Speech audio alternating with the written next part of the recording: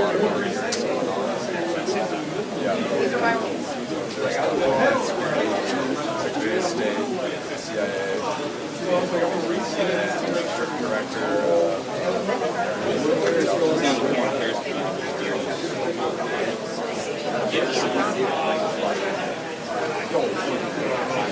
I'm gonna go ask her. They have an extra. That was someone's extra.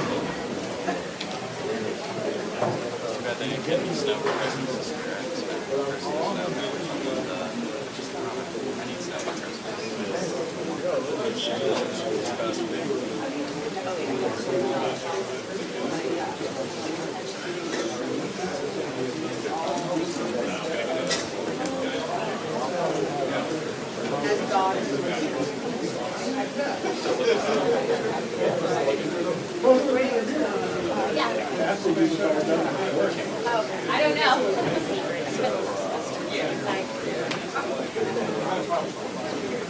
So you're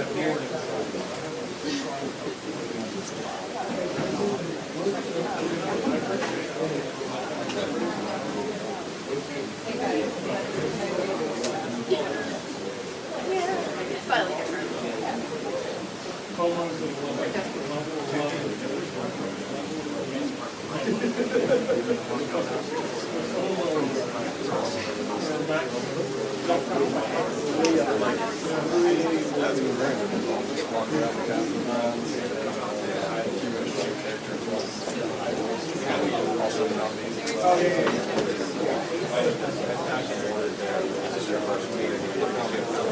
Yeah, last one. It's been a good time.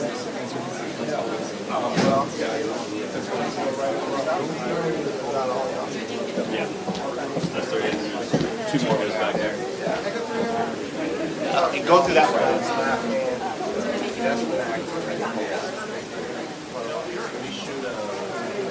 How's the interaction been? I mean, the BSF community is like, you've got like, disabled Americans,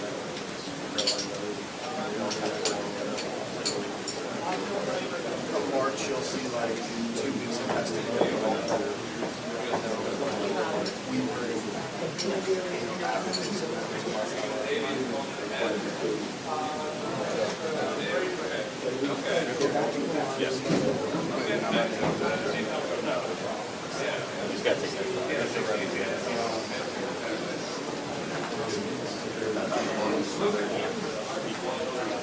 But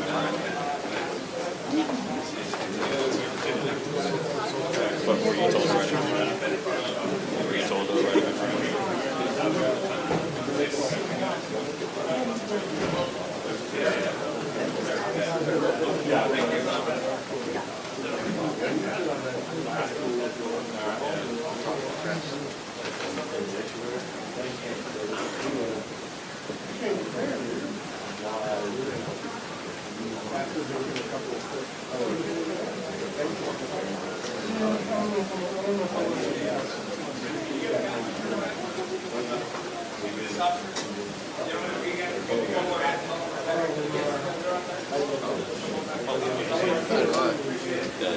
Yeah, that's crazy. That's wild.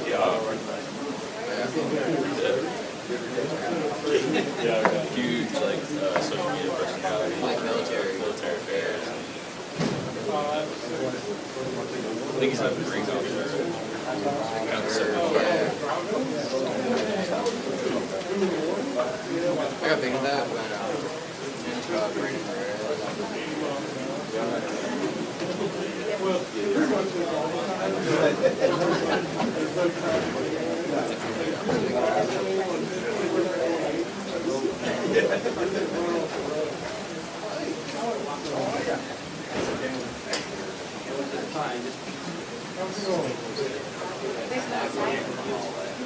Brandon Lucky stepping online.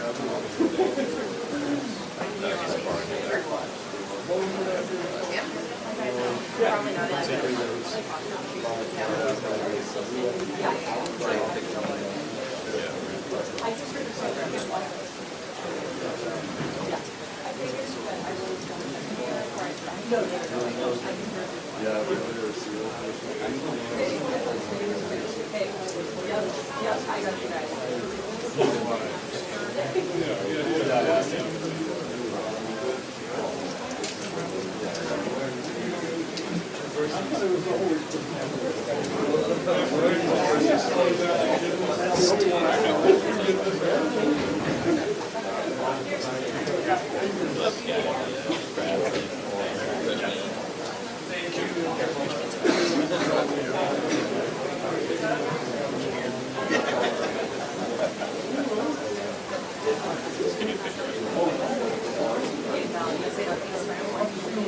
Wow, yeah, he did it.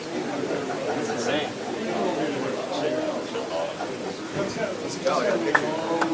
Well done.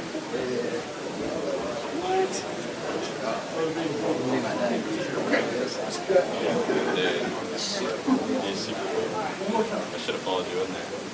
I didn't think it would make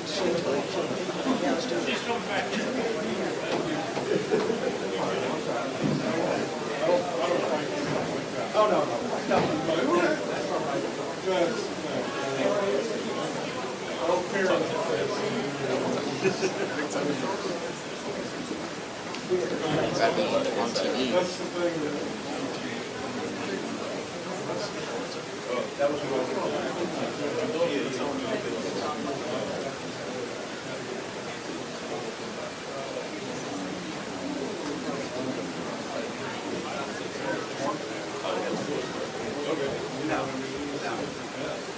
No,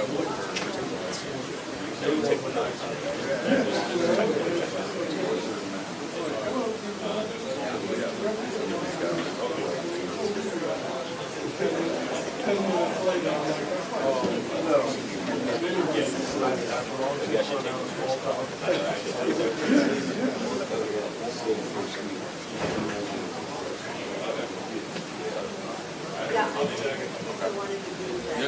Oh, thank you and so I'll walk you back in.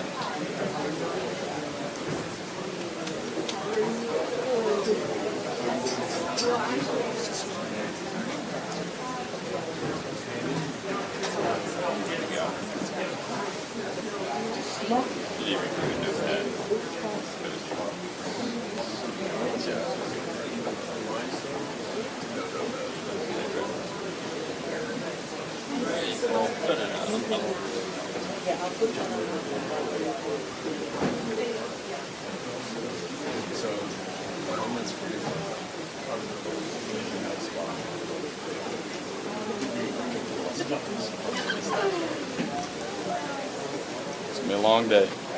I'm Kate with the press gallery. Yeah, absolutely.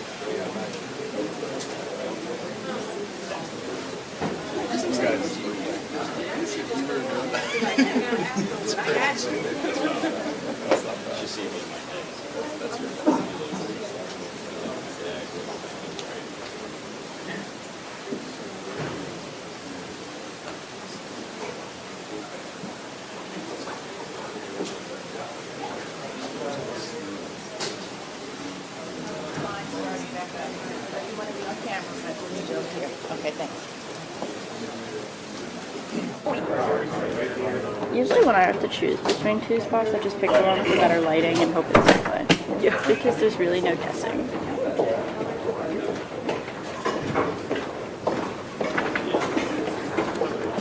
This lighting sucks. I waited for 3 hours yesterday for Johnson. Yeah. That's what happened. This is what it's about. That floor sucks. I don't know why. It's like the most uncomfortable marble. Oh my gosh, it's so hard. My heels when I got home, I was in so much pain. Yeah. I was about to go pick up shoe inserts. What do you wear for shoes? What do you wear, dude? Yeah, well, shoes are just like black boots, but I need shoe inserts. Yeah. Like, excuse me. No, I gave up. I wear like Coco's or New Balances. I do need to get a pair of black sneakers because I'm really regretting wearing just boots. Yeah. It's really handy for up here because like no one gives a fuck. Like, I know. Wear jeans. yeah. I mean, I don't, but like you could totally get away with it. He's coming from Russell, so I don't think he would come from this direction. I don't see I'm gonna switch. So like I just Do you shoot on two different? Are you two bodies different? Or are they the same? They gave me the same body. Oh, right. They provided you stuff. Do you want one shoot Canon? No, I shoot Sony. I just bought a new Sony camera.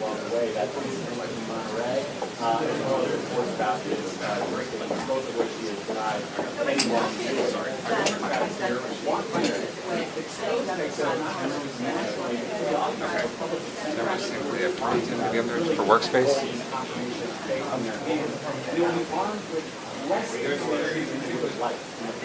Background check that was handed over to the committee or the committee late last year.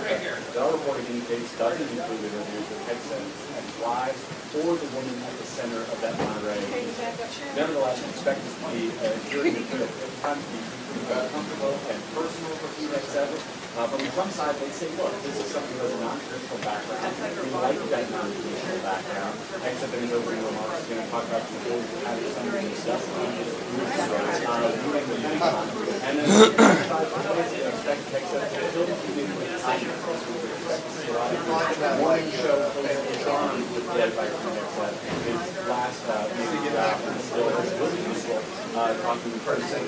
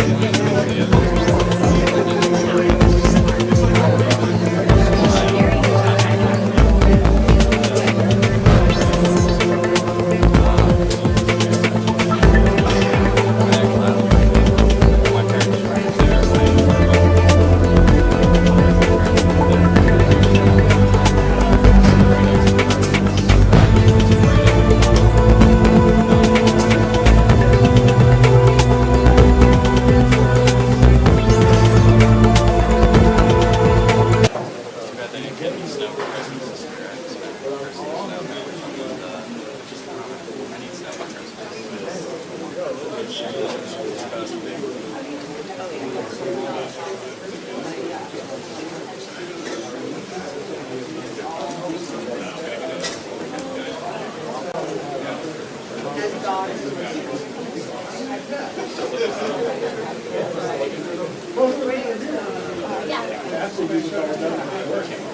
don't know.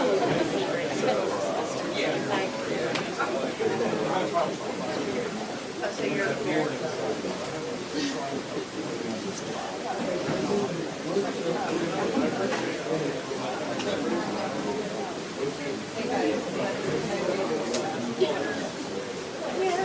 slightly different.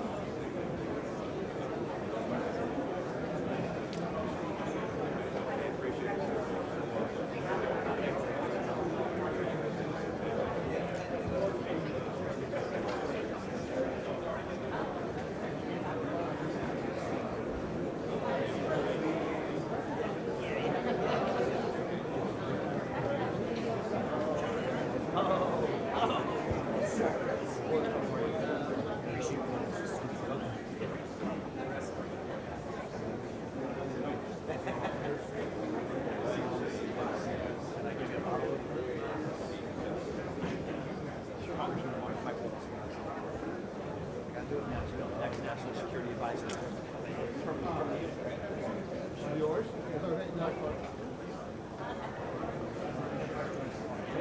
We're in the same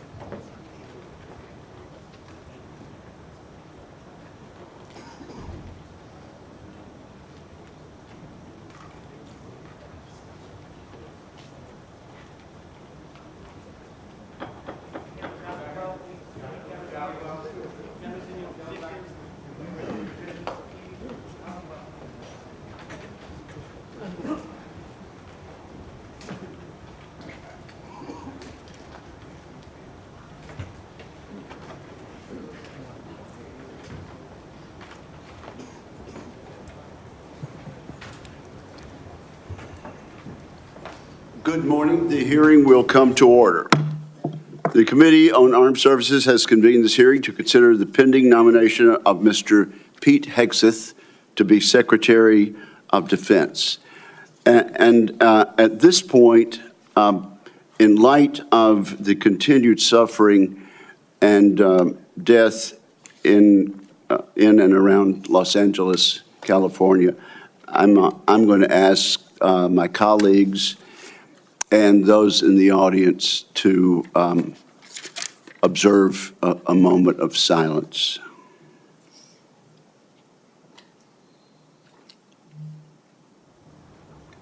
Amen. Thank you. I also want to take this opportunity to thank my good friend, Ranking Member Jack Reed. This is my first opportunity to chair this committee in this Congress. I want to thank Senator Reed. Under his chairmanship, he proved time after time that he cares deeply about national security and about the United States of America, and particularly the men and women who wear the uniform and stand watch both here and around the world to protect the United States. Senator Reed, I want to thank you for the many courtesies that you have extended to me in the past, and I look forward to working with you again in a bipartisan fashion this Congress. It's also appropriate to recognize and welcome 3 senators attending their very first Senate Armed Service Committee hearing as members. Senator Banks of Indiana, Senator Sheehy of Montana, and Senator Slotkin of Michigan. We are excited to have you as committee colleagues and look forward to many important contributions from each of you. And Senator Slotkin, as I look down at the end of the dais there, it seems that only a week or two ago I was sitting in that very chair being recognized by the chairman of the committee, the distinguished senator from Michigan. So time flies. Now, let me say this. We had a very appropriate expression of approval by the members of the members of the audience as our nominee and his family walked in. The distinguished ranking member and I sincerely hope that that is the last signal of approval or disapproval in today's hearing. People of the public are here. They're welcome to observe today's hearing, and Senator Reed and I agree, though, that no disruptions will be allowed. Audience members may not verbally or physically distract from the hearing, to include shouting, standing, or raising signage or gestures that block the view of the audience. And we're very serious about this, aren't we, Mr. Reed? And Absolutely, sir. Those who do so will be immediately escorted from the room. Again, welcome to the witnesses, to his friends, and to interested members of the public. If confirmed, Mr. Pete Hegseth would assume the role in a moment of consequence. The United States faces the most dangerous security environment since World War II. We're witnessing the explosive growth and reach of China's hard power. We're also observing the emergence of an axis of aggressors. That coalition is characterized by broadening and deepening military cooperation among the dictatorships ruling China, Russia, Iran, and North Korea. Terrorism remains a threat as Israel wages war against Hamas and Hezbollah, and as the Assad regime collapses in Syria. America has entered a window of maximum danger, and the department needs energetic and focused civilian leadership. Those values begin at the top with the Secretary of Defense. Many of my distinguished colleagues have served in a significant tenure on this committee. and our meetings are fairly long. We should reflect over previous secretaries of defense and their hearings and ask ourselves a simple question. Has the civilian leadership of the Pentagon under the administration of both parties proven up to the challenge? Often the answer has been no. The civilian leadership has not built the Department of Defense to meet the moment. And this is our moment to correct that. A few examples illustrate how leaders in the past have fallen short. Most of the department's signature programs run years behind schedule and billions of dollars over cost. Vital initiatives have suffered, such as the F-35, the new Sentinel ICBM, and the Navy's shipbuilding program, including the Constellation-class frigate. The Department of Defense desperately needs civilian leaders who listen to the advice of combatant commanders, many of whom would benefit from innovative systems. Yet a risk-averse DoD culture has kept too many promising technologies on the wrong side of the so-called valley of death. That tenuous period between experimental prototypes and production contracts. Defense companies backed by venture capital receive less than 1% of defense contracts. As we all know, the Pentagon still cannot even pass an audit. The department must simplify and streamline its bureaucracy so it can respond to innovation. Staffs have ballooned. Organizations are top-heavy. Civilian leaders have promised time and again to slim down the bureaucracy, and perhaps genuinely hoped to. Every day, men and women in uniform make tremendous contributions to U.S. security. They and the American people deserve a Pentagon that does the same. Today's Department of Defense is no longer prepared for great power competition. It is not a national defense institution ready to achieve and sustain technological supremacy across the range of operations. Admittedly, this nomination is unconventional. The nominee is unconventional. Just like that New York developer who rode down the escalator in 2015 to announce his candidacy for president. That may be what makes Mr. Hegseth an excellent choice to improve this unacceptable status quo that I just described. He is a decorated post-9/11 combat veteran. He will inject a new warrior ethos into the Pentagon, a spirit that can cascade from the top down. Mr. Hegseth will bring energy and fresh ideas to shake up the bureaucracy. He will focus relentlessly on the warfighter and the military's core missions, deterring wars and winning the ones we must fight. He will bring a swift end to corrosive distractions such as DEI. Today, many simply acknowledge and live with the systemic problems I have mentioned earlier in acquisition, accountability, technology transition, and organizational civil service reform.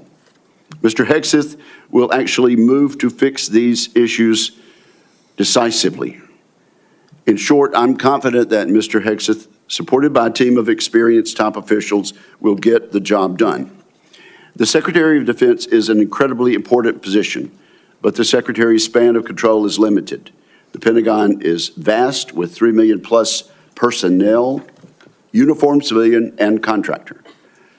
A successful secretary understands that steering the ship means focusing his attention on strategic level priorities.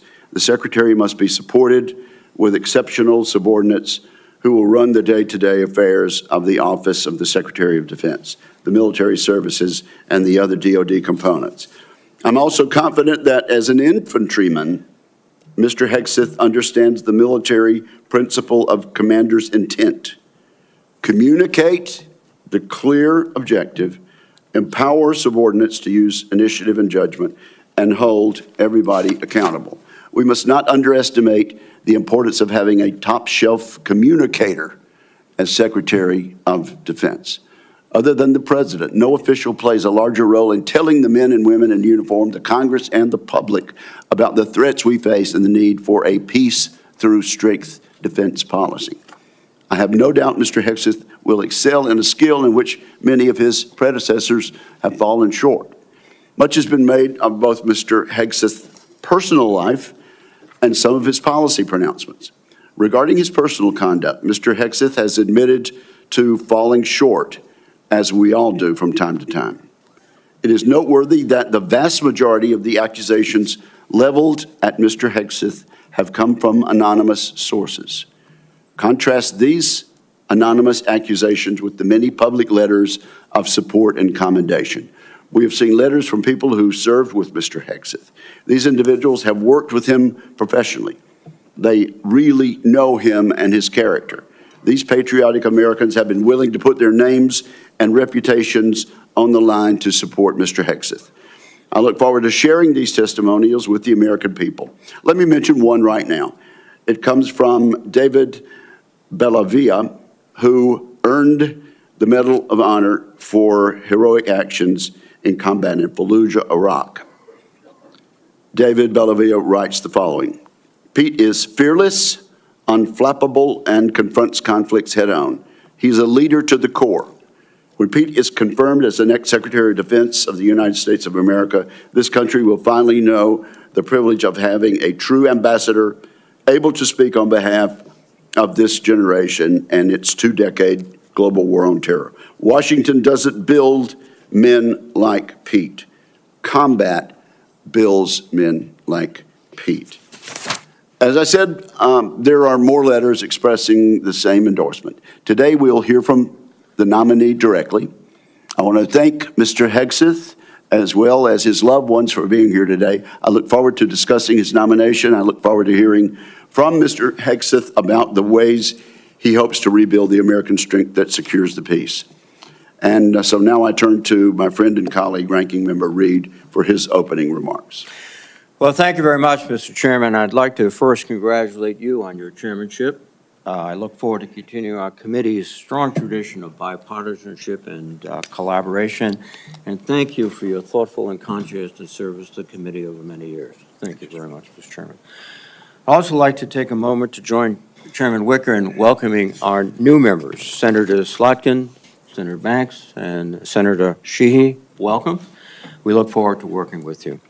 Mr. Hegseth, I welcome you and your family to today's hearing, and I'm also glad to recognize my former colleague, Norm Coleman, and Congressman Mike Walsh. Thank you, Congressman.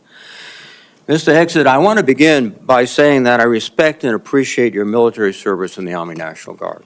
I know from experience that there is no greater privilege than to lead American soldiers, and I thank you for answering the call. You have been nominated to be the Secretary of Defense. The Secretary is responsible for leading a department of 3.5 million service members and civilians, an annual budget of nearly $900 billion, and hundreds of thousands of aircraft, ships, submarines, combat vehicles, satellites, and the nuclear arsenal. The Secretary also plays a powerful role with our allies, partners, and adversaries abroad. And as we speak, China is seeking to undermine our interests, intimidate our friends, and challenge our standing in the world. Russia's campaign against Ukraine threatens not only Europe, but the entire global order. Ongoing violence in the Middle East has teetered on the edge of all-out war, and the ideologies and actions of violent extremists endanger our citizens, even on our own soil, as the recent tragedy in New Orleans painfully reminds us. These are perilous times, and the position of Secretary of Defense demands a leader of unparalleled experience, wisdom, and above all else, character. The Secretary is expected to be a fair, nonpartisan, and responsible leader, as well as a trustworthy advocate for the men and women that he leads. Mr. Hegseth, I do not believe that you are qualified to meet the overwhelming demands of this job. We must acknowledge the concerning public reports against you. A variety of sources, including your own writings, implicate you with disregarding the laws of war, financial mismanagement, racist and sexist remarks about men and women in uniform, alcohol abuse, sexual assault, sexual harassment, and other troubling issues. I have reviewed many of these allegations and find them extremely alarming. Indeed, the totality of your own writings and alleged conduct would disqualify any service member from holding any leadership position in the military, much less being confirmed as the Secretary of Defense. Nonetheless, I understand that you reject many of these reports as they involve whistleblowers, non-disclosure agreements, and anonymous, although numerous, sources, including those who have faced political intimidation for sharing their experiences. I hope you will address each of these allegations thoroughly and truthfully during your testimony. Just as importantly, I hope you will pledge to prevent any repercussions for whistleblowers, both civilian and military, if confirmed. Mr. Hegseth, during our meeting last week, you said that if confirmed, your top priority would be, quote, restoring a warrior culture to the Department of Defense, because you believe the U.S. military has been weakened by political correctness. Over the years, you have made clear your opinion of the military's diversity initiatives. As you have said, quote, diversity is not our strength, unity is. And on a recent podcast, you said, quote, I'm straight up just saying we should not have women in combat roles. When I joined the Army as a young officer in the 1970s, the U.S. military was rife with racial tension. Women were prohibited from serving in most roles. Gay service members were banned, and we relied on a national draft to fill our ranks. The soldiers I served with were proud to do so, but it was certainly not the nation's most capable military by any standard. We have made great progress since then. Today, the Department of Defense is fully integrated. Every race and religion is accepted. Women serve in all combat roles and leadership positions. Sexual orientation is irrelevant to service, and the all-volunteer force visibly reflects the nation it protects. Our military is more diverse than it has ever been, but more importantly, it is more lethal than it has ever been. This is not a coincidence. Mr. Hegseth, I hope you will explain why you believe such diversity is making the military weak and how you propose to undo that without undermining military leadership and harming readiness, recruitment, and retention. Mr. Hegseth, another reason I'm deeply concerned about your nomination is your disregard for the law of armed conflict and your support for service members who have been convicted of war crimes. You have championed the pardoning of military members who were turned in by their fellow soldiers and SEALs. And let me emphasize that. They weren't discovered by reporters. They were turned in by fellow soldiers and fellow SEALs. And also pardoning of military contractors convicted of killing 14 Iraqi citizens without cause. You have also advocated for the restitution of interrogation methods like waterboarding that have been defined as torture, and you have belittled the advice and counsel of the Judge Advocates General while on deployment. In your book, The War on Warriors, you write, quote, should we follow the Geneva Convention? If our warriors are forced to follow rules arbitrarily and asked to sacrifice more lives so that international tribunals feel better about themselves, aren't we just better off in winning our wars according to our own rules?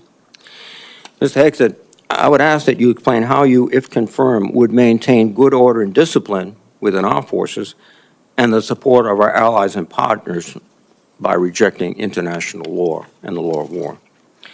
I'm also concerned about your abilities as a competent manager of organizations far less complex than the Department of Defense.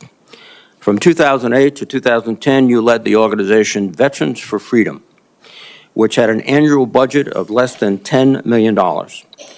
In each year you were in charge, expenses far exceeded revenues until the organization teetered on bankruptcy and had to be merged with another group.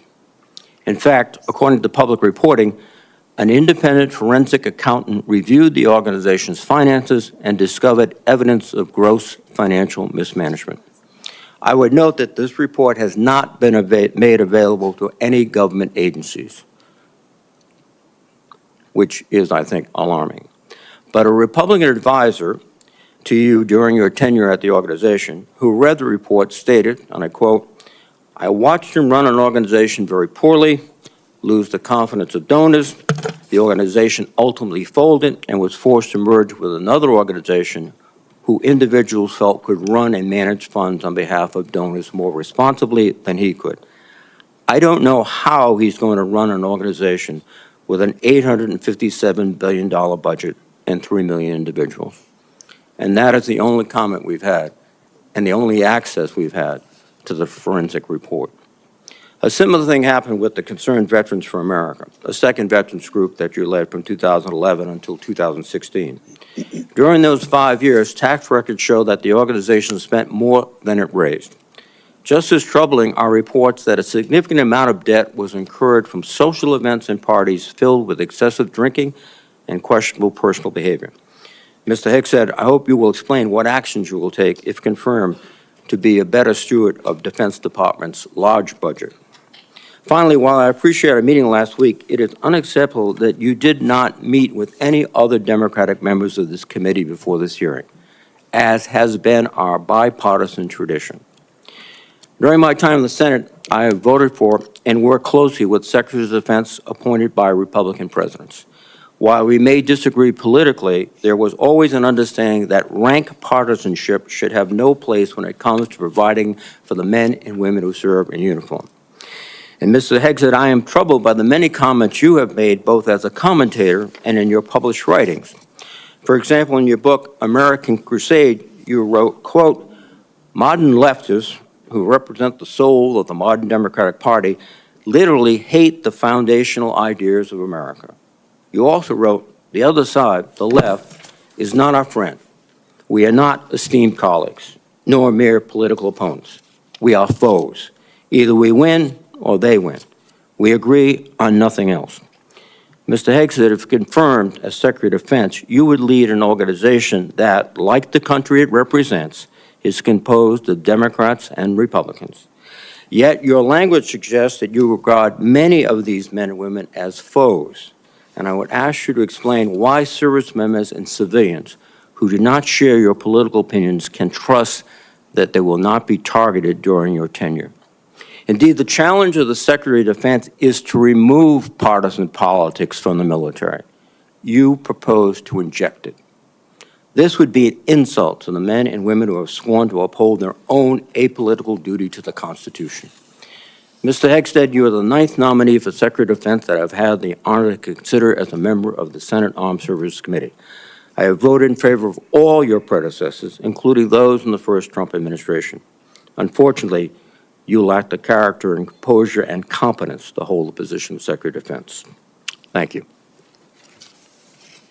Thank you, Senator Reid. And now it's my privilege and honor and pleasure to recognize two witnesses who have come forward to introduce our nominee. First, I recognize my former colleague and former Senator Norm Coleman of Minnesota for the purpose of an introduction. Norm, we are glad to see you and glad to have you back, and you are recognized for an introduction. Thank you, Mr. Chairman, Ranking Member Reid, members of the committee, my former colleagues. I'm honored to introduce a son of Minnesota to you, Pete Hegseth. As a senator from Minnesota, I spent many hours with this young man as he walked the halls of Congress advocating on behalf of America's veterans. And he is young in the best sense of the word. He is strong, focused, intelligent, incisive, a great listener, and is almost supernaturally energetic, just what we need in a Secretary of Defense in times of massive change. He is the real deal. F. Scott Fitzgerald was a writer in my city of St. Paul, and said the problem with America is that there are no second acts. He was wrong. Pete was a brave soldier, has been an able communicator, and I believe is about to begin a great second act as our Secretary of Defense. He has struggled and overcome great personal challenges. Please don't give into the cynical notion that people can't change. We need the ones who can change to lead us, to be beacons of hope, and to remind us that grace can lead us home. 4 years ago, President Biden's nominee, Lloyd Austin, a good and honorable man, received 97 votes on the floor of the Senate. And we went through the debacle of the Afghanistan withdrawal. Putin invaded Ukraine. The Houthis endanger our shipping lanes. We witnessed Israeli miracles against America's enemies in the Middle East, where the United States was more of an impediment than a help. Our recruitment numbers have sunk dramatically, and our southern border has suffered a slow but dangerous invasion. Yes, Pete Hegseth is an out-of-the-box nominee, and I say it's high time to get out of the box. One more thought. The country longs for a government of less division and more respect and dignity. My hope is that this committee hearing provides what they are asking for. Disagree? Yes. Strongly if necessary. But then come together to support the nominee, this nominee, Pete Hegseth, of the one president we have at a time, laying aside partisan politics for the essential mission of national security upon which everything else depends. Mr. Chairman, I yield. Thank you, Norm. I do appreciate that and appreciate your presence today. I now have the honor and pleasure of introducing Congressman Waltz. I understand, Congressman, you are still a member of the House for another day or two. Another day or two. Okay, and I now recognize Congressman Waltz for whatever opening statement and introduction he might make. Well, thank you, Chairman Wicker, and Chairman has a very nice ring to it, so congratulations, Ranking Member Reed, distinguished members of this committee. It is a privilege to appear before you today and urge the members of this committee to confirm Pete Hegseth as our next Secretary of Defense.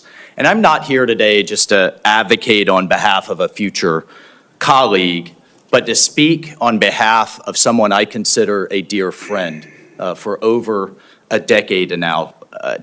Like Pete, I served in the U.S. Army. Like Pete, I'm a veteran. We deployed to Afghanistan and all over the world at the height of the war on terror, which is the war of our generation.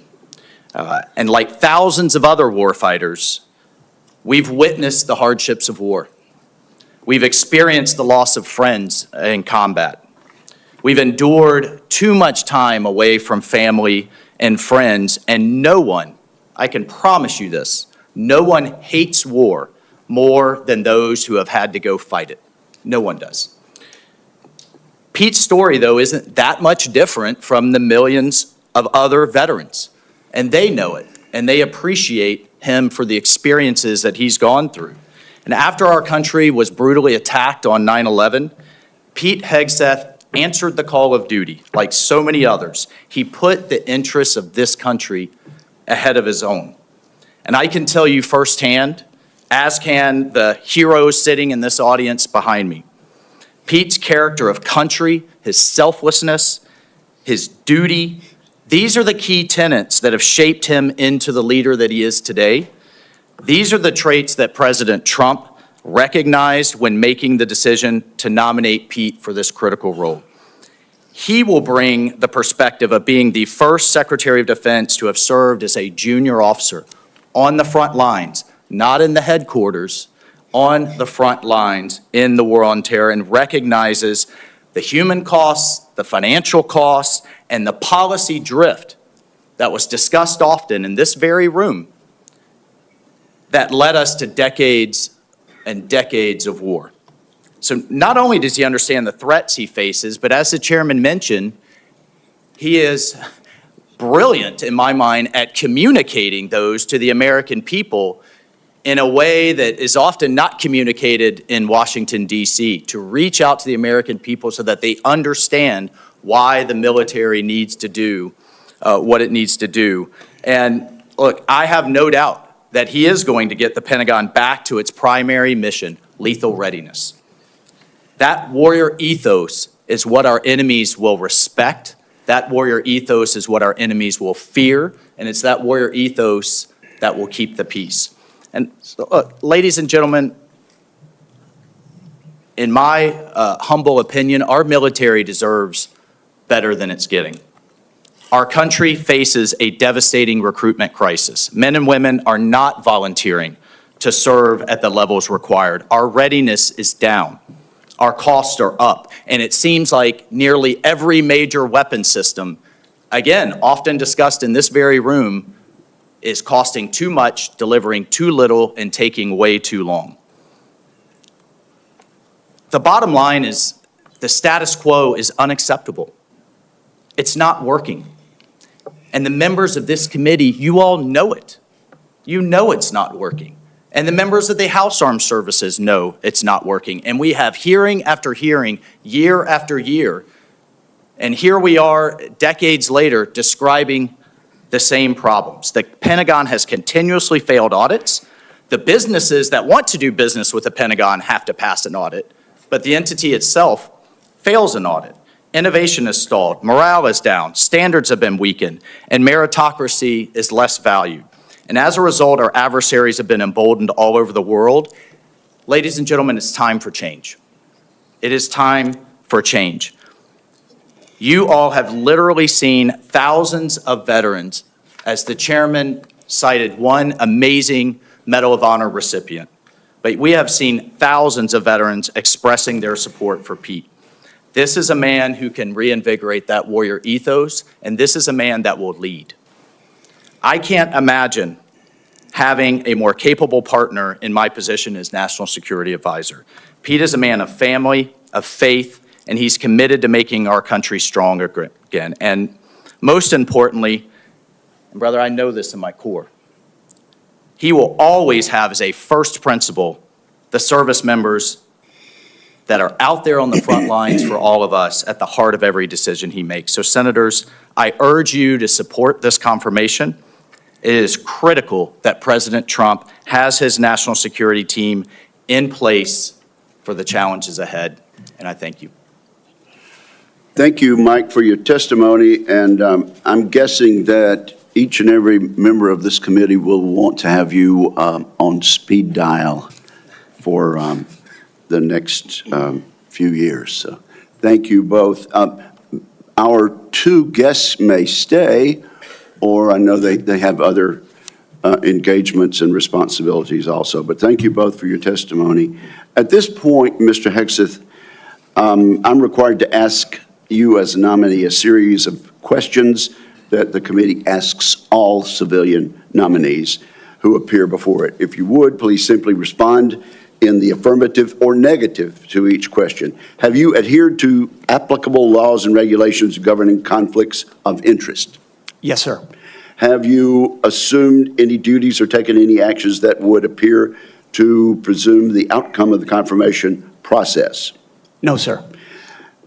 Exercising our legislative and oversight responsibilities makes it important that this committee, its subcommittees, and other appropriate committees of Congress receive testimony, briefings, reports, records, and other information from the executive branch on a timely basis.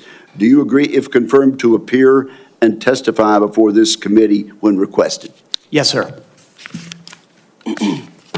Do you agree to provide records, documents, and electronic communications in a timely manner when requested by this committee, its subcommittees, or other appropriate committees of Congress, and to consult with the requester regarding the basis for any good faith delay or denial in providing such records? Yes, sir. Will you ensure that your staff complies with deadlines established by this committee for the production of reports, records, and other information, including timely responding to hearing questions for the record? Yes, sir. Will you cooperate in providing witnesses and briefers in response to congressional requests? Yes, sir. Will those witnesses and briefers be protected from reprisal for their testimony or briefings? Yes, sir. All right.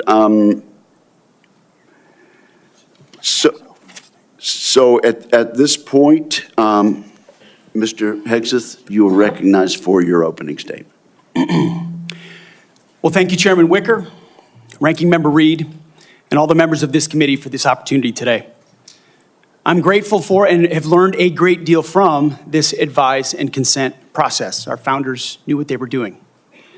Should I be confirmed, I look forward to working with this committee, senators from both parties, to secure our nation. I want to thank the former senator from Minnesota, Norm Coleman, for his mentorship and friendship in this process, and the incoming National Security Advisor, Congressman, and more importantly for our purposes, Colonel Mike Waltz, for his powerful words. I'm grateful to them both. Thank you to my incredible wife, Jennifer, who has changed my life and been with me throughout this entire process. I love you, sweetheart, and I thank God for you. And as Jenny and I pray together every morning, all glory, regardless of the outcome, belongs to our Lord and Savior, Jesus Christ. His grace and mercy abounds each day. May His will be done. Thank you to my father, Brian, and mother, Penny, as well as our entire family, including our 7 wonderful kids, Gunnar, Jackson, Peter Boone, Kensington, Luke, Rex, sorry, it's a lot of them, and Gwendolyn. Their future safety and security is in all of our hands. And to all the troops and veterans watching and here in the room, Navy SEALs, Green Berets, soldiers, pilots, sailors, Marines, Gold Stars, and more, too many friends to name.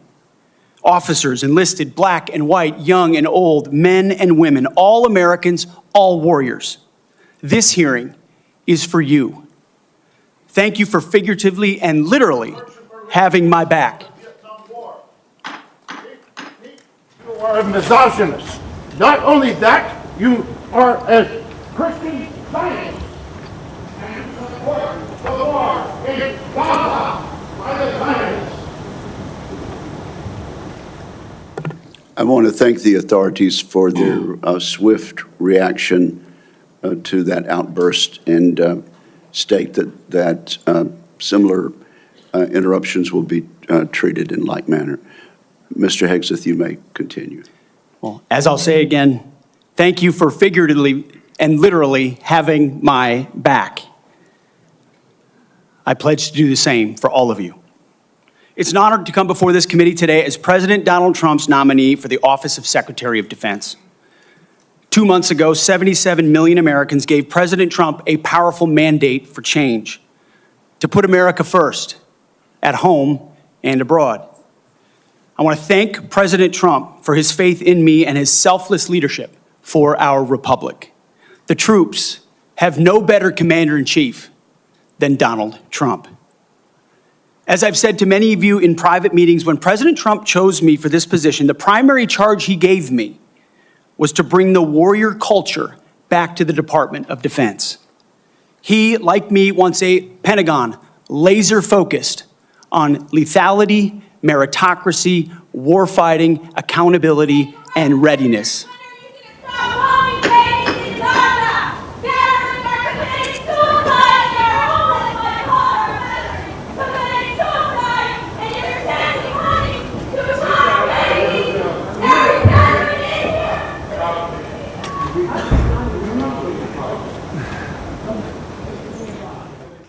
You may continue, sir.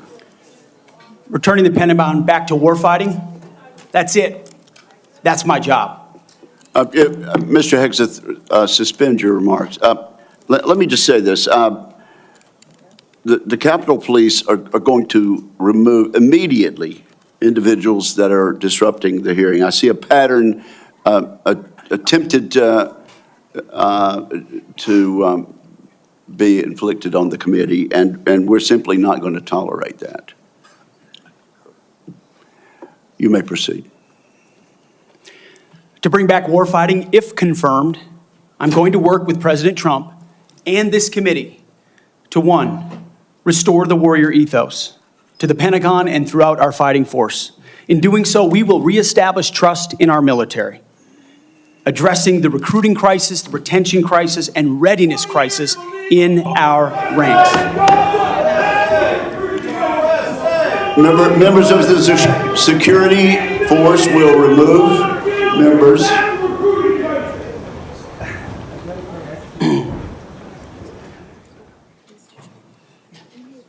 Mr. Hegseth, you may.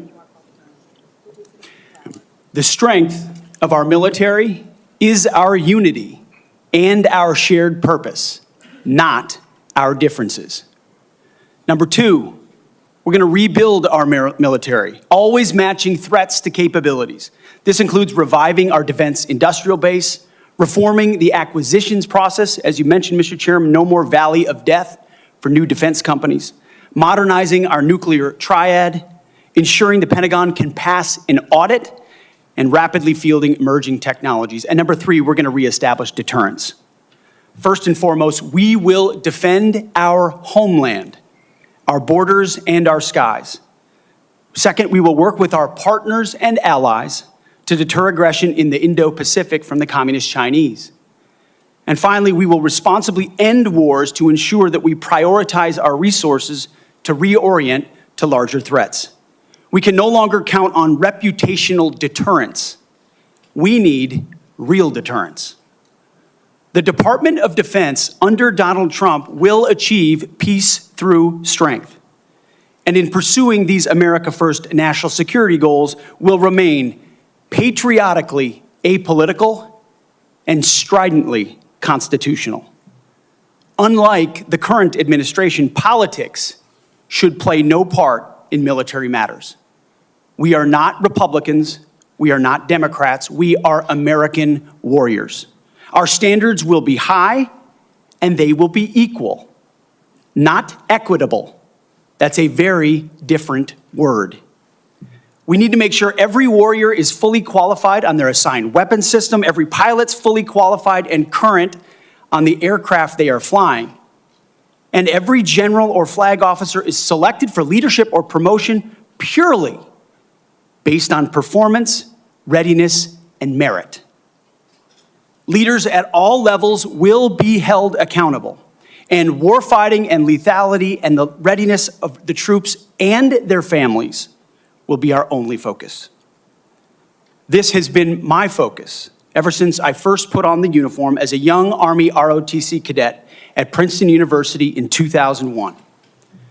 I joined the military because I love my country and felt an obligation to defend it. I served with incredible Americans in Guantanamo Bay, in Iraq, in Afghanistan, and on the streets of Washington, D.C., many of which are with me here today. This includes enlisted soldiers I helped become American citizens, and Muslim allies I helped immigrate from Iraq and Afghanistan. Because when I took off the uniform, my mission never stopped. Now, it is true and has been acknowledged that I don't have a similar biography to defense secretaries of the last 30 years. But as President Trump also told me, we've repeatedly placed people atop the Pentagon with supposedly the right credentials, whether they are retired generals, academics, or defense contractor executives. And where has it gotten us? He believes, and I humbly agree, that it's time to give someone with dust on his boots the helm. A change agent, someone with no vested interest in certain companies or specific programs or approved narratives. My only special interest is the warfighter. Deterring wars, and if called upon, winning wars by ensuring our warriors never enter a fair fight. We let them win, and we bring them home. Like many of my generation, I've been there. I've led troops in combat. I've been on patrol for days. I've pulled a trigger downrange, heard bullets whiz by, flex-cuffed insurgents, called in close air support, led medevacs, dodged IEDs, pulled out dead bodies, and knelt before a battlefield cross. This is not academic for me. This is my life. I led then, and I will lead now. Ask anyone who's ever worked for me or with me. I know what I don't know. My success as a leader, and I very much look forward to discussing my organization's successes at Vets for Freedom and Concerned Veterans for America. I'm incredibly proud of the work that we've done. But my success as a leader has always been setting a clear vision, hiring people smarter and more capable than me, empowering them to succeed, holding everyone accountable, and driving toward clear metrics. Build the plan, work the plan, and then work harder than everyone else around you. I've sworn an oath to the Constitution before, and if confirmed, I will proudly do it again. This time, for the most important deployment of my life. I pledge to be a faithful partner to this committee, taking input and respecting oversight. We share the same goals: a ready, lethal military, the health and well-being of our troops, and a strong and secure America. Thank you for the time, and I look forward to your questions. Thank you very much, Mr. Hegseth. Before we begin with member questions, I would like to remind my colleagues that consistent with the bipartisan staff agreement from December, and in concert with exactly how this committee dealt with the last Secretary of Defense nominee, each member will be recognized for one round of 7 minutes to question the nominee. Out of respect for the time of all members of this committee, the time limits will be tightly enforced. We've now been here 45 minutes, and I think we've done very well with the time. But at this point, I will begin my questioning of the nominee. Mr. Hegseth, you and your family have endured criticism of your nomination since it was announced in November. Let's get into this allegation about sexual assault, inappropriate workplace behavior, alcohol abuse, and financial mismanagement during your time as a nonprofit executive. I should note that the majority of these have come from anonymous sources in liberal media publications. But I want to give you an opportunity to respond to these allegations, sir. Mr. Chairman, thank you for that opportunity. You are correct. We undertook this responsibility with an obligation to the troops to do right by them for our warfighters. And what became very evident to us from the beginning, there was a coordinated smear campaign orchestrated in the media against us. That was clear from moment one. And what we knew is that it wasn't about me. Most of it was about President Donald Trump, who's had to endure the very same thing for much longer amounts of time. And he endured it in incredibly strong ways. So we, in some ways, knew it was coming. We didn't understand the depth of the dishonesty that would come with it.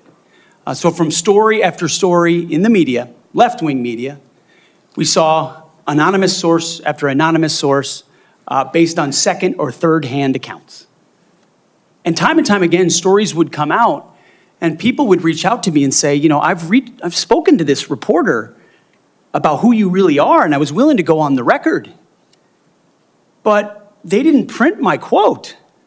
They didn't print any of my quotes. Or, I've worked with you for 10 years, or I was your accountant, or I was your chief operating officer, or I was your board member, or I was with you on 100 different tour stops for Concerned Veterans for America. No one called me. No one asked about your conduct on the record or off the record. Instead, a small handful of anonymous sources were allowed to drive a smear campaign, an agenda about me, because our left-wing media in America today, sadly, doesn't care about the truth. All they were out to do, Mr. Chairman, was to destroy me. And why do they want to destroy me? Because I'm a change agent and a threat to them, because Donald Trump was willing to choose me, to empower me, to bring the Defense Department back to what it really should be, which is warfighting. So I am willing to endure these attacks. But what I will do is stand up for the truth and for my reputation. False attacks, anonymous attacks, repeated ad nauseum, printed as nauseum, as facts. We have provided to the committee, Mr. Chairman, and I know you're going to share, on-the-record statement after on-the-record statement from people who have served with me, worked with me at Fox News, Concerned Vets, Vets for Freedom, you name it, from the top of the chain to the bottom, who will say, I treat them with respect, with kindness, with dignity.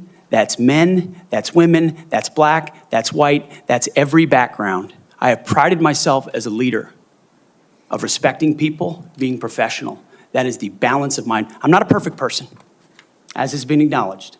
Saved by the grace of God, by Jesus and Jenny. I'm not a perfect person, but redemption is real. And God forged me in ways that I know I'm prepared for. And I'm honored by the people standing and sitting behind me, and look forward to leading this Pentagon on behalf of the warfighters. Thank you, Mr. Hegseth. And frankly, I'm sure there are millions of Americans watching who would agree that they've experienced that same sort of redemption. So I do appreciate that. I realize that it involves a little bearing of the soul, but thank you for that. Now let's talk about top-line defense spending. I have a plan. I think you've read it. I've issued another plan, Freedom's Forge, which you've also had a chance to look at. And you have noted correctly that the current trend line of defense spending falling below 3% of our GDP is a threat to national security. You also said building the strongest and most powerful military in the world must be done responsibly, but it cannot be done on the cheap. You still agree with that, do you not? Yes, sir, I do.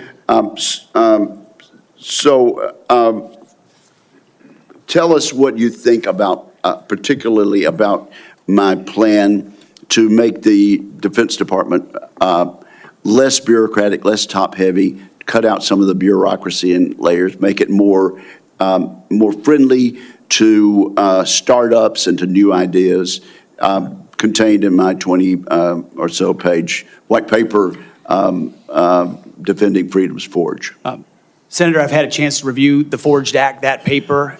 Those are precisely the kinds of ideas that need to be pursued. And I look forward to working with this committee to ensure we cut the red tape, we incentivize innovation, we rebuild the defense industrial base, cut out the bureaucracy, all the things that are preventing the platforms and the tools from getting rapidly from our great defense companies here that should, and those that want to compete, into the hands of warfighters. But past his prologue on this, sir, and I would just look at what President Trump did after the drawdowns of lead from behind under President Obama.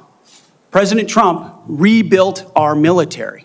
He didn't start wars, he ended them, and he didn't allow wars to start on his watch. We've had the same kind of defense cuts under the Biden administration. And so, look, I would present to the committee the reputation of President Donald Trump and me coming alongside him to ensure we have peace through strength by rebuilding our military, investing as necessary. Going under 3%, Mr. Chairman, is very dangerous. Okay, we've got 45 seconds. Tell us, in that point, get us started at least talking about deterring China and the Indo-Pacific. It starts with priorities. The 2017 National Defense Strategy was the first step in reorienting away from simply entanglement in the Middle East, which our generation knows a lot about, and reorienting the behemoth that is the Pentagon toward new priorities, specifically the Indo-Pacific. So that strategy has started and was barely followed through on under the Biden administration. So we're going to start by ensuring the institution understands that as far as threats abroad, the CCP is front and center, also obviously defending our homeland as well. Thank you very much. Senator Reid, you're recognized. Well, thank you very much, Mr. Chairman. Before I begin my questioning, I would like to make 3 requests. First, many of my members would like a second round. That has been the custom. Senator Hagel was afforded 3 rounds. Senator Ash Carter, 2 rounds. And that was done by a Republican chairman with the consent and the appropriate guidance of Democrats. I must say, too, my recollection is I've never denied anyone the opportunity to ask the second round of questions as I chaired. I would request the second round. And my time is running. I think these are administrative. Oh, yeah, you're using your time. No, if the timekeeper will pause the time. I must say, I think we're going to have adequate time for questioning. And I know Democrat members have coordinated their questions as much as we have. And we are following the same exact precedent on all things that we did with Secretary Austin. So I respectfully understand what you're saying, but I think we have an agreement. It's been known for quite some time, and I intend to stick with that agreement which we made last December. What is your second request? Second, as been publicly reported, you and I have both seen the FBI background investigation of Mr. Hegseth, and I want to state for the record, I believe the investigation was insufficient, frankly. There are still FBI obligations to talk to people. They have not had access to the forensic audit, which I referenced to, and the person who had access to was quite critical of Mr. Hegseth. And I think people on both sides have suggested that they get the report. I know your colleagues have asked for it. Senator Thune assured me personally that he thought it was an appropriate idea. So I would ask, and I would say too, as a precedent, one of President Trump's appointees had similar, very complicated personal issues. The report was made available to all the members of the committee. We would be following precedent, and I ask that that be made possible. Again, there's been much discussion about this, and what I intend to do is follow the exact precedent that we've had for the last two hearings with regard to secretaries of defense. Not only Secretary Austin, but Secretary Mattis 8 years ago. And that was for the chair and the ranking member to see the report. And so that is my intention as chair of this committee. Finally, Mr. Chairman, I have several letters that I would include for the record. One from Count Every Hero, which is an organization of retired four-star generals and former secretaries of defense that is critical of the proposed purge panels. One from an organization for domestic violence. One for a Council on American Relations. And also several letters that raise questions. I would ask they be submitted for the record. Without objection, they will be submitted. And Mr. Reed, your time has now expired. Just kidding. Yeah. You're recognized for 7 minutes. Thank you. You're a very understanding chairman. I like that. I like that. Ms. Hegseth, you've written, and it's quote, "Oh yeah, and fire any general who hasn't carried water for Obama and Biden's extra constitution and agenda-driven transformation for our military. Clean house and start over." It's come to my attention that current serving military personnel have received emails threatening them with being fired for supporting the current DOD policies. One mail that was sent to a military officer with the subject line, "Clean house," reminiscent of your specific comment, states, and I quote, "With the incoming administration looking to remove disloyal, corrupt, traitorous, liberal officers such as yourself, we will certainly be putting your name into the list of those personnel to be removed. We know you support the woke DEI policies and will ensure you never again influence anyone in the future. You and the redacted spouse's name will be lucky if you're able to collect your military requirement," end quote. Now, I want to remind everyone that these policies that are being referred to date back decades, to the 1940s and 50s with respect to racial discrimination particularly, and administrations of both parties, including the Trump administration and their first party, caused those policies to be enforced. Mr. Hegseth, are you aware of these emails being sent to officers? Senator, you mentioned the word accountability, which is something we have not had for the last 4 years. Are you aware of these messages being sent to officers?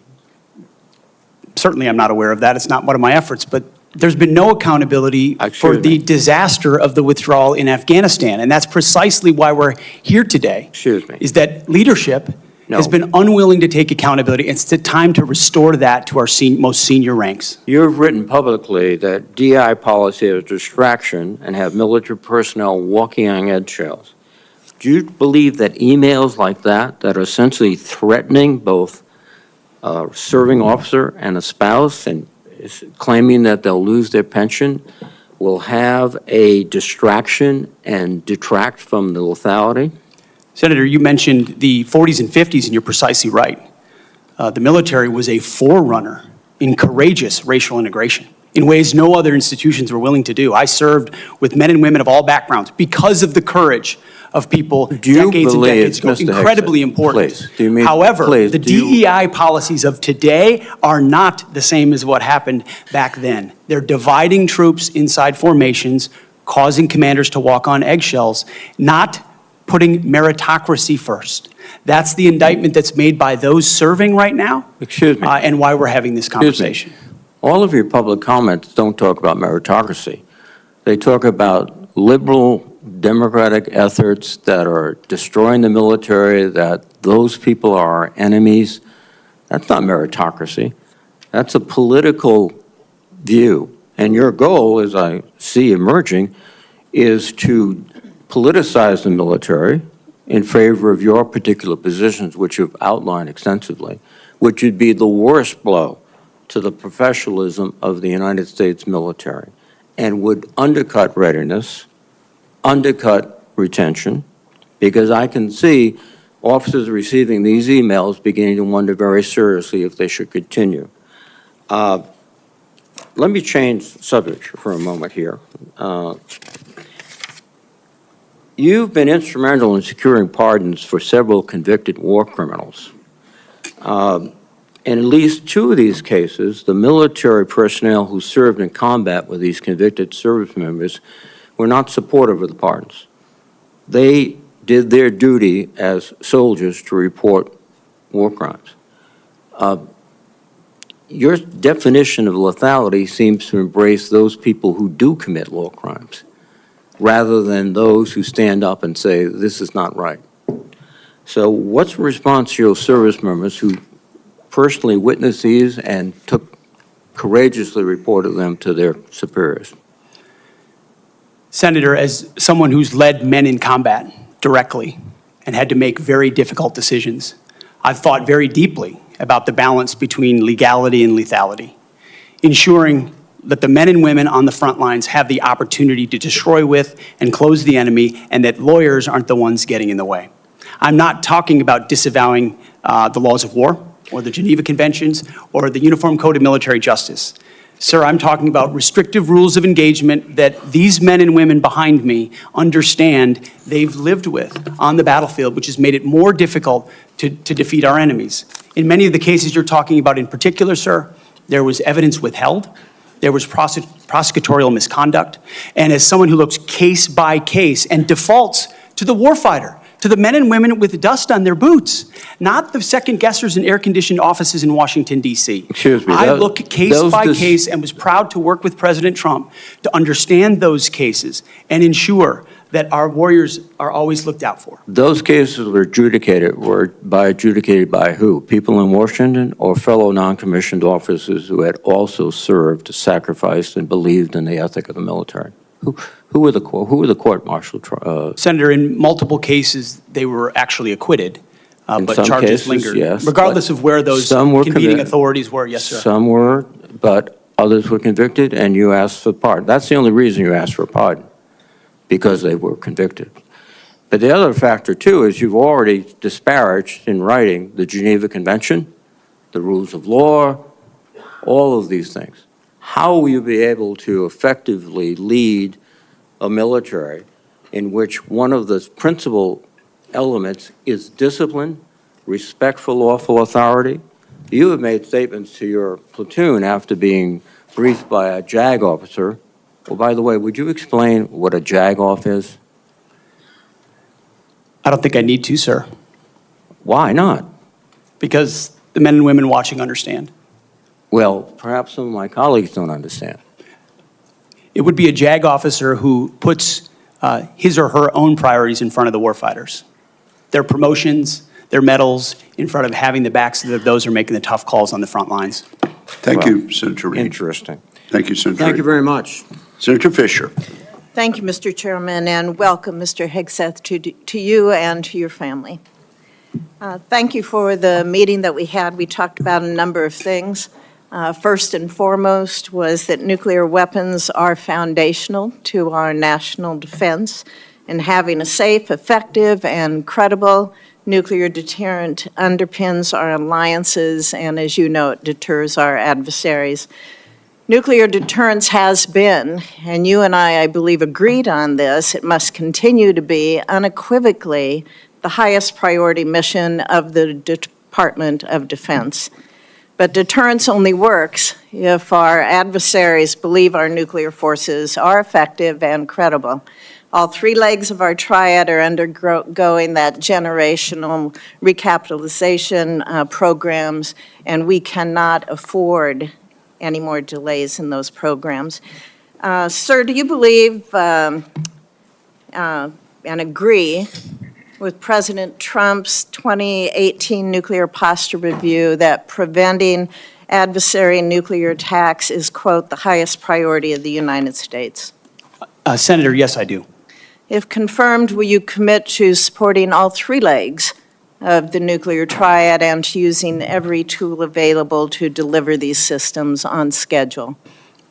Senator, yes, I do, because ultimately our deterrence, our survival is reliant upon the capability, the perception, and the reality of the capability of our nuclear triad. We have to invest in its modernization for the defense of our nation.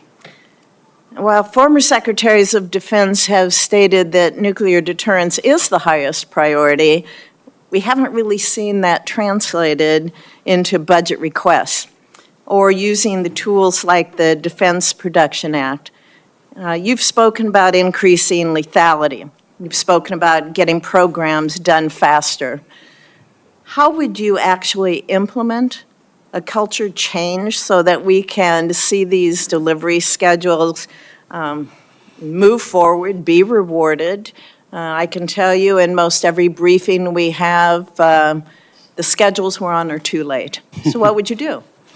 Well, ultimately focused first on the things that are most important, as we have discussed, Senator, the nuclear triad, understanding whether it's the B-21 or the Minuteman to the Sentinel, all aspects, or the Columbia-class submarines, ballistic missiles. What are the priorities that need to be focused on and ensure that in those particular cases, you mentioned it, Senator, the Defense Production Act, emergency powers. If we're at a place where our nuclear capabilities are perceived to not be what they are, that is an emergency. And we have an ally in our incoming commander-in-chief, in President Donald Trump, who has spoken about these things, understands the power and strength of nuclear deterrence, will not allow them it's the to be existential deprioritized. threat. It's the existential threat to this nation. How do you change the culture? It's not just the Production Act that's going to be able to do it. How are you going to move forward faster? Competition, Senator, is important, critically important. The Death Valley that was talked about, leveraging the innovation of Silicon Valley, which for the first time in generations has shown a willingness, desire, and capability to bring its best technologies to bear at the Pentagon, a Pentagon that has become too insular, tries to block new technologies from coming in. So we have to embrace that, there's some great Office of Strategic Capital, DIU initiatives that provide loans to companies to participate, because you have to invest in the defense industrial base for the longer term projects. We have the capability, the missiles and the munitions, but also to rapidly field emerging technologies that we need on the battlefield right now. So as we learn things, say in the war in Ukraine, those technologies, as we look at threats we're going to face, find ways to rapidly field those using off-the-shelf technologies or standard designs, modular designs. Another easy one, Senator, that became evident in the process is digital designs. The Pentagon often builds entire systems without first using a digital design. Okay. Which means you build prototypes and then scrap them and start over again. No private sector business could survive doing business that way. So there's a lot of innovation, and I'm going to hire a lot of smart people already have to help with that. In the 2025 NDAA, it was established to a new position, the Assistant Secretary of Defense for Nuclear Deterrence, Chemical and Biological Defense Policy and Programs. And that was established so we could cut through a lot of the bureaucratic stovepipes that we see in the office of the Secretary of Defense. If confirmed, will you direct the Department of Defense components to expeditiously implement this reform? It sounds, I would want to look directly at exactly what that reform is. It is I take your word that it's great, Senator. I will review it robustly, and I look forward to implementing it. Okay, thank you. During the first Trump administration, the 2018 Nuclear Posture Review concluded that the U.S. needed to once again develop and deploy a nuclear-armed sea-launched cruise missile known as SLCM, to offset significant Russian and Chinese advantages in theater-range nuclear capabilities. Since then, Congress, on a strong bipartisan basis, has directed the Navy and the National Nuclear Security Administration to continue this effort. Do you support the SLCM program? As of right now, Senator, based on what I know, I do, but one of my answers I'll have repeatedly throughout this morning is getting an opportunity to look under the hood, classified material, get an understanding of true capabilities vis-a-vis enemy capabilities. Because what we know right now on the Senator, what I know on the nuclear side is that Russia and China are rushing to modernize and build arsenals larger than ours. We need to match threats to capabilities, and the systems we elevate will be tied to whether those capabilities are needed based on the adversaries we face. Would you ensure that this program is executed according to law? Absolutely. Absolutely, Senator. What, short here, what is your plan to revitalize the industrial base in this country? Needs to be real short. Real short. Serious investment targeted at systems that we truly need by also incentivizing competition and laser focus from the OSD, from the Office of Secretary of Defense, to all the particular strategic initiatives to revive them so it's not just one system, it's multiple systems. You may want to expand on that on the record. At this point, Thank you. my colleagues, I would ask unanimous consent to enter into the record a letter organized by a group called Flag Officers for America, which has 120 retired generals and admirals offering their support for Mr. Hegseth's nomination. I ask unanimous consent. Without objection, it is entered into the record. Senator Shaheen. Good morning, Mr. Hegseth. Good morning, Senator. I was pleased when I was contacted on your behalf about meeting before this hearing. I've been on this committee since 2011, and during that time, I voted to confirm 6 nominees to be Secretary of Defense from 3 administrations, 2 Democratic and 1 Republican, the first Trump administration. Every one of those nominees met with me and my Democratic colleagues on this committee before the hearing. So, as you can imagine, I was disappointed when no one ever followed up. When we followed up with your office, you were not able to meet. Do you understand that if you're confirmed to be Secretary of Defense, that you will have a responsibility to meet with all members of this committee, not just Republicans? Senator, I very much appreciate and understand the traditionally bipartisan nature of this committee. Their national defense is not partisan. It should not be about Republicans or Democrats. And so I look forward to working together with you and your colleagues on priorities facing this nation. Yes? I think we would expect that. And one reason that I wanted to meet with you was because I thought it would be really helpful to better understand your views on women in the military. Because you've made a number of surprising statements about women serving in the military. As recently as November the 7th of 2024 on the Sean Ryan Show, you said, and I quote, "I'm straight up saying that we should not have women in combat roles. It hasn't made us more effective." The quote went on a little longer, but that was the gist of it. That was before you were nominated to be Secretary of Defense. Mr. Hegseth, do you know what percentage of our military is comprised of women? I believe it's 18 to 20%, Senator. It's almost 18%, and in fact, DOD's 2023 demographic report indicated that there are more women serving now, and there are fewer separations. So they make up a critical part of our military, wouldn't you agree? Yes, ma'am. Women in our military, as I have said publicly, have and continue to make amazing contributions across all aspects of our battlefield. Well, you also write in your book, The War on Warriors, with the chapter, The Deadly Obsession with Women Warriors, that, quote, "Not only are women comparatively less effective than men in combat roles, but they are more likely to be objectified by the enemy and their own nation in the moral realms of war." Mr. Hegseth, should we take it to believe that you believe that the 2 women on this committee who have served honorably and with distinction made our military less effective and less capable? I'm incredibly grateful for the 2 women who've served our military in uniform, and including in the Central Intelligence Agency, contributions on the battlefield, indispensable contributions. Senator, I would like to clarify, when I'm talking about that issue, it's not about the capabilities of men and women, it's about standards. And this committee has talked a lot about standards. Standards that we, unfortunately, over time, have seen eroded in certain duty positions, certain schools, certain places, which affects readiness, which is what I care about the most, readiness I on the appreciate battlefield. that, and so my but comments point however, time and time again to standards. Your statements publicly have not been to that effect. After your nomination, you did state to a group of reporters that you, quote, support all women serving in our military today who do a fantastic job across the globe, including combat. So what I'm confused about, Mr. Hegseth, is which is it?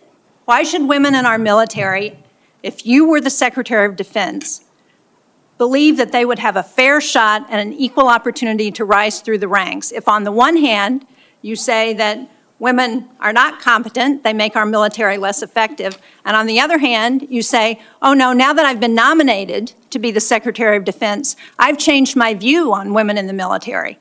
What do you have to say to the almost 400,000 women who are serving today about your position on whether they should be capable to rise through the highest ranks of our military?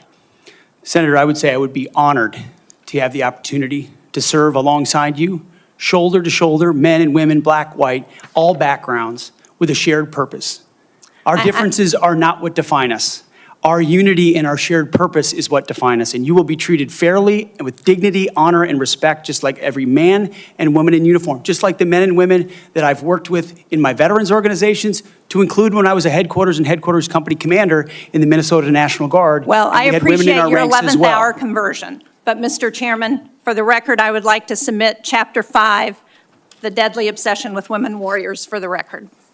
Mr. Hegseth. Without objection, it will be submitted. Are you familiar with the Women, Peace, and Security agenda at the Department of Defense?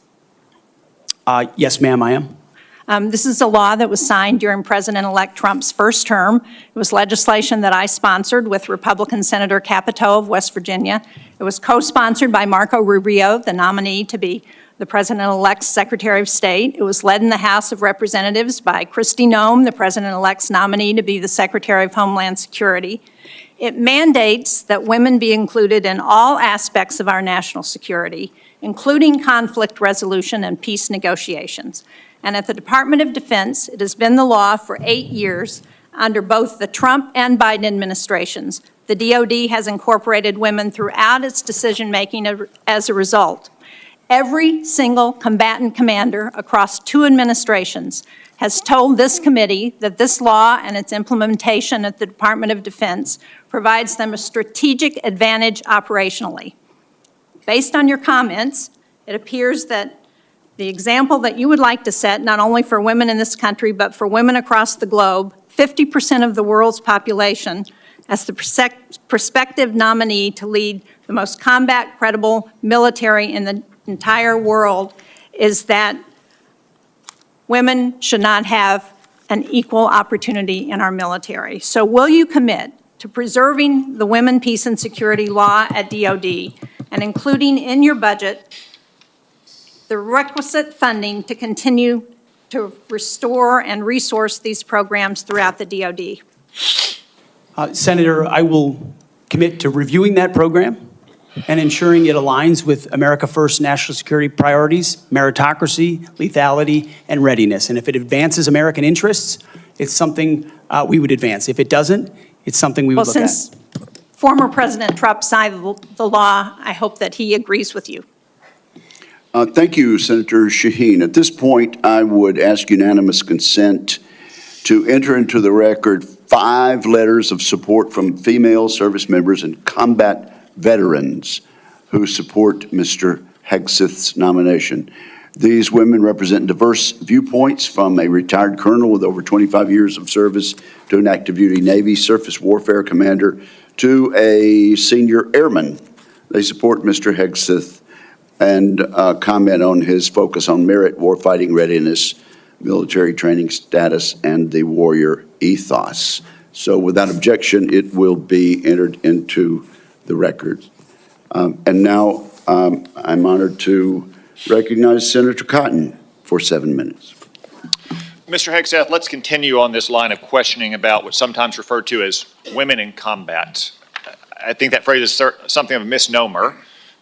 Many members of this committee have served in combat in the last 25 years, to include women and men. I'm sure all those men served with women, whether they were military police officers or they were pilots or whether they were intelligence analysts or medics or what have you. You served. I assume you served with women who were on the front lines as well. Is that correct? Yes, sir.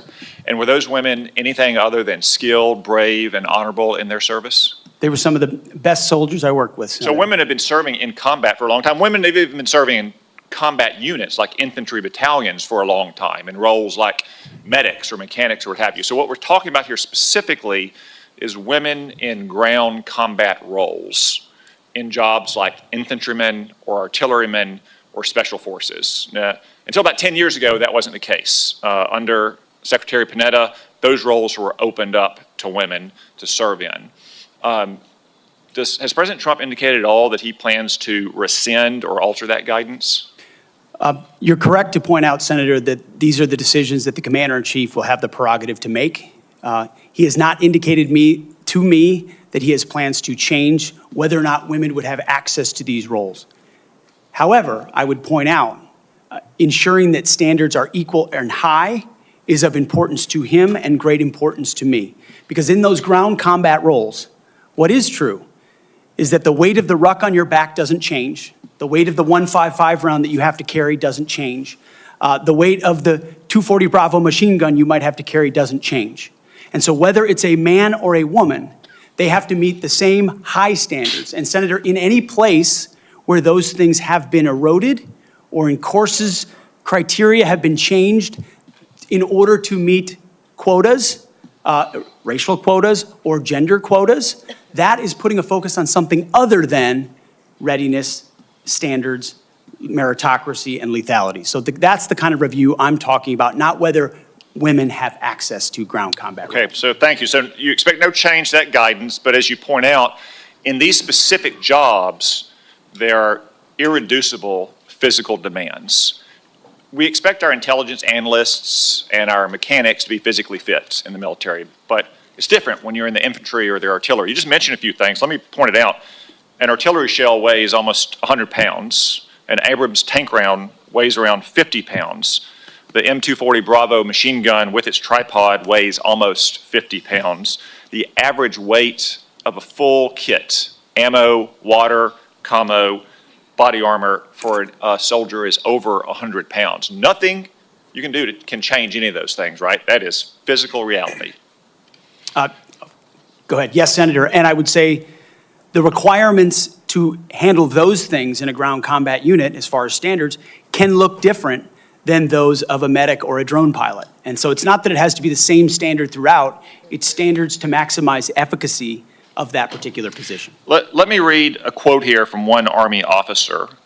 While it may be difficult for a 120-pound woman to lift or drag 250 pounds, the Army cannot artificially absolve women of that responsibility. It may still exist on the battlefield. The entire purpose of creating a gender-neutral test was to acknowledge the reality that each job has objective physical standards to which all soldiers should be held, regardless of gender.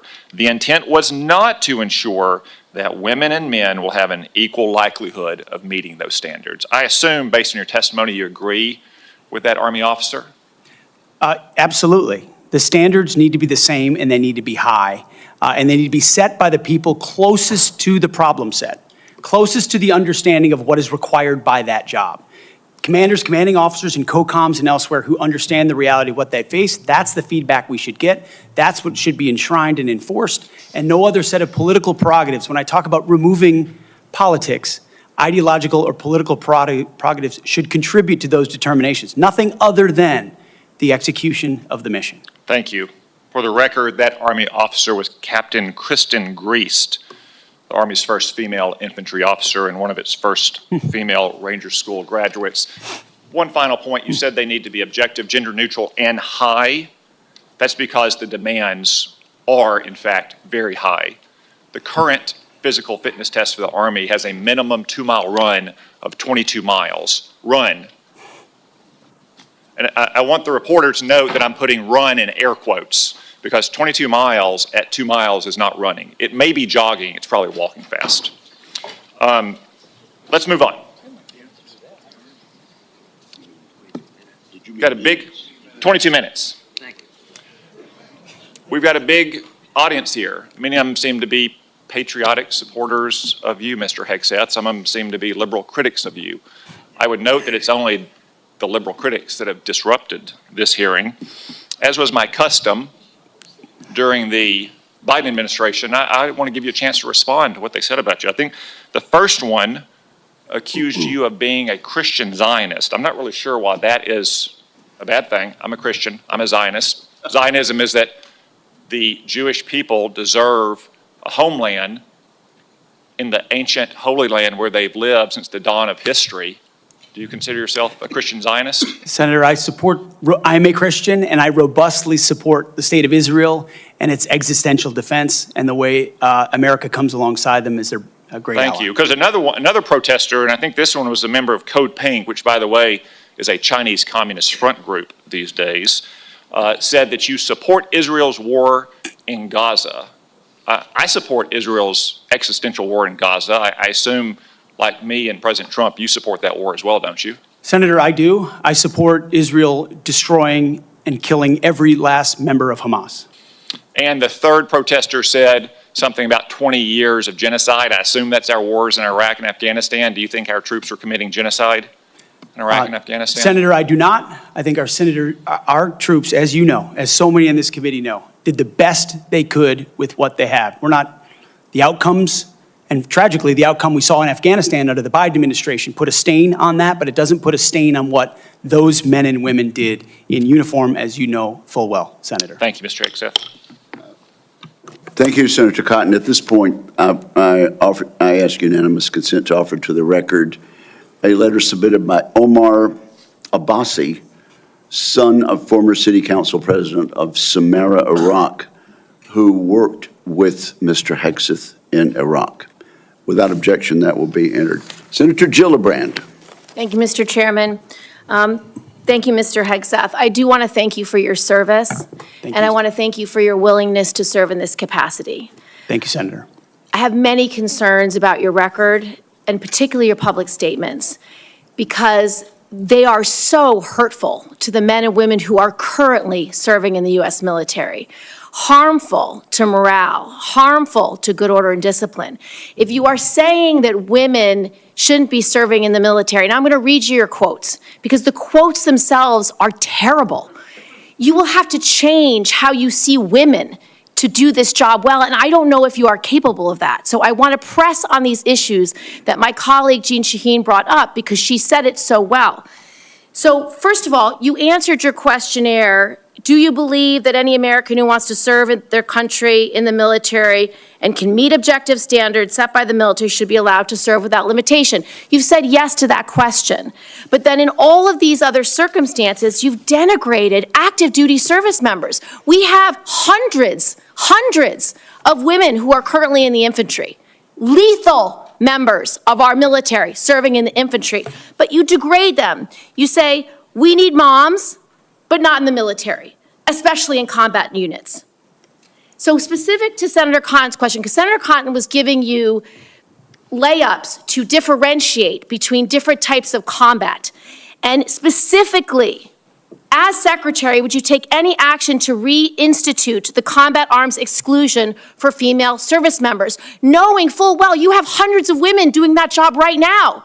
And the standards, your 2 mile run, Tom, is about the Army Combat Fitness Test. It is not the requirements to have an MOS 11 Bravo, which is the infantry. These are the requirements today for people serving in the industry, men and women. They are gender neutral, and they are very difficult to meet. They have not been reduced in any way, and our combat units, our infantry is lethal. So please explain specifically, because you will be in charge of 3 million personnel. It is a big job. And when you make these public statements, and I get you were not Secretary of Defense then, I get you were on TV, I get you were helping veterans, I get it was a different job. But most recently, you said this in November of 2024, knowing full well you might have been named as Secretary of Defense. So please explain these types of statements, because they're brutal and they're mean and they disrespect men and women who are willing to die for this country. Well, Senator, I appreciate your comments, and I would point out I have never disparaged women serving in the military. I respect every single female service member that has put on the uniform, past and present. My critiques, Senator, recently and in the past, and from personal experience, have been instances where I've seen standards lowered, and you mentioned 11 Alpha, 11 Bravo, MOS, places in units, and the book that has been referenced multiple times here, The War on Warriors. I spent months talking to active duty service members, men and women, low ranks, high ranks, combat arms and not combat arms. And what each and every one of them told me, and which personal instances have shown me, is that in ways direct, indirect, overt, and subtle, standards have been changed inside infantry training units, ranger school, infantry battalions, to ensure that Give me one example. Please give me an example. I get you're making these generalized statements. Commanders meet quotas to have a certain number of female infantry officers or infantry enlisted, and that disparages those women Commanders who are do not incredibly have to capable meet of meeting quotas that for the standard. infantry. Commanders do not have to have a quota for women in the infantry. That does not exist. It does not exist. And your statements are creating the impression that these exist, because they do not. There are not quotas. We want the most lethal force. But I'm telling you, having been here for 15 years, listening to testimony about men and women in combat and the type of operations that were successful in Afghanistan and in Iraq, women were essential for many of those units. When Ranger units went in to find where the terrorists hiding in Afghanistan or in Iraq, if they had a woman in the unit, they could go in, talk to the women in a village, say, where are the terrorists hiding? Where are the weapons hiding? And get crucial information to make sure that we can win that battle. So you cannot denigrate women in general, and your statements do that. We don't want women in the military, especially in combat. What a terrible statement. So please, do not deny that you've made those statements. You have. We take the responsibility of standards very seriously, and we will work with you. I'm equally distressed you would not meet with me before this hearing. We could have covered all of this before you came here, so I could get to the 15 other questions that I want to get to. So women, you have denigrated. You have also denigrated members of the LGBTQ community. Did you know that when Don't Ask, Don't Tell was in place, we lost so many crucial personnel, over 1,000 in mission-critical areas. We lost 10% of all our foreign language speakers because of a political policy. You said in your statement, you don't want politics in the DOD. Everything you've said in these public statements is politics. I don't want women. I don't want moms. What's wrong with a mom, by the way? Once you have babies, you therefore are no longer able to be lethal. I mean, you're basically saying women, after they have children, can't ever serve in the military in a combat role. It's a silly thing to say. It's a silly thing to say, beneath the position that you are aspiring to. To denigrate LGBTQ service members is a mistake. If you are a sharpshooter, you're as lethal regardless of what your gender identity is, regardless of who you love. So please know this to be a true statement. So you say it was a political thing. You say it undermined us, social engineering. I don't know why someone having to publicly say or not publicly say who they love is social engineering. I think having that policy in the first place was highly problematic. And as you said in your statement, do you agree anybody should be able to serve in the military if they meet the standards? Senator, as the president has stated, I don't disagree with the overturn of Don't Ask, Don't Tell. Great, because I don't want you thinking, can't serve if you're a mom, can't serve if you're LGBTQ, and then last, can't serve if you're a leftist. The statements you said about people who have views differently than you, that we're the enemy, are you saying that 50% of the DOD, if they hold liberal views or leftist views or are Democrats, are not welcome in the military? Are you saying that? Senator, I volunteered to deploy to Afghanistan under Democrat President Barack Obama. I also volunteered to guard the inauguration of Joe Biden, but was denied the opportunity to serve because I was identified as an extremist by my own unit for a Christian tattoo. Thank you very much. Senator Gillibrand, you held up a document and referred to it during your questioning. Would you like that entered into the record? It may be one without my marks. Okay, yeah, okay, we'll delete. We'll submit a clean clean it up. copy. Without objection, that will be admitted at the point of your question. And I would like to enter into the record at this point a letter of support from retired Air Force Colonel Melissa Cunningham. Colonel Cunningham supports Mr. Hegseth and mentions his warrior ethos, combat effectiveness, and maintaining military training standards. So without objection, both of those will be admitted, and I now recognize Senator Rounds. Thank you, Mr. Chairman. First of all, good morning. I'd like to thank you for your service to our nation in uniform and also your work on behalf of your fellow veterans and for your willingness to enter into this maelstrom of public service. I think the presence of so many veterans who have showed up to support you speaks volumes. I also want to recognize your family's service and sacrifice. You know as well as anyone that it's not just the man that enters the arena, but it's the entire family who also works their way through this process as well. I appreciated our meeting with you and with your wife Jennifer this last month. I thought that we had an excellent conversation, and I appreciate your statement and your answers to the advanced policy questions, especially your desire to bring a renewed focus on warfighting and lethality back to the Pentagon. I also respect and I appreciate my friend and colleague, Senator Gillibrand, and some of her questions, and I know that she had a number of them in there. You had an opportunity to respond very briefly. Were there any other responses that you would like to make or clarifications that you would like to make before I move on to my questions? Senator, thank you very much for the opportunity to meet and for the question. I would also acknowledge you were mentioning female engagement teams, which have shown a great deal of success on the battlefield. It would be and universally acknowledged as such. I've been in Iraqi homes where the language and gender barrier was real, and the ability to have someone there to help in that process would be a massive accelerant in mission success. So I recognize that reality. I also recognize that female engagement teams assigned to a SEAL team or a Green Beret team meet different standards also, which is okay because of the duty positions involved in that job. As far as politics, Senator, it has been the joy of my life to lead men and women in military outfits. When you're in combat or in training, there's a lot of conversations that happen. And you start to realize that a lot of people you're serving with share your political ideas or they don't. You find out there's Republicans, there's Democrats, there's Libertarians, there's Independents, there's Vegetarians, everything in between. None of that matters. It never mattered in how I led men and women, how I interacted with them, what missions we undertook. Politics has nothing to do with the battlefield, which is why President Trump has asked me to say, let's make sure all of that comes out. This is about warfighting capability, setting standards high, and making sure we give our boys, our men and women, everything they need to be successful on the battlefield. So politics can play no part in that, and I look forward to infusing that, as we always have inside our units. I appreciate you making that very clear. And one of the areas that we want to do our best is to provide for the equipment and the technical capabilities so that no young man or woman enters into a battle as a fair fight, and that they always have the advantage. Those are the types of questions that I'd like to get into right now, and I want to start by talking about something that sometimes gets a little bit into the weeds, but I think it's critical.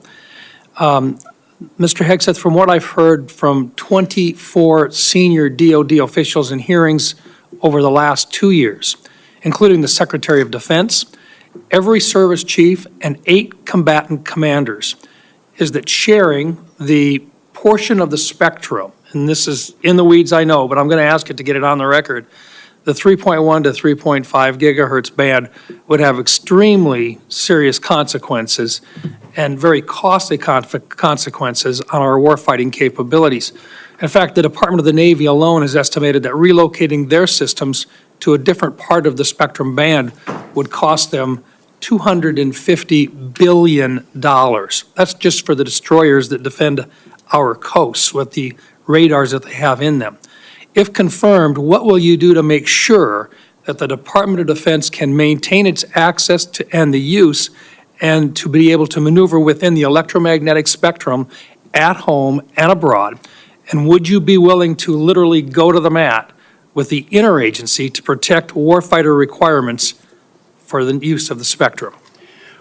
Well, Senator, thank you for the question. And my job, in part, will be to go to the mat when necessary for things I believe are an absolute requirement for the Department of Defense and the men and women in uniform. There's no doubt about that.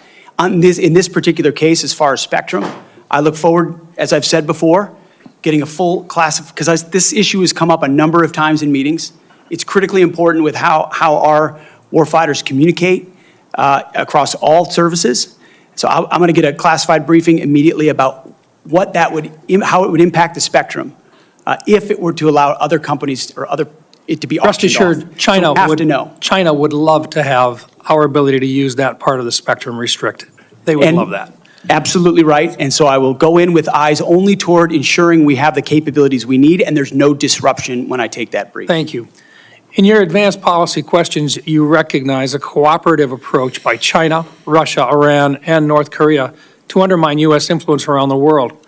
As you point out, aggression by any one actor would be an opportunity for others to engage the U.S. on multiple fronts along the continuum of the conflict. As we discussed in my office, neither of us wants to send our troops into a fair fight. We want to make sure that they have every advantage that the United States can give them, and that requires resources and reforms.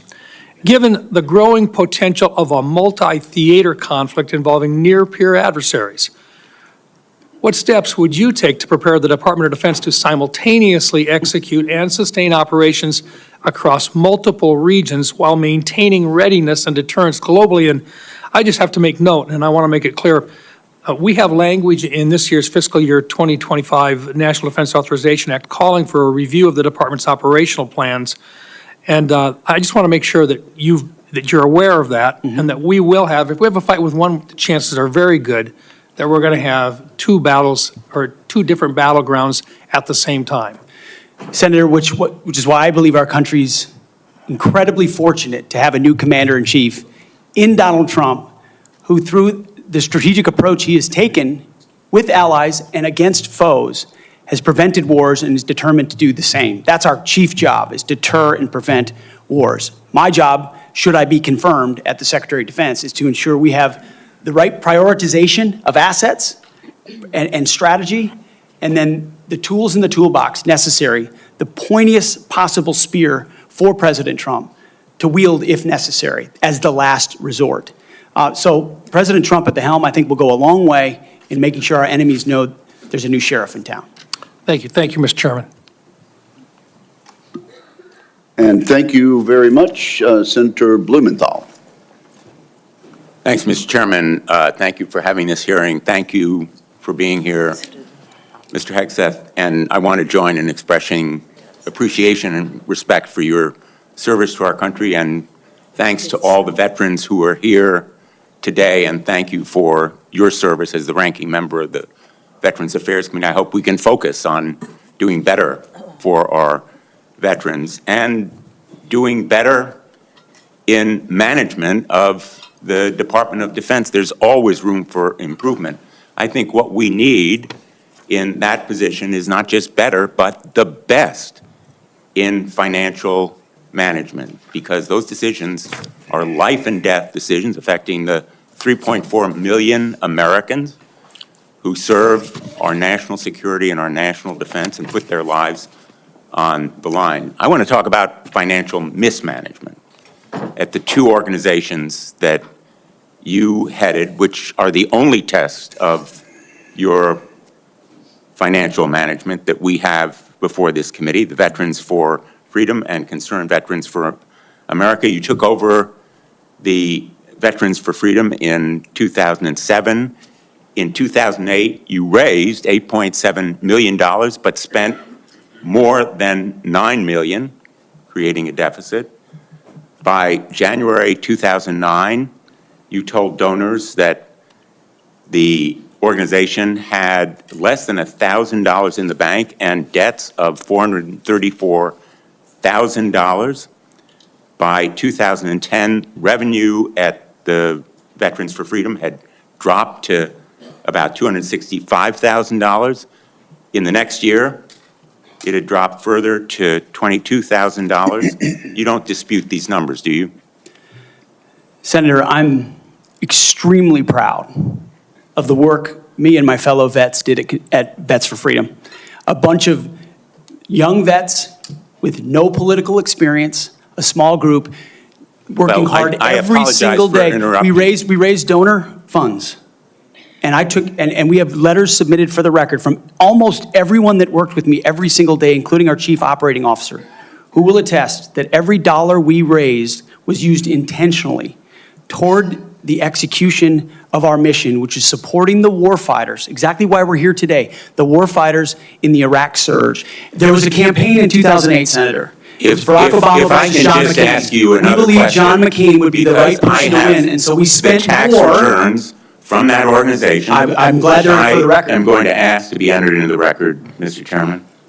Without objection. These tax returns are yours. They have your signature. And I'm going to ask that members of the committee review them because they're the only documents. I've asked for others. I've asked for the FBI report that would presumably document, it should have documented, this kind of financial mismanagement. And these are the 990s from that organization. By the year of 2011, donors had become so dissatisfied with that mismanagement, they, in effect, ousted you. They merged that organization with Military Families United, and thereafter, you joined a second organization as executive director. In between, Senator, I went to Harvard University for 2 years and Afghanistan. I want to ask you questions about Concerned Veterans for America. Again, another set of tax returns, the 990s from that organization. I ask they be made part of the record, Mr. Chairman. Without objection, both of those returns are now part of the record. 2011 to 2016. At the end of 2013, shortfall of $130,000. At the end of 2014, shortfall of $428,000. You had a surplus the following year, but then another deficit of $437,000. By the time you left, that organization had deep debts, including credit card transaction debts of about $75,000. That isn't the kind of fiscal management we want at the Department of Defense. We can't tolerate it at the Department of Defense. That's an organization with a budget of $850 billion, not 10 or 15 million, which was the case at those two organizations. And it has command responsibility for 3.4 million Americans. The highest number that you managed in those two organizations was maybe 50 people. Let me ask you, how many men and women now serve in the United States Army? What is Sen's strength? Senator, I would like an opportunity to respond to I've asked you a impugning question. of my leadership of a veterans organization. Concerned Veterans for America, you're on the VA committee, sir, and I appreciate your service there. The VA Accountability Act and the Mission Act were all brainchilds of Concerned Veterans for America. We used our donor money very intentionally and focused to create policy that bettered the lives of veterans. Mr. Hegseth, I'm asking you a very simple question. How many men and women currently serve in the United States Army? Senator, the United States Army, 450,000 on active duty, sir. And how many in the Navy? And the Navy is 425, sir. Well, it's 337 this year. How many in the Marine Corps? 175,000, sir. 172,300. Those numbers dwarf any experience you had by many multiples. I don't believe that you can tell this committee or the people of America that you are qualified to lead them. I would support you as the spokesperson for the Pentagon. I don't dispute your communication skills, but I believe that we are entitled to the facts here. I've asked for more documents. I assume you'd be willing to submit to an expanded FBI background check that interviews your colleagues, accountants, ex-wives, former spouses, sexual assault survivors, and others, and enable them to come forward. Senator, I'm not in charge of FBI background checks. But you would submit to it and support it. I'm not in charge of FBI background checks. Thank you, Senator Blumenthal. I at this point, want to submit a letter from Captain Wade Zirkle, the founder of Vets for Freedom, and the person who hired Pete Hegseth to run the organization. Although the 2008 financial crisis dried up fundraising for nonprofits, Captain Zirkle says, and I quote, "Pete responded to this crisis with decisive action by reducing staff and renegotiating all debts with creditors until they were fairly resolved, an impressive feat and a testament to Pete's character." Pete departed VFF in 2010 to take on a new role with Concerned Veterans for America. Pete departed on good terms. Without objection, that will be added to the record. Senator Ernst, you are recognized for 7 minutes. Thank you, Mr. Chair. And I ask unanimous consent to enter into the record a letter submitted by Mr. Mark Lucas, who is a fellow Iowan and Iowa Army National Guard member. Mr. Lucas and I served together in the Iowa Army National Guard. He succeeded Pete Hegseth as Executive Director of Concerned Veterans for America. And in his letter, Mr. Lucas says that Mr. Hegseth, quote, laid a strong foundation that postured CVA for long-term success, end quote. And that Mr. Hegseth, quote, continued to be an invaluable asset to both me as a leader and the organization, end quote. So I would ask for unanimous consent to enter this Washington Times article and the letter from Mr. Mark Lucas into the record. Without objection. Okay, thank you, Mr. Chair. Good morning, Mr. Hegseth, and thank you very much. I appreciate your service to our nation. It's something that I know you are very proud of, and it is something that we have in common and that we share. You and I have had many productive conversations. And just for our audience, we have had very frank conversations. Is that correct, Mr. Hegseth? Senator, that is a correct characterization. You know that I don't keep anything hidden, pull no punches. My colleagues know that as well. So I do appreciate you sitting down and allowing me the opportunity to question you thoroughly on those issues that are of great importance to me. Just to recap those issues, 3 that are very important. One is the DOD and making sure that we have a clean audit. The second is women in combat, and we'll talk a little bit more about that in a moment. And the third was maintaining high standards and making sure that we are combating sexual assault in the military. Okay, so Mr. Hegseth, I'm going to address the issue because this will tie into some of the financial concerns that have been raised here as well. And it's why, you know, I, trusting my fellow Iowan, asked for unanimous consent of his letter to go into the record. But like me, a lot of Iowans are really, really concerned and upset about the wasteful Washington spending and of course, in our Pentagon. It's an issue that I have been combating for years. So there's significant room for greater efficiency and cost cutting within the department. And the DOD is the only federal agency that has never passed an audit. As the Senate DOJ caucus chair and founder, that's unacceptable to me, and it should be unacceptable to you as well. So I appreciate that you mentioned that in your opening statement.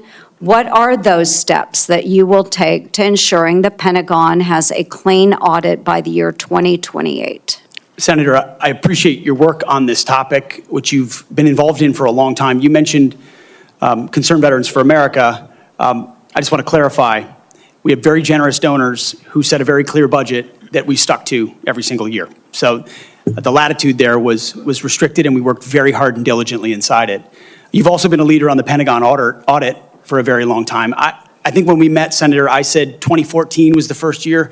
We discovered a 2013 op-ed I wrote about the need for a Pentagon audit because an audit is an issue of national security and frankly, respect to American taxpayers who give $850 billion over to the Defense Department and expect that we know where that money goes. And if that money is going somewhere that doesn't add to tooth and instead goes to fat or tail, we need to know that. Or if it's wasted, we need to know that. So I think previous secretaries of defense, with all due respect, haven't necessarily emphasized the strategic prerogative of an audit.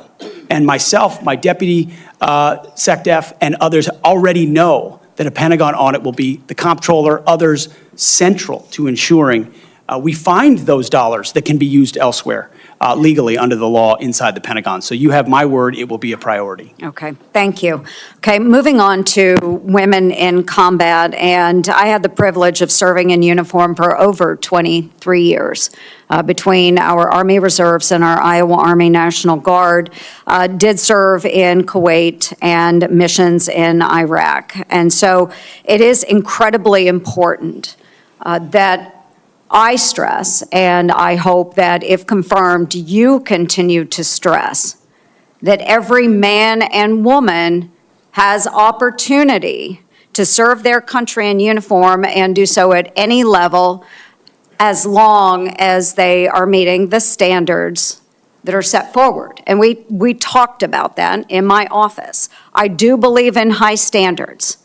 Now, I was denied the opportunity to serve in any combat role because I have a lot of gray hair. And the policy has changed since then, okay? So I've been around for quite a while. But for the young women that are out there now and can meet those standards, and again, I'll emphasize they should be very, very high standards. They must physically be able to achieve those standards so that they can complete their mission. But I want to know, again, let's make it very clear for everyone here today. As Secretary of Defense, will you support women continuing to have the opportunity to serve in combat roles? Senator, first of all, thank you for your service, as we discussed extensively as well. It's my privilege. And my answer is yes, exactly the way that you caveated it. Yes, women will have access to ground combat roles, given the standards remain high, and we'll have a review to ensure the standards have not been eroded in any one of these cases. That'll be part of one of the first things we do at the Pentagon is reviewing that in a gender-neutral way, the standards, ensuring readiness and meritocracy is front and center. But absolutely, it would be the privilege of a lifetime to, if confirmed, to be the Secretary of Defense for all men and women in uniform who fight so heroic. They have so many other options. They decide to put their right hand up for our country, and it would be an honor to have a chance to lead them. Thank you. And just very briefly, we only have less than a minute left, but we have also discussed this in my office. A priority of mine has been combating sexual assault in the military and making sure that all of our service members are treated with dignity and respect. This has been so important. Senator Gillibrand and I have worked on this, and we were able to get changes made to the Uniform Code of Military Justice to make sure that we have improvements and on how we address the tragic and life-altering issues of rape, sexual assault. It will demand time and attention from the Pentagon under your watch if you are confirmed. So as Secretary of Defense, will you appoint a senior level official dedicated to sexual assault prevention and response? Senator, as we have discussed, yes, I will. Okay, and my time has expired. Thank you for your answers. Senator Hirono. Thank you, Mr. Chairman. Mr. Hegseth, welcome. Thank you.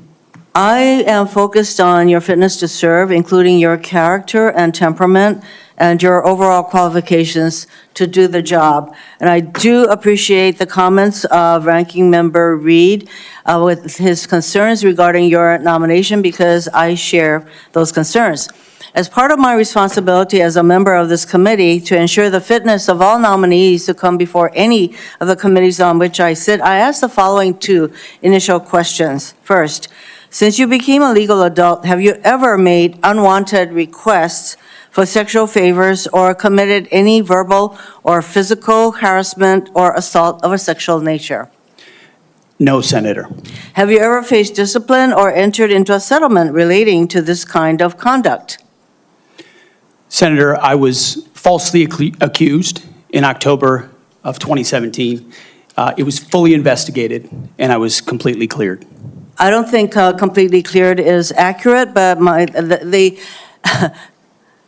the fact is that your own lawyer said that you entered into an NDA and paid a person who accused you of raping her a sum of money to make sure that she did not file a complaint. Moving on. As Secretary, you will be in charge of maintaining good order and discipline by enforcing the Uniform Code of Military Justice, UCMJ. In addition to the sexual assault allegations, and by the way, the answer to my second question should have been yes. I have read multiple reports of your regularly being drunk at work, including by people who worked with you at Fox News. Do you know that being drunk at work is prohibited for service members under the UCMJ? Senator, those Yes are or no? multiple false anonymous reports peddled by NBC Do you News know that run directly drinking on the job contradictory to is the dozens of men and women at not Fox News contemplated Channel and- who I work with I'm who not came hearing on the the answer to my record question. and said they've In your never opening seen statement, that. Mr. Hegseth, you commit to holding leaders accountable at all levels. That includes you, of course. And frankly, as Secretary, you will be on the job 24/7. You recently promised some of my Republican colleagues that you stopped drinking and won't drink if confirmed, correct? Absolutely. Will you resign as Secretary of Defense if you drink on the job, which is a 24/7 position? I've made this commitment on behalf of the Will you men and women I'm resign serving. as Secretary of Defense I've if made this you commitment drink on on the behalf of job? the men and women I'm serving. I'm not because it's the hearing- most important deployment I'm not of my hearing an life. answer to my question, so I'm going to move on. While you have made that commitment, you will not commit to resigning if you drink on the job. As Secretary of Defense, you will swear an oath to the Constitution and not an oath to any man, woman, or president, correct? Senator, on multiple occasions, including as a young second lieutenant, I have sworn an oath to the Answer is Constitution, yes. and I'm proud to do so. Yes, ma'am. In June of 2020, then President Trump directed former Secretary of Defense Mark Esper to shoot protesters in the legs in downtown D.C., an order Secretary Esper refused to comply with. Would you carry out such an order from President Trump? Senator, I was in the Washington, D.C. National Guard unit that was in Lafayette Square during those Would you events, carry holding out a an riot order to shield on shoot behalf of my protesters country. in the legs? I saw 50 as Secret directed Service agents to get injured Secretary by Esper? rioters trying to jump over the fence, set Again, the church on fire, and destroy You know a what, that sounds to statue. me that you will Chaos. comply with such an order. You will shoot protesters in the leg. Moving on. President-elect has attacked our allies in recent weeks, refusing to rule out using military force to take over Greenland and the Panama Canal, and threatening to make Canada the 51st state. Would you carry out an order from President Trump to seize Greenland, a territory of our NATO ally Denmark, by force, or would you comply with an order to take over the Panama Canal? Senator, I will emphasize that President Trump received 77 million votes to be the lawful We're commander-in-chief not of talking this about country. the election. My question is, would you use our military to take over Greenland or an ally of Denmark? Senator, one of the things that President Trump is so good at is never strategically tipping his hand. And so I would never in this public forum give one way or another direct what orders the president would give me in any context. That sounds to me that you would contemplate carrying out such an order to basically invade Greenland and take over the Panama Canal. Current DoD policy allows service members and eligible dependents to be reimbursed for travel associated with non-covered reproductive health care, including abortions. Will you maintain this common sense policy? Senator, I've always been personally pro-life. I know President Trump has as well, and we will review all policies, but our standard is whatever the president wants on this particular issue. With my advice, I will take a look at. If the president tells you that this common sense policy will not be maintained, you will not enable our service members to seek reproductive care. So it sounds I don't like to believe the me. federal government I'm not should be hearing funding answers to my questions, travel for Mr. abortion. Chairman. I just want to note that the other area that of serious concern to me is President Trump saying that he wants to use the military to help with mass deportations, which will cost billions of dollars. And what that will do to readiness is very, very concerning. Mr. Hegseth, I have noticed a disturbing pattern. You previously have made a series of inflammatory statements about women in combat, LGBTQ service members, Muslim Americans, and Democrats. Since your nominations, however, you have walked those back on TV in interviews and most recently in your opening statements. You are no longer on Fox and Friends, Mr. Hegseth. If confirmed, your words, actions, and decisions will have real impacts on national security and our service members' lives. There are close to 3 million personnel in the Department of Defense, $900 billion budget. I hardly think you are prepared to do the job. Thank you, Mr. Chairman. Thank you. That wasn't a question, Mr. Hegseth. Thank you, Senator Rono. Senator Sullivan. Thank you, Mr. Chairman, and Mr. Hegseth. Congratulations on your nomination, and thank you and your family for your service and sacrifice. Thank you, Senator. Now for the most important question you will receive all day. In 1935, before the Congress, the father of the United States Air Force, General Billy Mitchell, was testifying about a certain place in the world. He said, quote, "I believe that in the future, whoever holds this place will control the world. This location is the most strategic place in the world." What place was Billy Mitchell talking about? And let me give you a hint, it wasn't Greenland. I believe he was talking about the great state of Alaska. He was talking about the great state of Alaska. Great answer. If confirmed, will you commit to come with me to the great state of Alaska and meet our warriors who are on the front lines every day? Senator, I have, and as I mentioned to you in the past, I did a brief training exercise up at Fort Wainwright at a previous part of my military life. I look forward to returning. Great. And I will say, we are on the front lines with this new era of authoritarian aggression.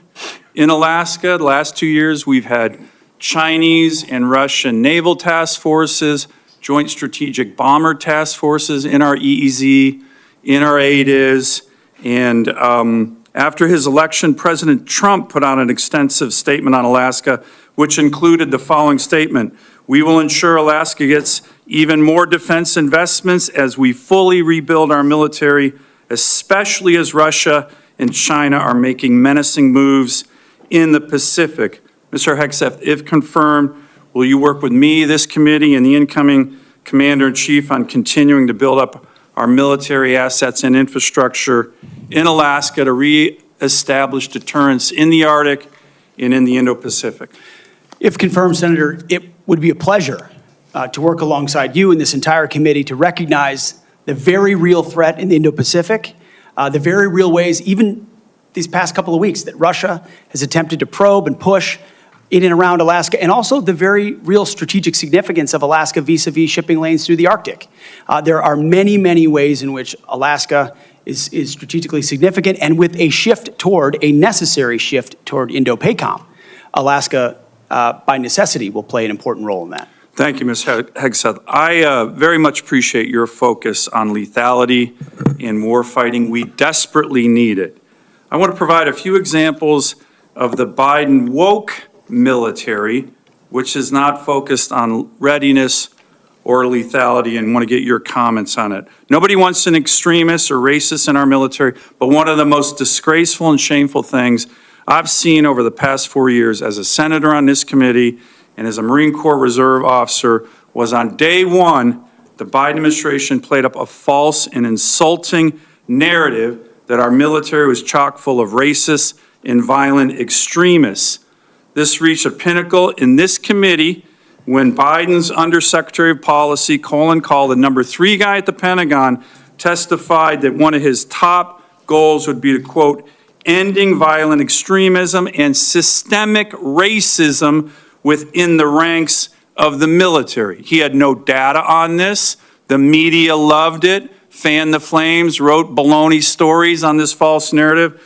Disappointingly, some of my colleagues on the other side of the aisle here reinforce this ridiculous narrative, one even suggesting that almost 10% of our uniformed military was extremists, 200,000 members, ridiculous, by the way, from this committee on the other side of the aisle. Mr. Hegseth, unlike Undersecretary Kahl, you have a lot of experience with our military. Do you believe the military is a systemically racist organization? And if confirmed, will you commit to defend, not denigrate our troops? Senator, I was also offended by those comments because anyone who's been on active duty in the National Guard, man, woman, in units, understand that is fundamentally false. By the way, there's 3 studies, to his credit, Secretary Austin put out one of them, that said exactly what you just said. Fundamentally false. Senator, they knew it. Anyone who'd been in a unit knew it. One could argue that if not the least, one of the least racist institutions in our country is the United States military. Being a racist in our military has not been tolerated for a very long time. One of the greatest civil rights organizations in America. Would you agree the U.S. military is one of the most forward-leaning, probably one of the greatest civil rights organizations in American history? No doubt. Let me turn to another one. Last year at a hearing before this committee, I called on the Biden Secretary of the Navy to resign because he's failing in his ability to build ships. We are being completely outbuilt in terms of ships by the Chinese, and yet this Secretary of the Navy has been focused on climate change, not building ships in lethality. Mr. Hegseth, if your Secretary of the Navy ends up focusing on climate change more than shipbuilding and lethality, will you commit to me to fire him?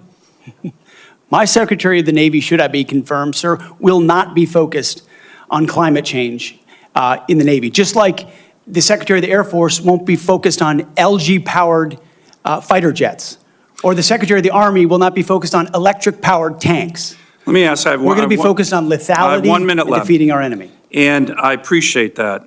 The other thing President Biden did, his first executive order as president was to focus on transgender surgeries for active duty troops.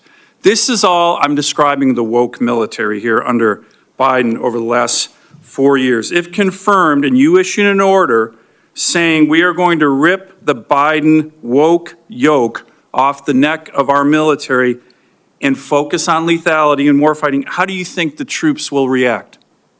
Senator, I know the troops will rejoice. They will love it. They will love it. And we've already seen it in recruiting numbers. There's already been a surge since President Trump won the election of recruiting. The Army says do you think our military will follow that order? Our military will follow that order, Senator.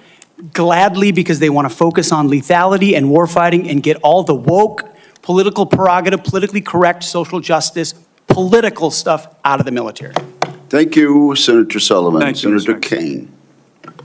Thank you, Mr. Hegseth. I'm looking forward to this opportunity to talk. I want to return to the incident that you referenced a minute ago that occurred in Monterey, California in October 2017. At that time, you were still married to your second wife, correct? I believe so. And you had just fathered a child by a woman who would later become your third wife, correct? Senator, I was falsely charged, fully investigated, and completely cleared. So you think you were completely cleared because you committed no crime? That's your definition of cleared? You had just fathered a child 2 months before by a woman that was not your wife. I am shocked that you would stand here and say you're completely cleared. Can you so casually cheat on a second wife and cheat on the mother of a child that had been born 2 months before, and you tell us you are completely cleared? How is that a complete clear? Senator, her child's name is Gwendolyn Hope Hegseth, and she's a child of God, and she's 7 years old. And she was, and you cheated on the mother of that child less than 2 months after that daughter was born, didn't you? Those were false charges. Well, it was fully investigated, and I was completely cleared. And I am so grateful for the marriage I have to this amazing woman behind me. You've admitted that you had sex at that hotel in October 2017. You said it was consensual, isn't that correct? Anything, You've admitted that it was consensual, and you were still married, and you just had a child by another woman. Again, how do you explain your judgment? completely false charges against me. You fully investigated, and I was completely clear. You have admitted that you had sex while you were married to wife 2 after you just had fathered a child by wife 3. You've admitted that. Now, if it had been a sexual assault, that would be disqualifying to be Secretary of Defense, wouldn't it? It was a false claim then and a false claim now. If it had been a sexual assault, that would be disqualifying to be Secretary of Defense, wouldn't it? That was a false claim. So you talking about a hypothetical. So you can't tell me whether someone who has committed a sexual assault is disqualified from being Secretary of Defense? Senator, I know in my instance, and I'm talking about my instance only, it was a false claim. But you acknowledge fully acknowledge that you cheated on your wife and that you cheated on the woman by whom you had just fathered a child. You have admitted that. I will allow your words to speak for themselves. You're not retracting that today. That's good. I assume that in each of your weddings, you've pledged to be faithful to your wife. You've taken an oath to do that, haven't you? Senator, as I've acknowledged to everyone in this committee, not a perfect person, not claiming to be. But no, I just asked a simple question. You've taken an oath like you would take an oath to be Secretary of Defense in all of your weddings to be faithful to your wife. Is that correct?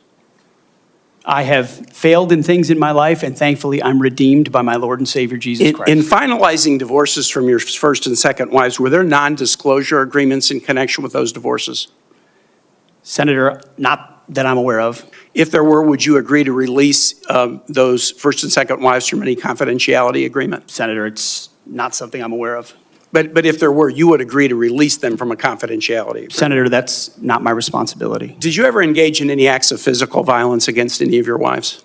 Senator, absolutely not. But you would agree with me that if someone had committed physical violence against a spouse, that would be disqualifying to serve as Secretary of Defense, correct? Senator, absolutely not have I ever done that. You would agree that that would be a disqualifying offense, would you not? Senator, you're talking about a hypothetical. I don't think it's a hypothetical. Violence against spouses occurs every day. And if you as a leader are not capable of saying that physical violence against a spouse should be a disqualifying fact for being Secretary of the most powerful nation in the world, you're demonstrating an astonishing lack of judgment. The incident in Monterey led to a criminal charge, a criminal investigation, a private settlement, and a cash payment to the woman who filed the complaint. And there was also a non-disclosure agreement, correct? It was a confidential settlement agreement off of a nuisance lawsuit. Right. During an interview, you claimed that you settled the matter because you were worried that if it became public, it might hurt your career. Do you maintain that you were blackmailed? Senator, I maintain that false claims were made against me. And ultimately, your attorney those used false the claims, phrase, I have the opportunity to attest my innocence in those false claims. But you didn't reveal any of this to President Trump or the transition team as they were considering you to be nominated for Secretary of Defense. You didn't reveal the action. You didn't reveal the criminal complaint. You didn't reveal the criminal investigation. You didn't reveal the settlement. You didn't reveal the cash payment. Why didn't you inform the commander-in-chief and the transition team of this very relevant event?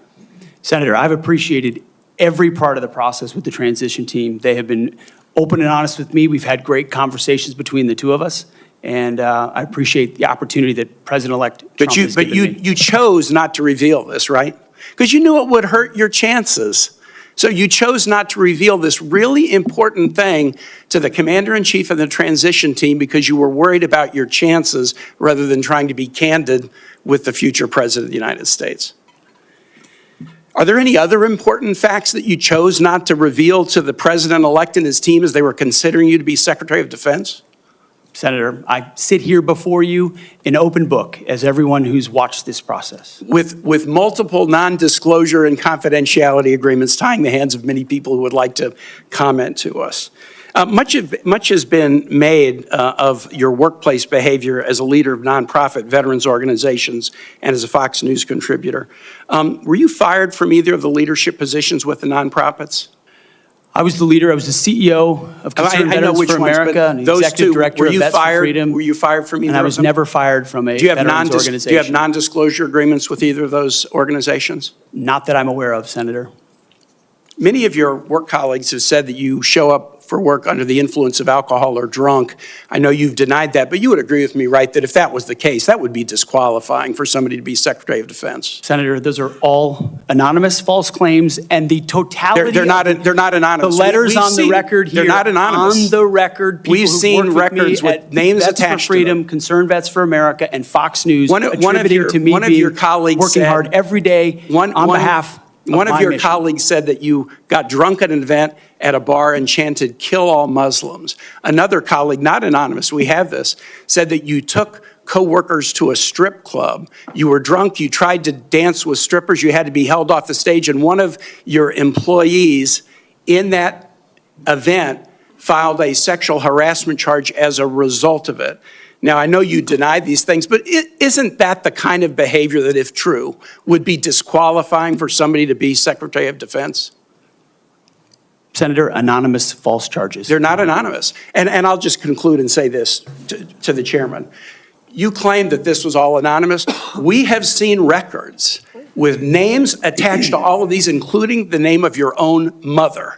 So don't make this into some anonymous press thing. We have seen multiple names of colleagues consistently throughout your career that have talked about your abusive actions, Chairman, attitudes, I think he's words, over and his time. statements. He's way over his time. I now yield.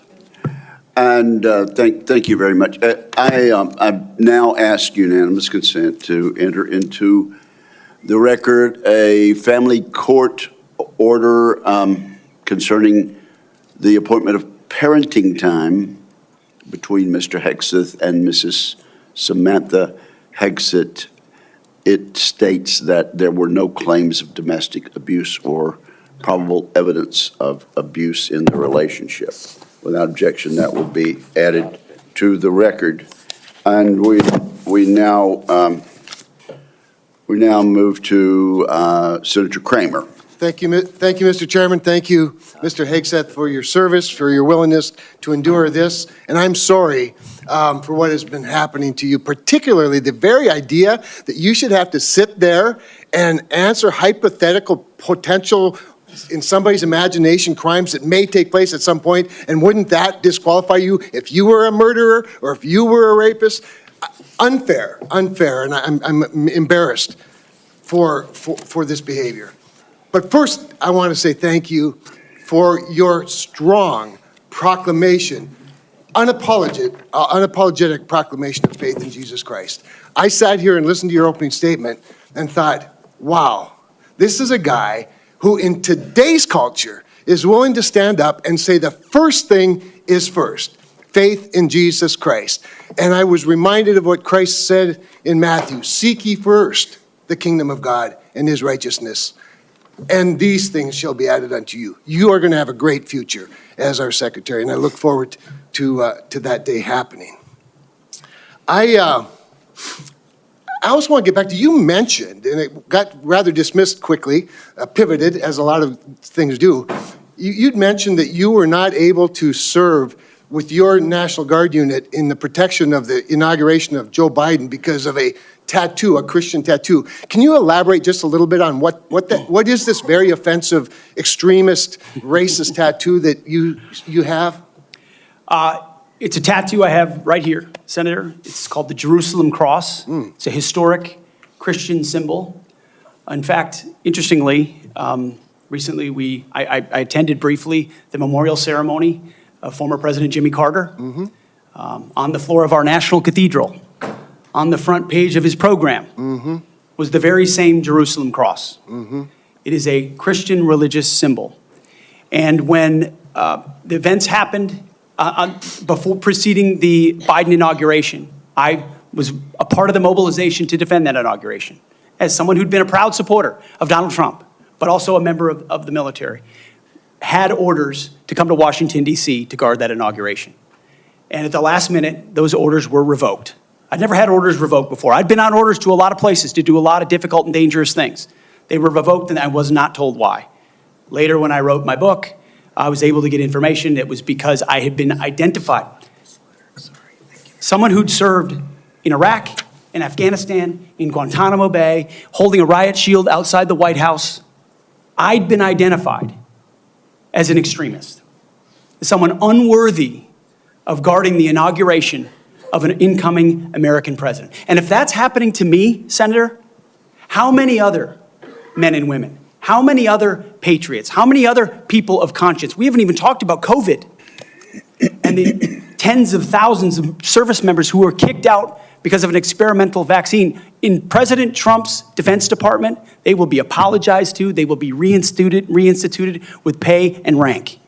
Things like focusing on extremism, Senator, have created a climate inside our ranks that feel political when it hasn't ever been political.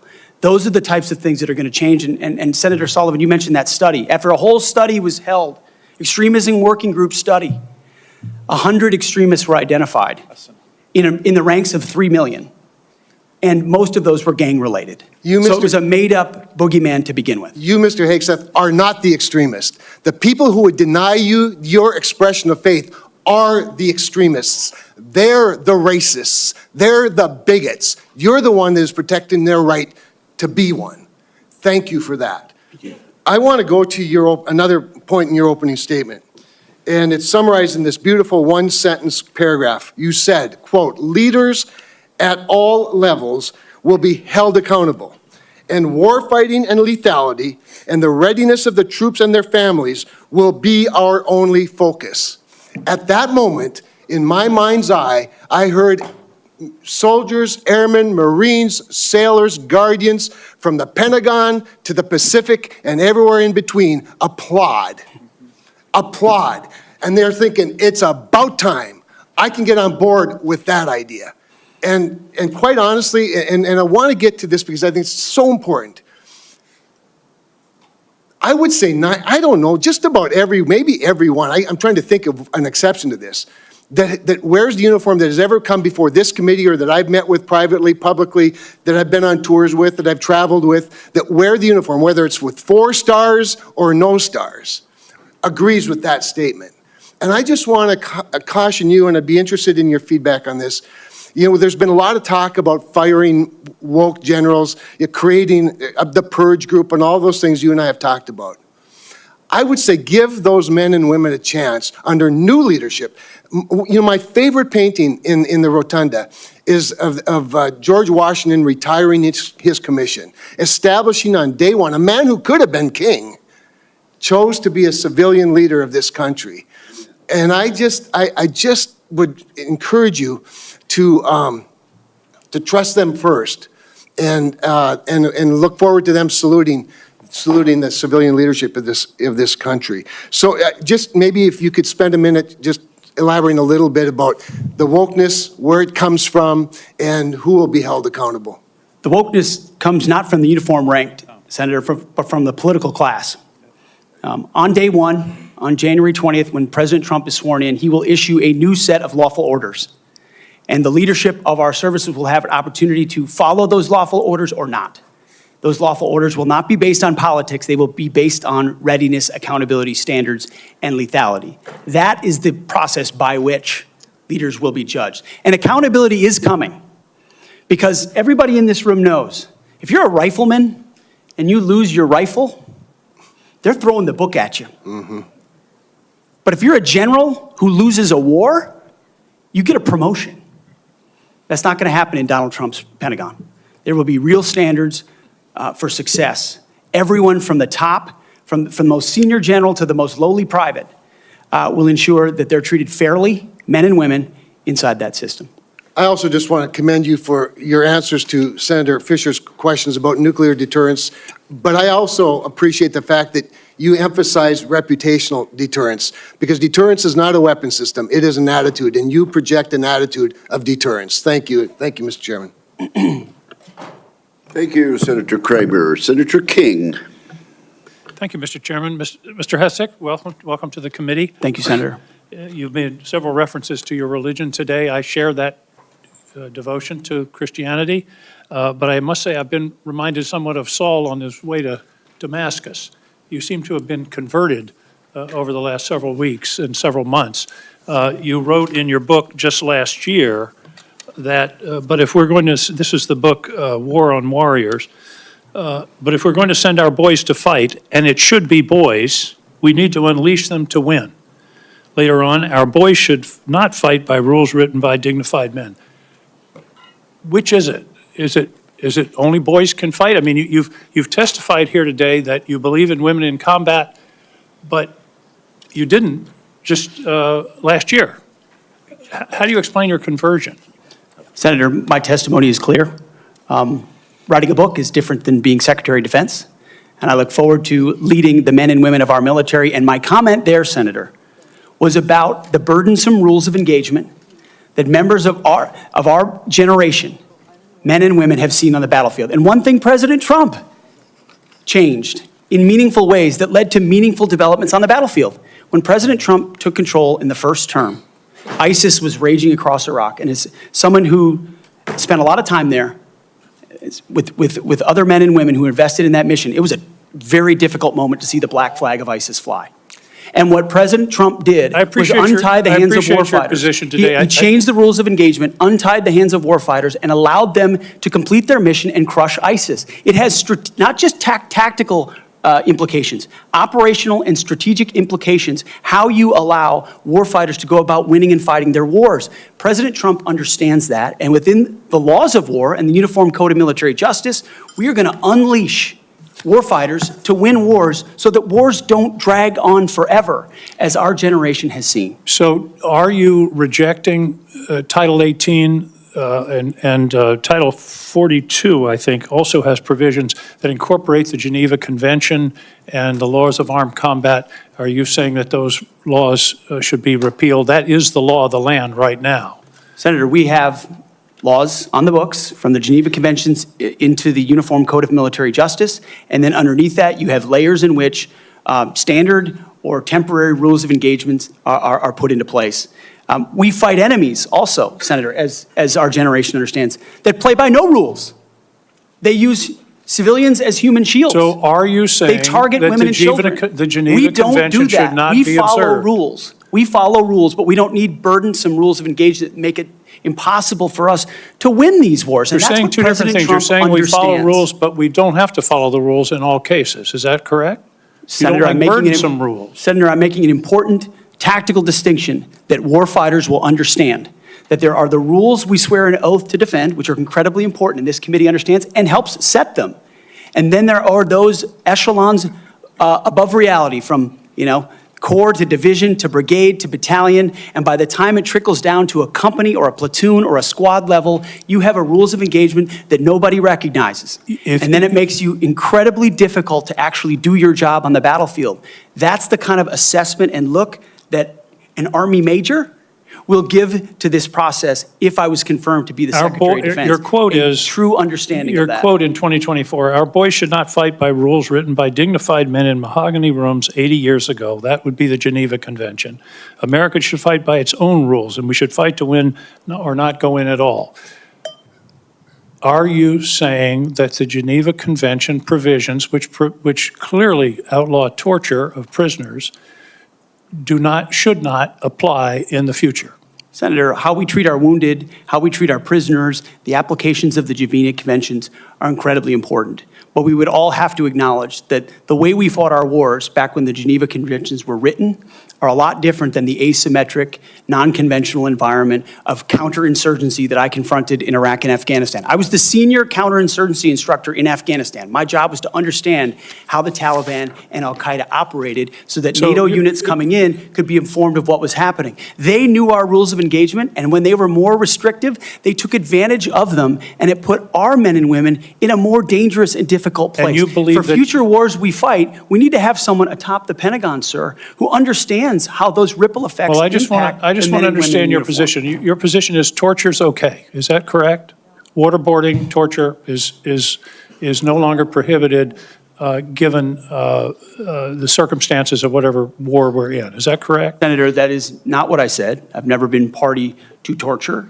We are a country that fights by the rule of law, and our men and women always do. And yet we have too many people here in air-conditioned offices that like to point fingers at the guys in dark and dangerous places, the gals in helicopters in enemy territory who are doing things that people in Washington, D.C. would never dare to do, or send, in many cases. In one of your interviews, you said they're willing to do this. You're talking about Donald Trump and Senator Cruz. They're willing to do something like waterboarding if it's going to keep us safe. Are you okay with waterboarding? Senator, the law of the land is that waterboarding is not legal. So the statement that you made, you now recant. Is that correct? They are willing to do something like waterboarding if it's going to keep us safe. You expressed that with approval. Senator, I'm very familiar with that as a concept, having spent a year at Guantanamo Bay, Cuba, guarding 700 of those that attacked us on 9/11. I just want to be clear. Are we going to abide by the Geneva Convention and the prohibitions on torture, or are we not? Is it going to depend on the circumstances? As I've stated multiple times, the Geneva Conventions are what we base ours, but what an American first national security policy is not going to do is hand its prerogatives over to international bodies that make decisions about how our men and women make decisions on the battlefield. America First understands we send Americans for a clear mission and a clear objective. We equip them properly for that objective. We give them everything they need, and then we stand behind them with the rules of engagement that allow them to fight decisively to defeat America's enemies, which is why we say I just have a few quietly seconds left, Mr. Hegseth, if you could. I was very disturbed in your opening statement where you talked about the priorities that you have. We will work with our partners and allies to deter aggression in the Indo-Pacific from the Communist Chinese. There's not a single mention in this statement about Ukraine or Russia. Is this code for we're going to abandon Ukraine? Senator, the president, that's a presidential level policy decision. He's made it very clear that he would like to see an end to that conflict. We know who the aggressor is. We know who the good guy is. We'd like to see it as advantageous for the Ukrainians as possible, but that war needs to come to an end. You talk a lot about deterrence of China. I would submit that Xi Jinping is watching what we do very carefully. If we abandon Ukraine, that would be the strongest signal possible to Xi Jinping that he can take Taiwan without significant resistance from this country. Thank you, Senator King. Senator Scott of Florida. Mr. Chairman, I'd like to enter into the record two letters which testify to Mr. Hegseth's leadership record at Concerned Veterans for America. The first letter submitted by Mr. Darren Selnick, a senior advisor at CFA, stated that there's been no better leader, policy champion, or fighter for the military and veterans than Pete. He was instrumental in 2014 and 2017 in ensuring that veterans had health care choice. The second letter submitted by Mr. Kaysen Spiro, Digital Media Director of CVA from 2015 to 2017, stated, Pete brought incredible energy, focus, and a clear vision to the organization and showed everything that the team accomplished together. And I similarly asked to submit to the record a letter from Paul J. Roberts, retired Colonel, U.S. Army Special Forces, speaking to the unwavering integrity of Mr. Hegseth. Is there objection? Without objection, those three will be admitted. Senator Scott. All right. First, congratulations on your nomination. Thank you, Senator. And thank you for being willing to serve our nation. I served in the Navy. I'm really proud of my dad. He was crazy. He did all 4 combat jumps with the 82nd Airborne. He, after that, survived all that and fought in the Battle of the Bulge. And what they went through, it was hell. So I have a lot of respect for him and for everybody that puts on the uniform and serves in battle and has to lead people in battle, because Being on a ship, that didn't happen to me, but I had a lot of friends that happened to, and it clearly happened to my dad. I've served on this committee for 6 years, 2 years under President Trump and the past 4 under President Joe Biden. I've seen how the Biden-Harris administration pushed the DOD to prioritize wokeness over being the most lethal military force in the world. It's our readiness, our national security, and our ability to recruit people who are willing to put their lives on the line for our country. Can you talk about some of the changes we can make to improve recruitment and rebuild our military into the most lethal force in the world? First of all, Senator, thank you for the question. Thank you for your time. I think the first and most important thing we could have done is elect Donald Trump as the new commander-in-chief, because past is prologue. Our warfighters understand what kind of commander-in-chief they're going to get in President Donald Trump, someone who stands behind them, someone who gives them clear missions, someone who ends wars decisively, and the issue of Ukraine was mentioned, and ensures new wars are not started. There was a minor incursion under Barack Obama into Crimea, followed by nothing under President Trump, followed by an all-out assault by Vladimir Putin into Ukraine under the Biden administration. That did not happen under Donald Trump. Donald Trump managed the Taliban. Under the Biden administration, Afghanistan collapsed tragically, ending in the lives of 13 at Abbey Gate, who we remember every single day, and no one was held accountable for that. Chinese spy balloons were flying over the country. None of that happened under Donald Trump, and our warfighters understand that. So there's no better recruiter, in my mind, for our military than President Donald Trump.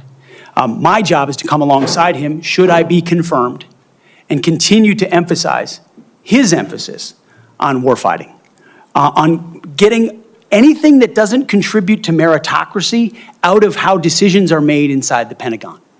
What gender you are, what race you are, your views on climate change, or whether you are a person of conscience and your faith should have no bearing on whether you get promoted or whether you're selected to go to West Point or whether you graduate from Ranger School. The only thing that should matter is how capable are you at your job? How excellent are you at your job? I served in multi-ethnic units in every place that I worked, every place that I served. None of that mattered.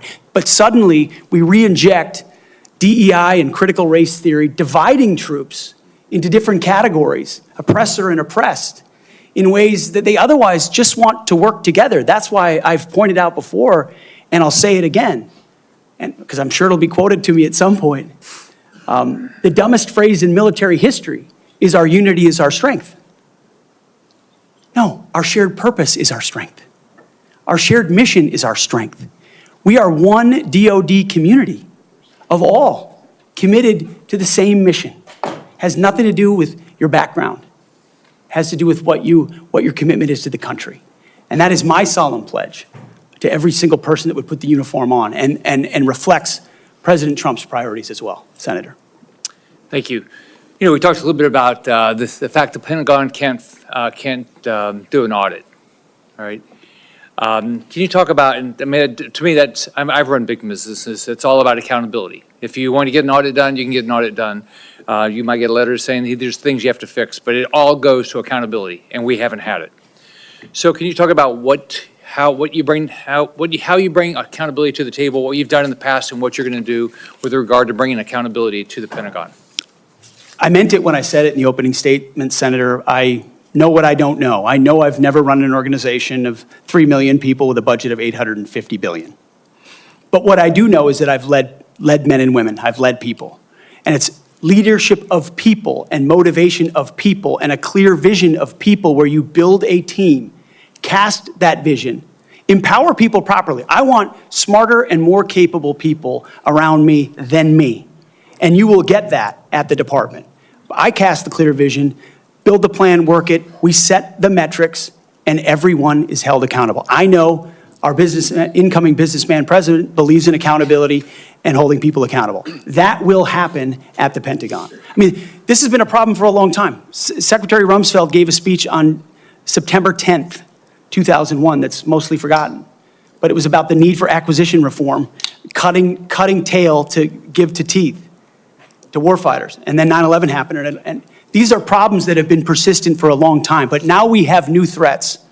And we need the urgency of this moment. As you said, Mr. Chairman, the most dangerous moment we've been since the end of the Cold War and possibly since World War II. urgency to do everything possible to get the capabilities into the hands of warfighters, Emergency Powers, Defense Production Act, whatever it takes, and an audit is certainly part of it. Why do you want to do this? Why do you want to do this job? What drives you? You have 30 seconds. Because I love my country, Senator, and I've dedicated my life to the warfighters. People see me as someone who hosts a morning show on television. But people that really know me know where my heart's at. It's with the guys in this audience who've had my back, and I've had theirs. We've been in some of the darkest and most difficult places you can ever be in. You come back a different person. And only by the grace of God am I here before you today. I'm doing this job for them, for all of them. Thank you, Mr. Hegseth. Senator Warren. Thank you, Mr. Chairman. And Mr. Hegseth, thank you. Thank you for your service. So if you're confirmed as Secretary of Defense, you will oversee our military, including about 250,000 women who currently serve on active duty in the Army, the Navy, the Air Force, the Space Forces, and the Marines. And I have serious concerns that your behavior toward women disqualifies you from serving in this role. Now, I've been trying to get answers from you for quite some time on this. You haven't wanted to meet or to answer any of my questions, so we'll just have to do it here and dive in. I want to pick up on some of the questions asked by Senators Shaheen and Gillibrand and Hirono, and I just want to make sure we have a list of some of the facts that I think are undisputed. I'm not going to talk about anonymous sources. I'm just going to quote you directly. We've got the video. We've got it in print. So going back to January 2013, you told a Fox News interviewer that women in the military simply couldn't measure up to men in the military, saying that allowing women to serve in combat roles would force the military to lower the bar. You picked up on that same theme in 2015, making remarks on Fox News, referring to women in combat as, quote, it would erode standards. June 2024, you said on Ben Shapiro's podcast, quote, women shouldn't be in combat at all. And then, of course, we've talked about it in 2024. You published a book, and you say on page 26 of your book, we need moms, but not in the military, especially in combat units. Page 48 of your book, you claim that women should not be in combat roles because men are distracted by women. And then 10 weeks ago, you appeared on the Sean Ryan show and said, I'm straight up just saying we should not have women in combat roles. Now, I presume you recall making all these statements? Senator, I'm not familiar with the article you're pointing to in 2013, but it underscores my argument completely, because in that 2013 argument, I was talking about standards. No, Standards are what it's always been about, Senator. Let's not have Senator. this same fight again. Always been about Senate I've quoted standards. you directly. We've got the video. We're happy to show it. But I want to be clear here. For 12 years, you were quite open about your views, and your views were consistently the same. Women are inferior soldiers, sailors, Marines, airmen, and guardians. And in case anyone missed the point, and these are your words from 10 weeks ago, women absolutely straight up should not be permitted to serve in combat. And I notice on each of these quotes, those are said without qualification. It's not by how much you can lift or how fast you can run. They don't belong in combat, period, or your words, straight up. And then on November 9th, 2024, just 32 days after your last public comment saying that women absolutely should not be in combat, you declared that, quote, some of our greatest warriors are women, and you support having them serve in combat. Now, that is a very, very big about face in a very, very short period of time. So help me understand, Mr. Hegseth, what extraordinary event happened in that 32-day period that made you change the core values you had expressed for the preceding 12 years? Senator, again, I very much appreciate you bringing up my comments from 2013, because For me, this issue has always been about standards. And unfortunately, because of some of the people that have been in political power for the last 4 years, priorities other than standards, lethality, and meritocracy have driven decision-making. I'm quoting you from the podcast. Women shouldn't be in combat at all. Where is the reference to standards? That they should be there if they can carry, if they can run. I don't see that at all, Mr. Hegseth. What I see is that there's a 32-day period in which you suddenly have another description about your views of women in the military. And I just want to know, what changed in the 32 days that the song you sang is not the song you come in here today to sing? Senator, the concerns I have and the concerns that many have had, especially in ground combat units, is that in pursuit of certain percentages or quotas, standards have been changed. And that makes the combat more difficult for everybody involved. Let me make a suggestion about what happened in that 32 days. You got a nomination from President Trump. Now, I've heard of deathbed conversions, but this is the first time I've heard of a nomination conversion. And I hope you understand that many women serving in the military right now might think that if you can convert so rapidly your long-held and aggressively pursued views in just 32 days, that 32 days after you get confirmed, maybe you'll just reverse those views and go back to the old guy who said straight up, women do not belong in combat. Now, Mr. Hegseth, you have written that after they retire, generals should be banned from working for the defense industry for 10 years. You and I agree on the corrosive effects of the revolving door between the Pentagon and defense contractors. It's something I would have liked to talk with you about if you'd come and been willing to visit with me. But the question I have for you on this is, will you put your money where your mouth is and agree that when you leave this job, you will not work for the defense industry for 10 years? Senator, it's not even a question I've thought about because You can it's think not about one it right that, now.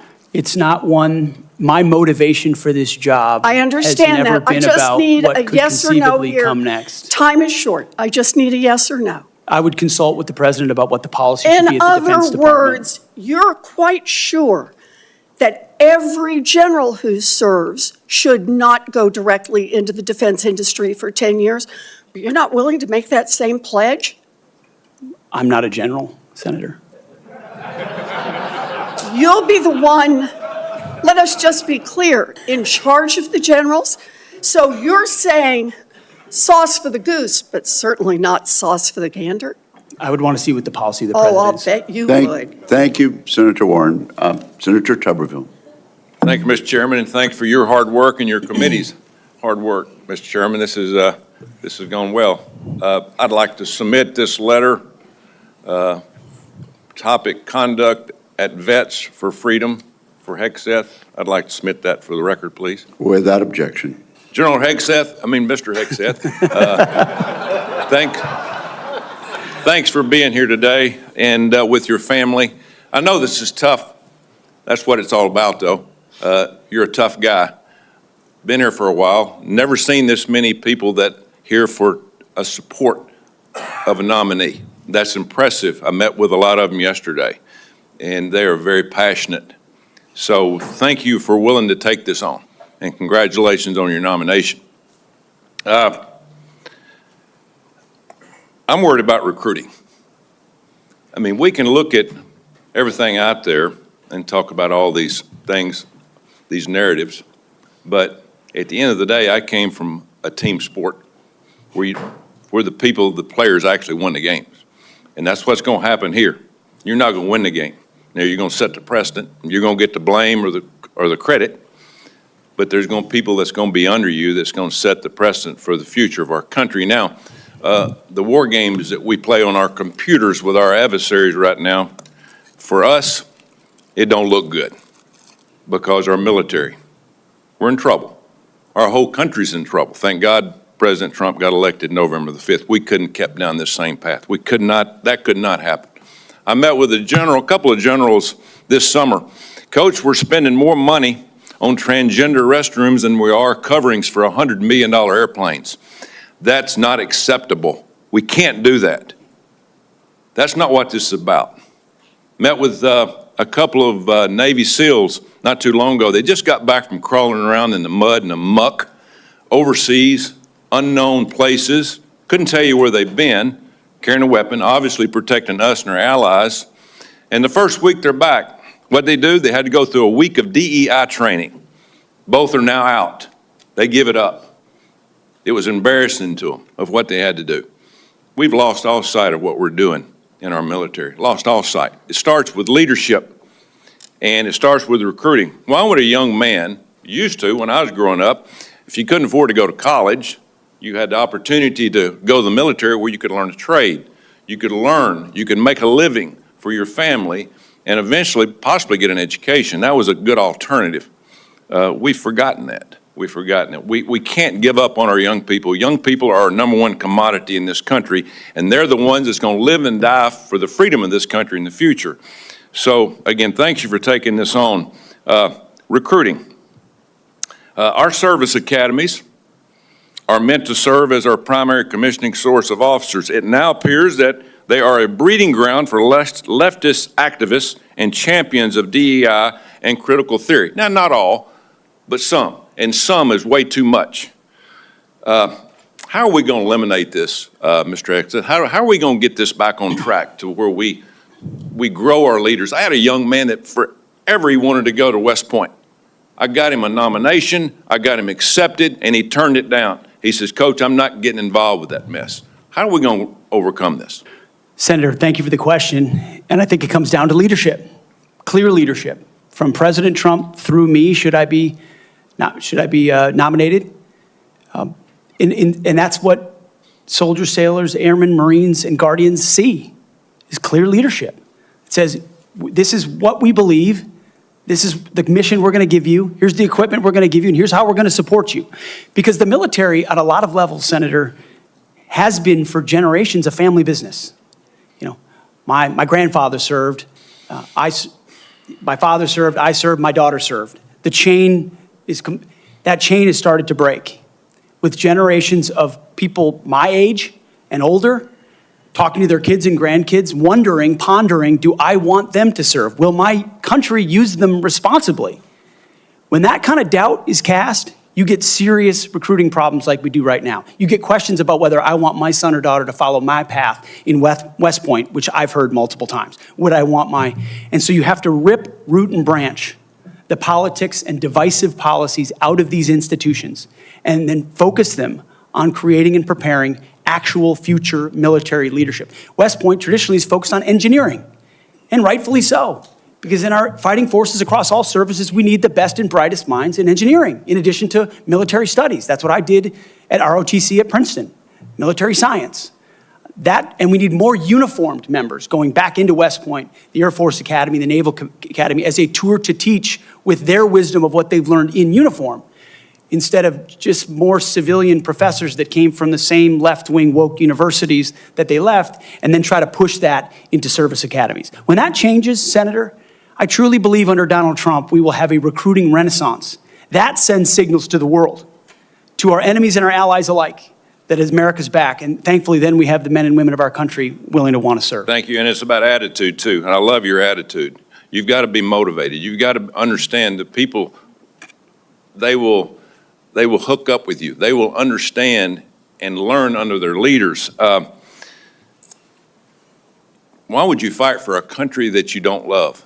That's what I keep hearing from a lot of our college kids that they're getting from these woke universities that they go to. Now, and I worked at a lot of them. That is one of the excuses I get from our kids. We've got to break that. Another one, according to the Pentagon, between 2001 and 2024, the number of civilian employees in the Office of the Secretary of Defense has nearly doubled from 1,500 to 3,000. Civilians on Joint Chiefs has increased from 191 to almost 1,000. Our military end strength goes down. Our staff numbers are exploding. What are you going to do about that? Senator, we're going to address that. We won World War II with 7 four-star generals. Today, we have 44 four-star generals. There's an inverse relationship between the size of staffs and victory on the battlefield. We don't need more bureaucracy at the top. We need more warfighters empowered at the bottom. So it's going to be my job, working with those that we hire and those inside the administration, to identify those places where fat can be cut so it can go toward lethality. Thank you, Senator Tuberville. Senator Peters.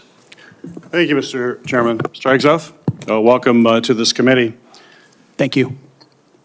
You know, we have far too much partisanship in our country right now. I think it's eating away at the fabric of what has always made this country great, about bringing people together from all sorts of backgrounds, all sorts of experiences. And we know that in our motto, together as one, we are strong. And so we in this committee, and certainly I speak for myself, but I think I speak for many of my colleagues, want to take partisanship out of this proceeding as much as we can. I'm not naive. It's out there. I get it. But we've got to try to take that out. And I want you to know that as a member of this committee, I have voted in a bipartisan way for secretaries of defense. I voted for 2 secretaries of defense when Donald Trump was previously president. We had those 2. We had, I think, 5 total secretaries of defense during that 4-year period. So we want to keep that in mind as to what we might see in this coming administration.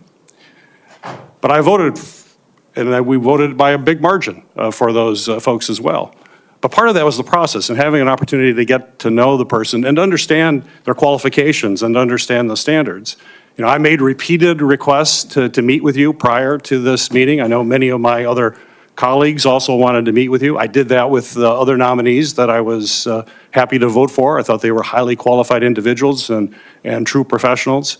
And yet I could never get a meeting with you. Was there a reason you were afraid to have one-on-one meetings with some of my colleagues before the hearing? Senator, I know there was a great deal of outreach to multiple offices. Schedules get full. There's a lot going on. I was ready. And I welcome the opportunity, I was pending ready. my schedule, to have an opportunity to sit down. I was ready. It would have been so much better to have that opportunity to talk beforehand. I think that's a big mistake, and it doesn't set us on a good course when you refuse to meet with people and have a professional conversation about the huge challenges that we face at the Department of Defense. My colleagues, the folks who introduced you and others, the chairman has mentioned about the management of the DoD is a concern, cost overruns, delays on weapon systems. We need strong management at the Department of Defense, first and foremost. We've got to have someone who's going to grab the reins and give the taxpayers value for having the most lethal fighting force in the world that defends freedoms, but we've got to do it in an efficient way. I've heard about the jobs you've had in the past. Let's just talk about qualifications. I know you had 2 previous positions. How many people reported to you in those positions? Senator, at Vets for Freedom, we were a small upstart.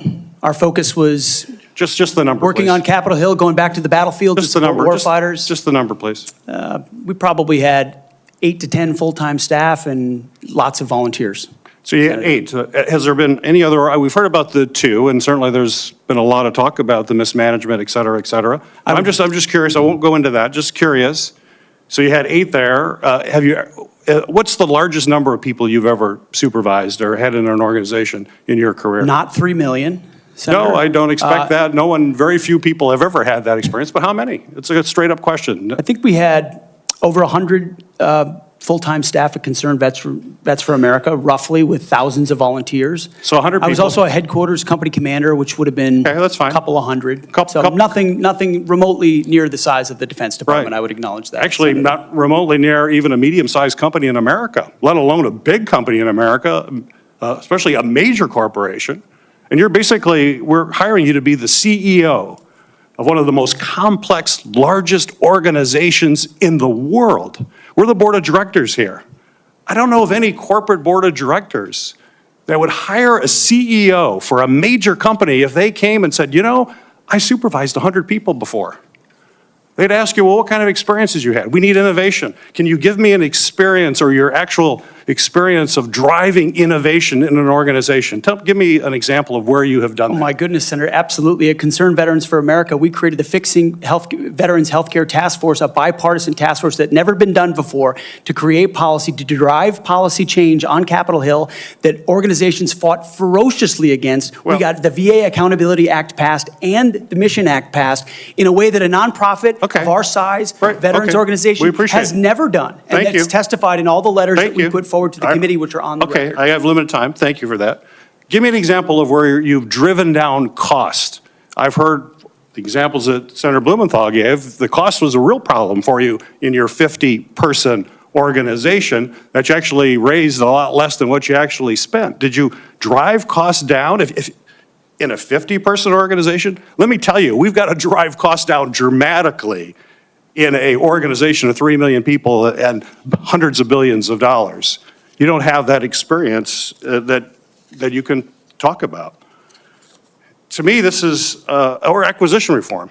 Acquisition reform, you bring that up. Have you had experience in acquisition reform? I've written about and studied on acquisition reform. Have you for quite actually some done time. it?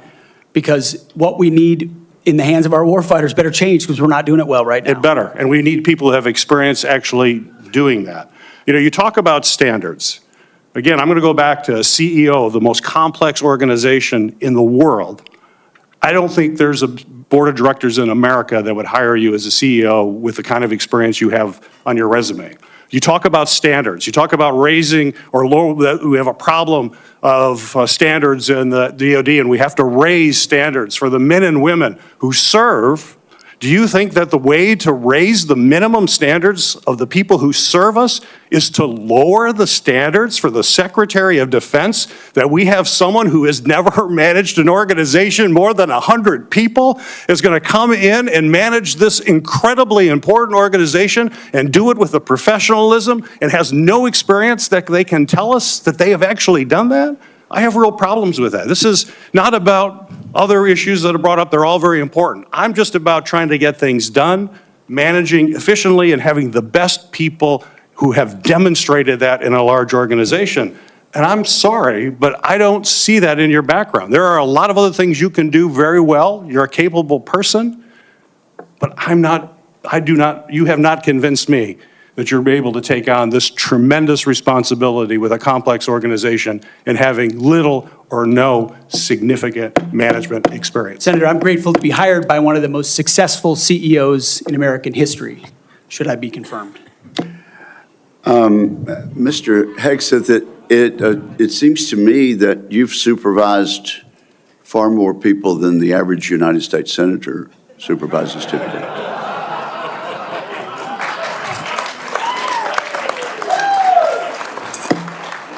And except for former governors, Mr. Chairman. Senator Mullen, I understand you are yielding back your time and do not wish to ask questions. I was misinformed. Senator Mullen, okay. That's right. Caught me totally off guard there. I'd like to submit for the record signatures by 32 members of the House of Representatives who are veterans. The signatures call on the Senate to honor the constitutional duty of advise and consent by conducting a fair, thorough confirmation process that evaluates his nomination solely on the substance and merits. His distinguished military service, academic credentials, and a bold vision for revitalizing the national defense. I ask unanimous consent to enter into the record. Without objection. You know, there's a lot of talk going about, talking about qualifications and then about us hiring him if we are the board, but there's a lot of senators here I wouldn't have on my board because there is no qualifications except your age, and you got to be living in the state and you're a citizen of the United States to be a senator. Other than the fact we got to convince a lot of people to vote for us. And then when we start talking about qualifications for if you're qualified for it, could the chairman tell me what the qualifications are for the Secretary of Defense? Mr. Chairman, could you tell me what the qualifications are for the Secretary of Defense? I'd be happy I'll read for it. you to do that. Yeah. Let me read it for you because I Googled I was getting some advice from my second in command. Yeah, but I'm just making a point because there's a lot about qualifications, and I think it's so hypocritical of senators, especially on the other side of the aisle, be talking about his qualifications, not going to lead that a secretary, or be the Secretary of Defense, and yet your qualifications aren't any better. You guys aren't any more qualified to be the senator than I'm qualified to be the senator, except we're lucky enough to be here. But let me read you what the qualifications of the Secretary of Defense is, because I Googled it, and went through a lot of different sites, and really it's hard to see. But in general, the U.S. Secretary of Defense position is filled by a civilian. That's it. If you have served in the U.S. Army Forces and have been in the service for, you have to be retired for at least 7 years, and Congress can weigh that. And then there's questions that the senator from Massachusetts brought up about serving on a board inside the military industry, and yet your own secretary that you all voted for, Secretary of Austin, we had to vote on a waiver because he stepped off the board of Raytheon. But I guess that's okay because that's a Democrat Secretary of Defense. But you so quickly forget about that. And then Senator Kaine, or I guess I better use the senator from Virginia, starts bringing up the fact that what if you showed up drunk to your job? How many senators have showed up drunk to vote at night? Have any of you guys asked them to step down and resign from their job?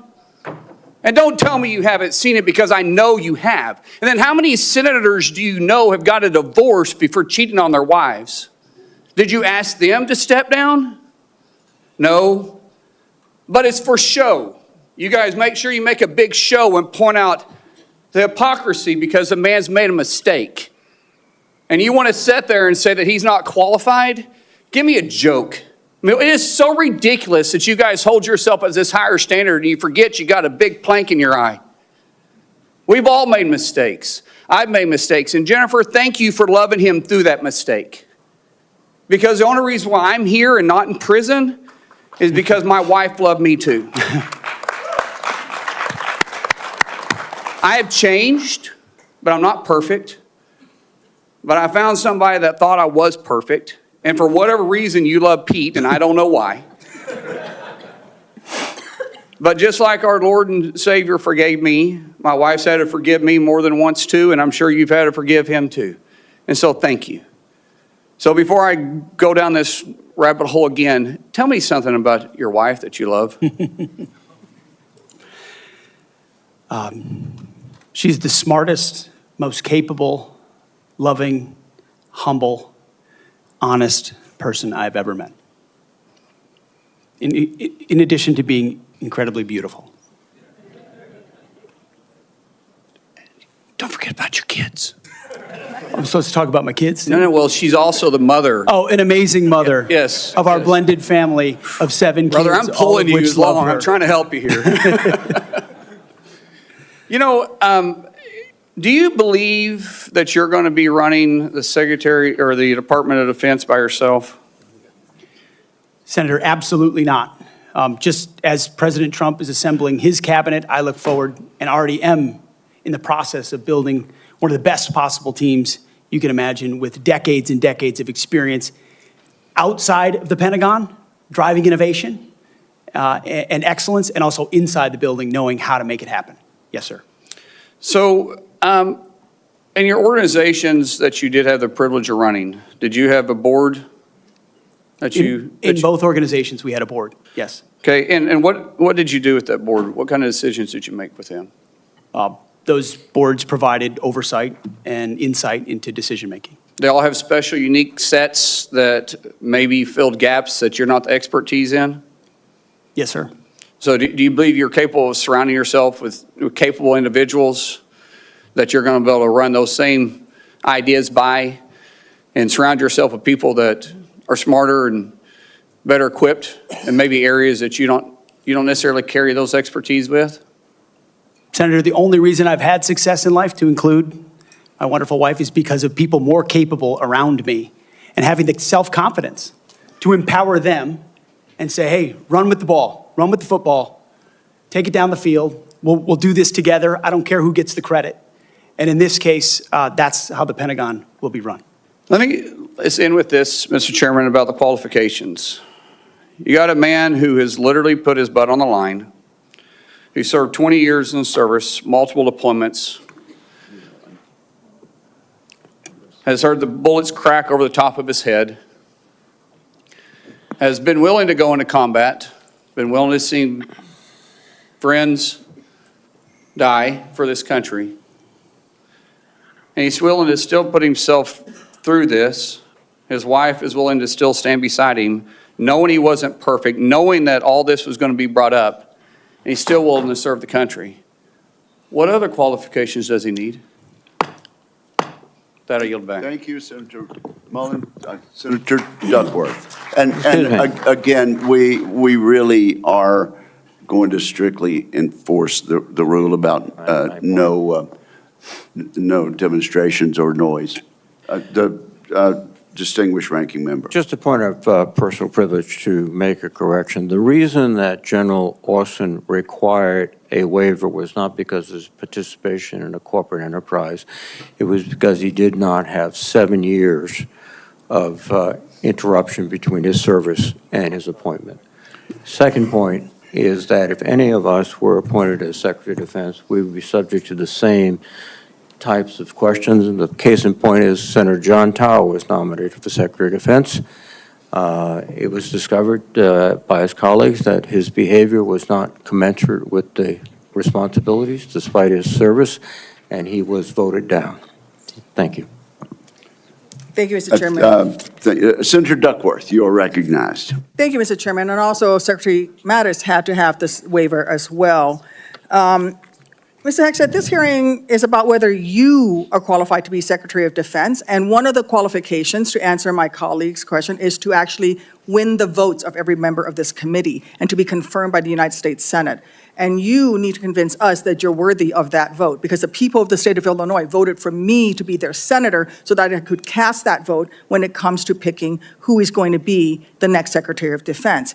This hearing now seems to be a hearing about whether or not women are qualified to serve in combat, and not about whether or not you are qualified to be Secretary of Defense. And let me just say that the American people need a SecDef who's ready to lead on day one. You are not that person. Our adversaries watch closely during times of transition, and any sense that the Department of Defense that keeps us safe is being steered by someone who's wholly unprepared for the job puts America at risk, and I am not willing to do that.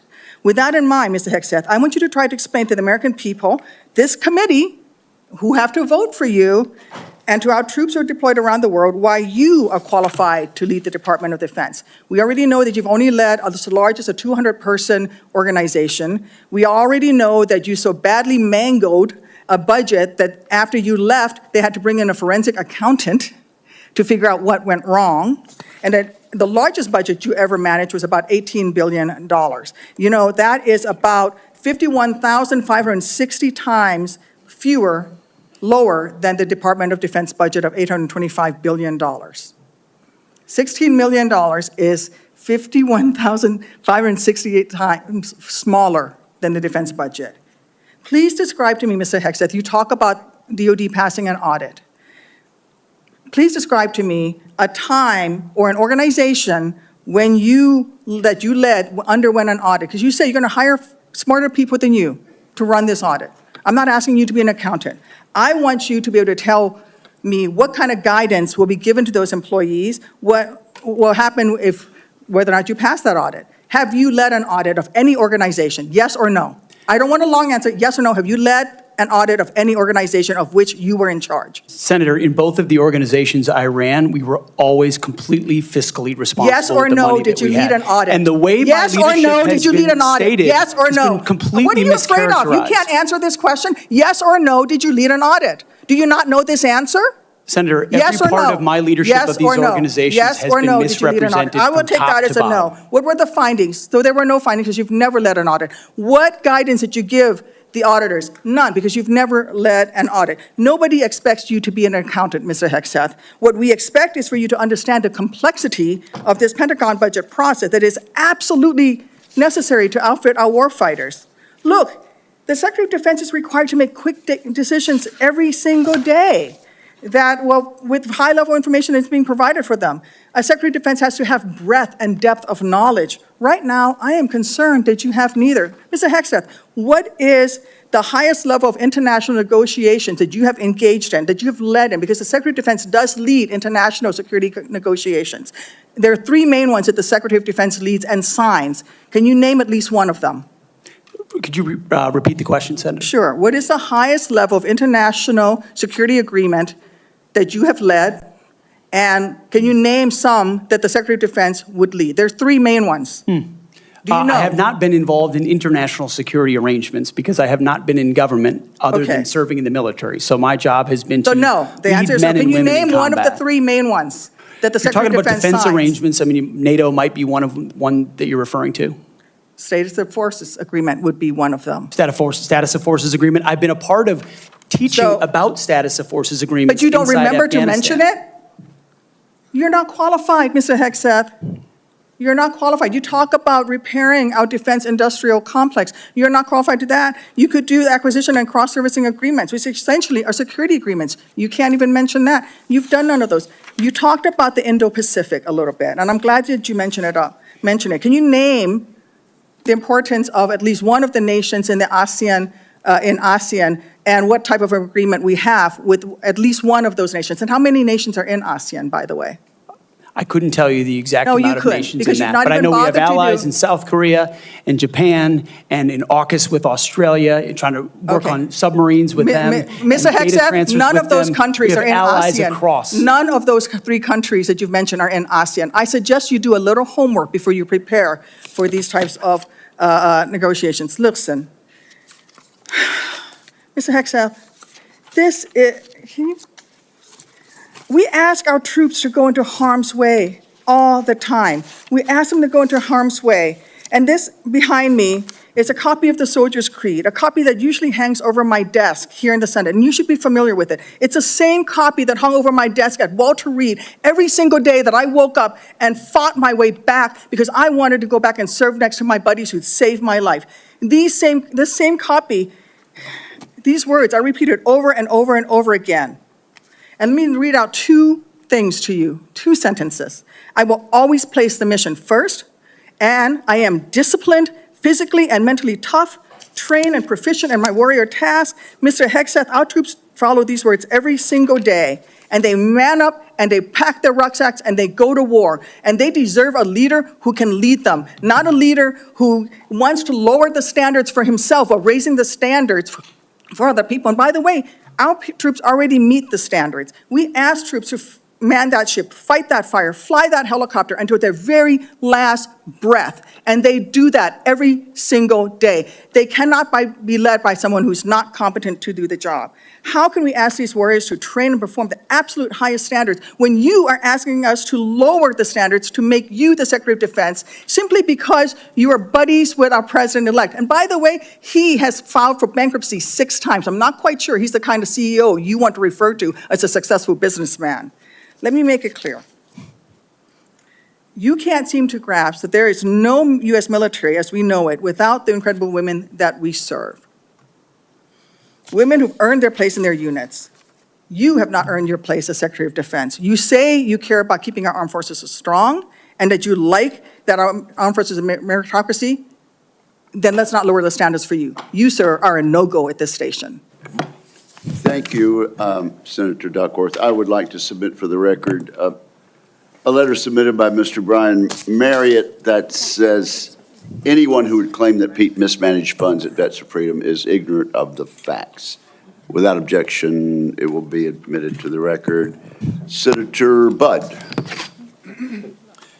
Thank you, Chairman Wicker, and congrats on your chairmanship of this committee. I want to thank you for your leadership and your handling of this today. I think you're doing a great job. So I want to also submit for the record a letter submitted by Mr. Daniel Catlin, the former operations manager at Vets for Freedom. Mr. Catlin's letter states that Mr. Hegseth and Mr. Catlin conducted weekly meetings to meticulously review every dollar that the organization spent. Pete's hands-on approach and dedication to financial responsibility ensured that Vets for Freedom operated within its budget. Mr. Catlin's letters also states that Pete treated his staff with the utmost respect, regardless of race or gender. So I ask unanimous consent to enter this into the record, Mr. Chairman. Without objection, so ordered. Thank you. Mr. Hegseth, congratulations on your nomination. Thanks for appearing before the committee today. I enjoyed meeting you in my office before Christmas, and I've enjoyed our friendship before that. You know, you stated in your advanced policy questions that the American people need to be informed, engaged, and inspired to join our military. I wholeheartedly agree with that. We also have a problem, though, with obesity and falling academic standards. It's very concerning. We've talked about that before. So if confirmed, how would you approach increasing the number of Americans eligible to serve in the military, but without lowering standards? Well, Senator, I think there are already, to the credit of, I believe, the Army and other services have now caught up to that, which have piloted programs that have had some success, that have allowed young Americans who want to serve in the military but can't necessarily pass the ASVAB or pass the APFT to get into basic training, an opportunity to get caught up, a preparatory class. Sure. Unfortunately, yes, we do have a problem of obesity in our country, not necessarily something that if I'm confirmed, Secretary of Defense is able to address. But I do think leading from the front matters. I do think having a Secretary of Defense that will go out and do PT with the troops matters, that has been out there and done that before. And hopefully that's a motivating factor for young people. But the reality of obesity and criminal backgrounds and medical problems have long been an issue of recruitment in America, unfortunately. What changed is the perception of military service because of the condition of the services, and frankly, because of, in some ways, the way our schools don't teach young people to love the country anymore. And if you don't love the country, why do you want to serve that country? That's a deeper problem. But all of those things need to be addressed to revive recruiting, and obesity is certainly a part of it. Thank you for that. So I've had multiple conversations with young folks back in North Carolina, young men, young women, and we get to meet a lot of them. But, you know, I hear from some of these folks who I encourage to join the military. They say that they're concerned that it's become politicized. And if confirmed, would you commit to working with my office to address the military recruiting crisis and ensuring the military is focused on warfighting? Senator, absolutely. Number one, from day one, with a mandate from the Commander-in-Chief, who received that mandate when Americans spoke out loudly and said, we want peace through strength, we want America first foreign policy, and we don't want political ideology driving decisions inside our Defense Department. That was clear. It's an infection that the American people are acutely aware of, which the men and women in this room have lived firsthand. I've lived it firsthand. And that's why it will be a priority. And I truly believe, and I'm humbled by this, the response we've already seen from young men and women who've decided to join the military when they had said, I wasn't going to.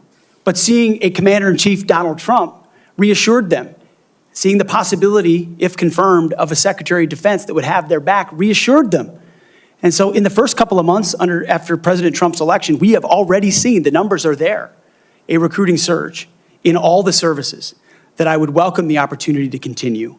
And it's humbling to think that families across this country would have confidence in us to deliver for their young men and women. There's no more important task. Thank you for that. So shifting gears a bit, I want to hear some of your thoughts on the growing fighter aircraft capacity gap with China and what this means for a potential fight in the Indo-Pacific.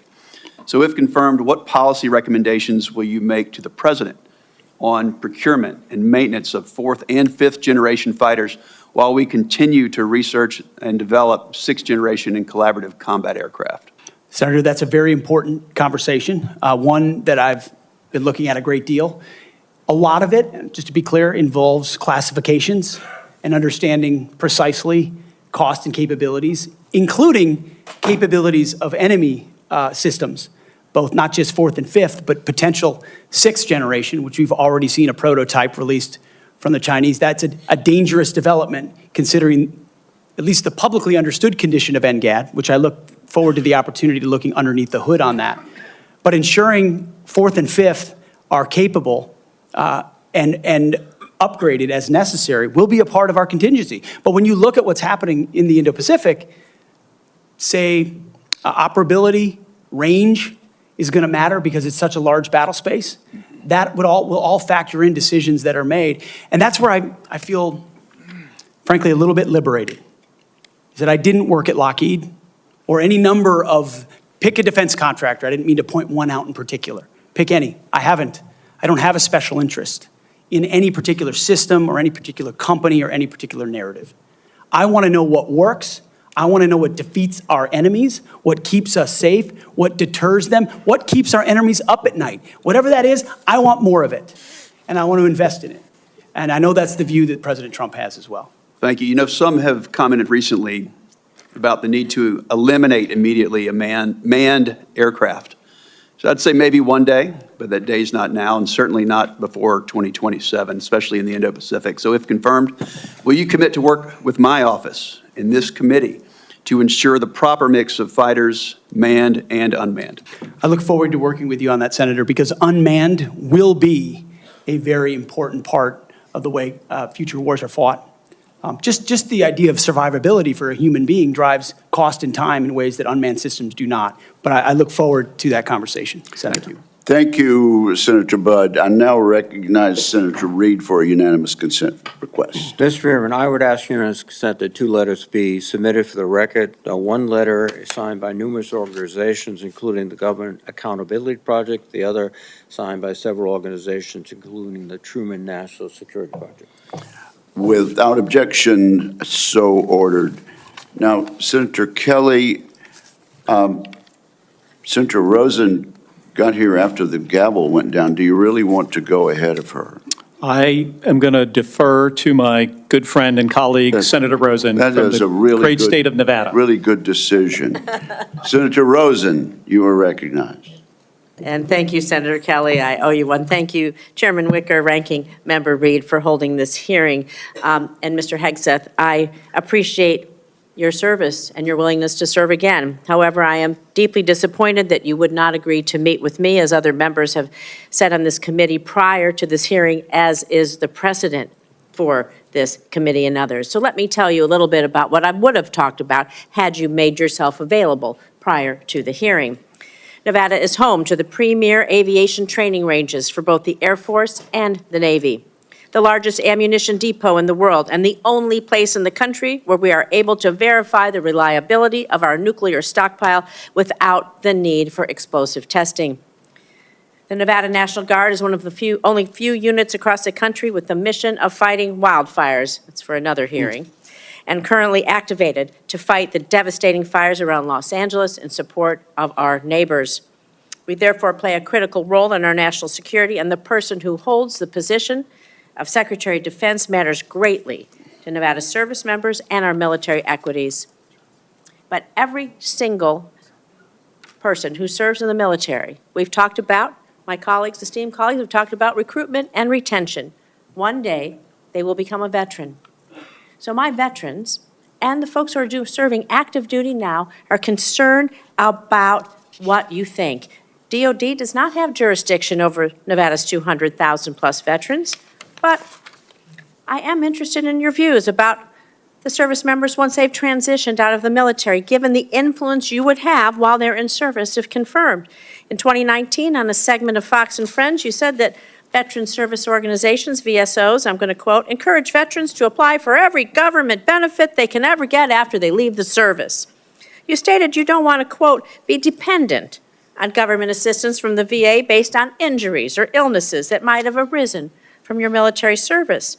So I'm just going to ask you a few yes or no questions about veterans, understanding you don't have jurisdiction, but this is important to our morale, is important to our recruitment, and is important to our retention, and it is important to how we respect others in this country.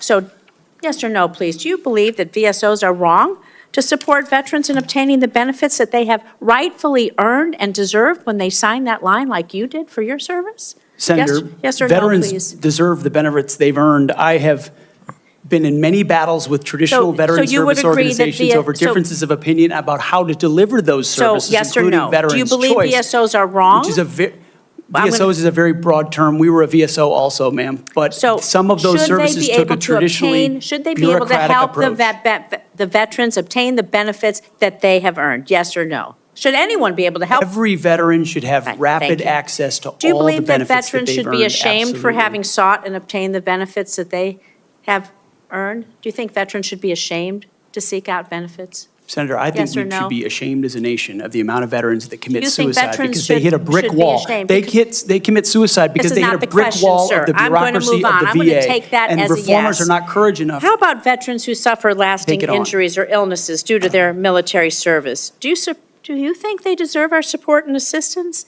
I mean, your answers to these, they're too broad. People want to know, are you willing to support our veterans organizations that will help our veterans get every damn thing that they deserve because they signed on the dotted line to keep us safe, just like you did?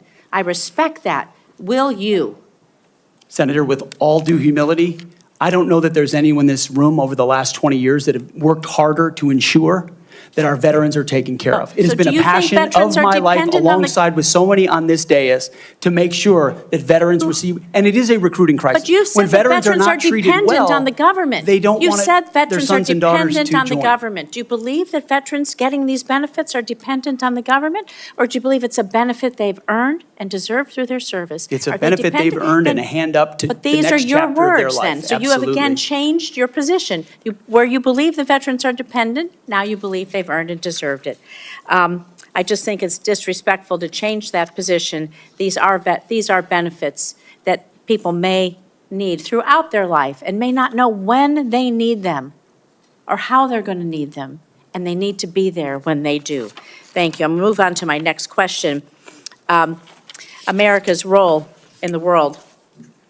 Our alliances, the threats America's facing, they're serious, they're wide-ranging, from China to Russia to Iranian-backed terrorism. So do you agree with the National Defense Strategy that the U.S. cannot compete with China, Russia, and their partners alone, and certainly cannot win a war that way? And this is a quote from the National Defense Strategy. Is your interpretation that American first foreign policy is America alone? Does that include abandoning our allies and partners such as NATO, Taiwan, Israel, and others? And if we can't win alone, and we don't strengthen our strategic partnerships, I would say that position, your position, places on a strategic path to lose to our adversaries.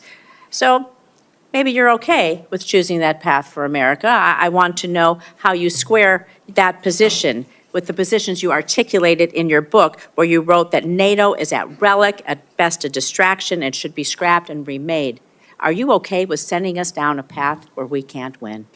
Senator, the world has had, our friends in the world have had no better ally. Our allies and partners have had no better friend than President Donald Trump, who's I'm not talking reinvigorated about a NATO President alliance, Donald Trump. who's I'm stood talking about behind your Israel words. in every way, in ways this administration has not. He has ensured that the NATO alliance has become far more robust. He worked, Donald Trump worked going to with stand allies behind in the Ukraine? Pacific as well. Is Donald Trump going to stand behind Ukraine? Are you going to stand behind Ukraine?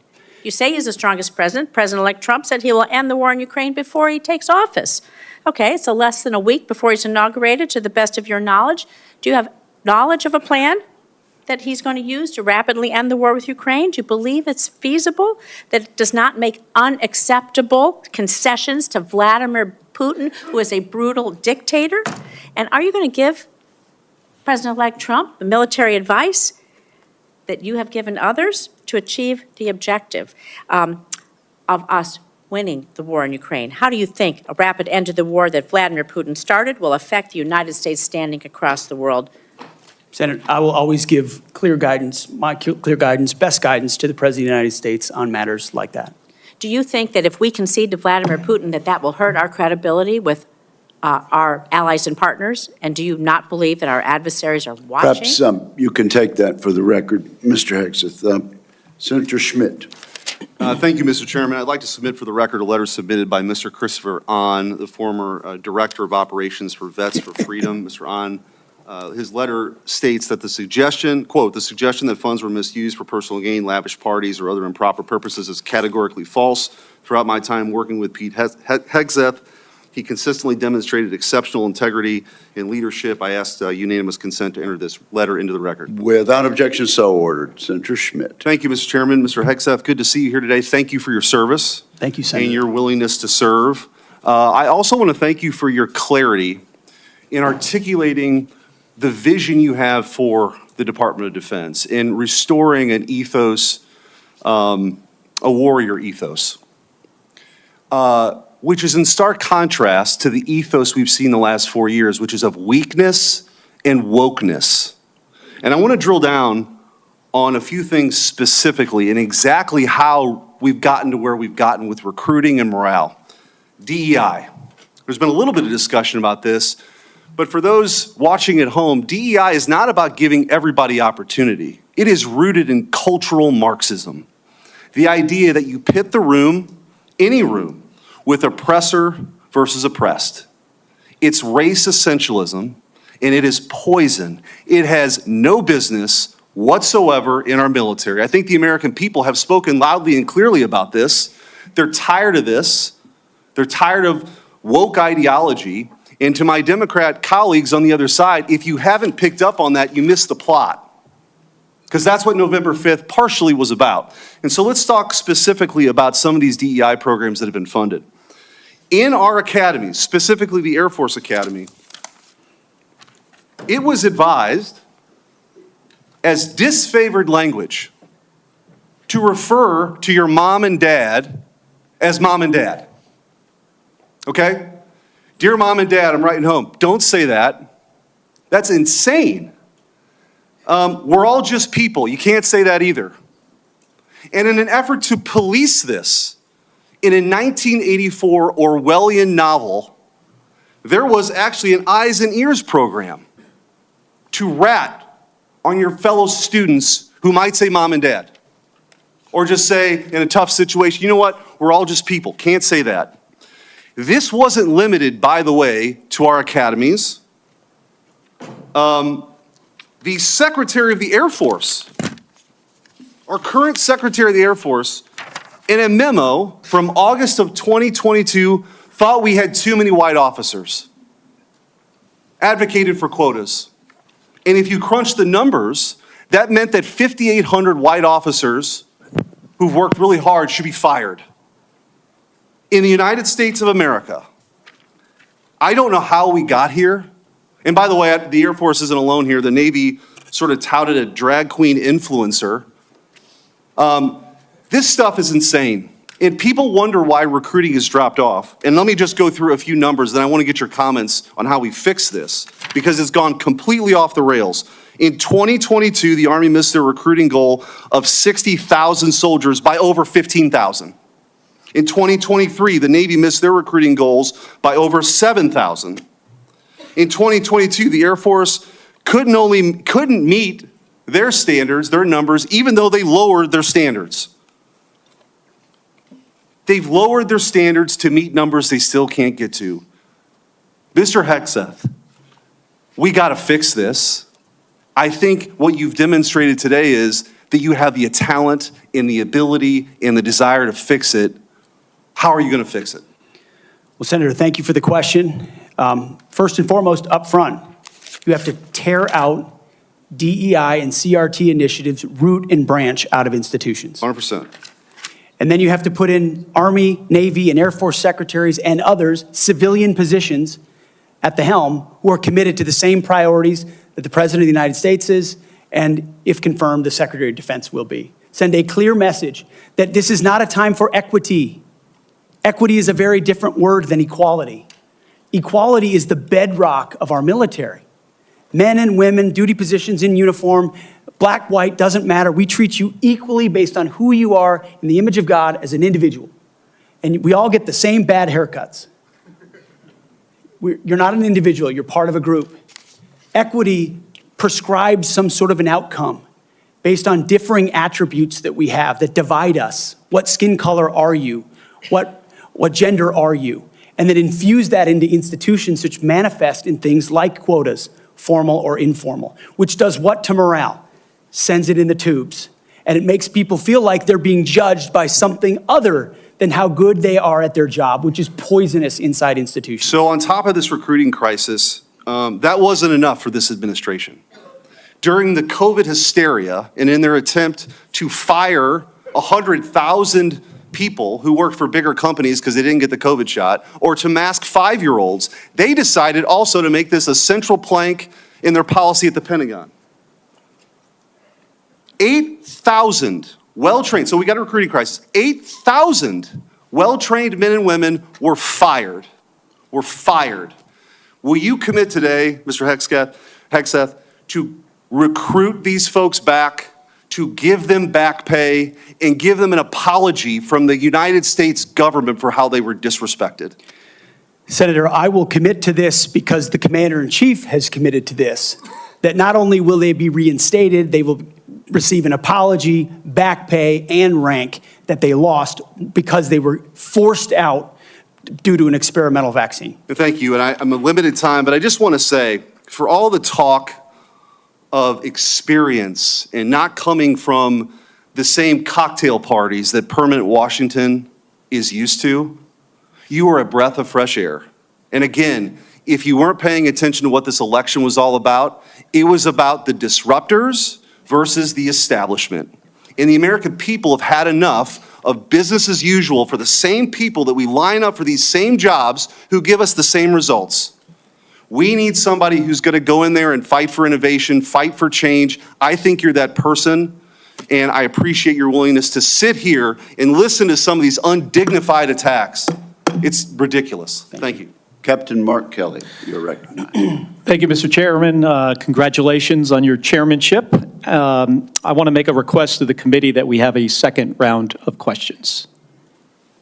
Pursuant to the bipartisan staff agreement that we reached late last year, this will be one round of 7-minute questions. All right. Thank you. Thank you, Mr. Chairman. I'll be happy to recognize my colleague, Mr. Reed. I think it's important to note for the record that when Secretary Hagel was here, we had 3 rounds of questioning. When Secretary Carter was here, we had 2 rounds of questioning. And I cannot recall any time where I have denied, as the chairman, a member to ask for a second round and receive the second round. So we are, I think, violating the principles of the committee, and I just want to go on the record. And your comment is noted. Thank you. Mr. Hegseth, thank you for being here today. Thank you for your service to this country. Thank you, Senator.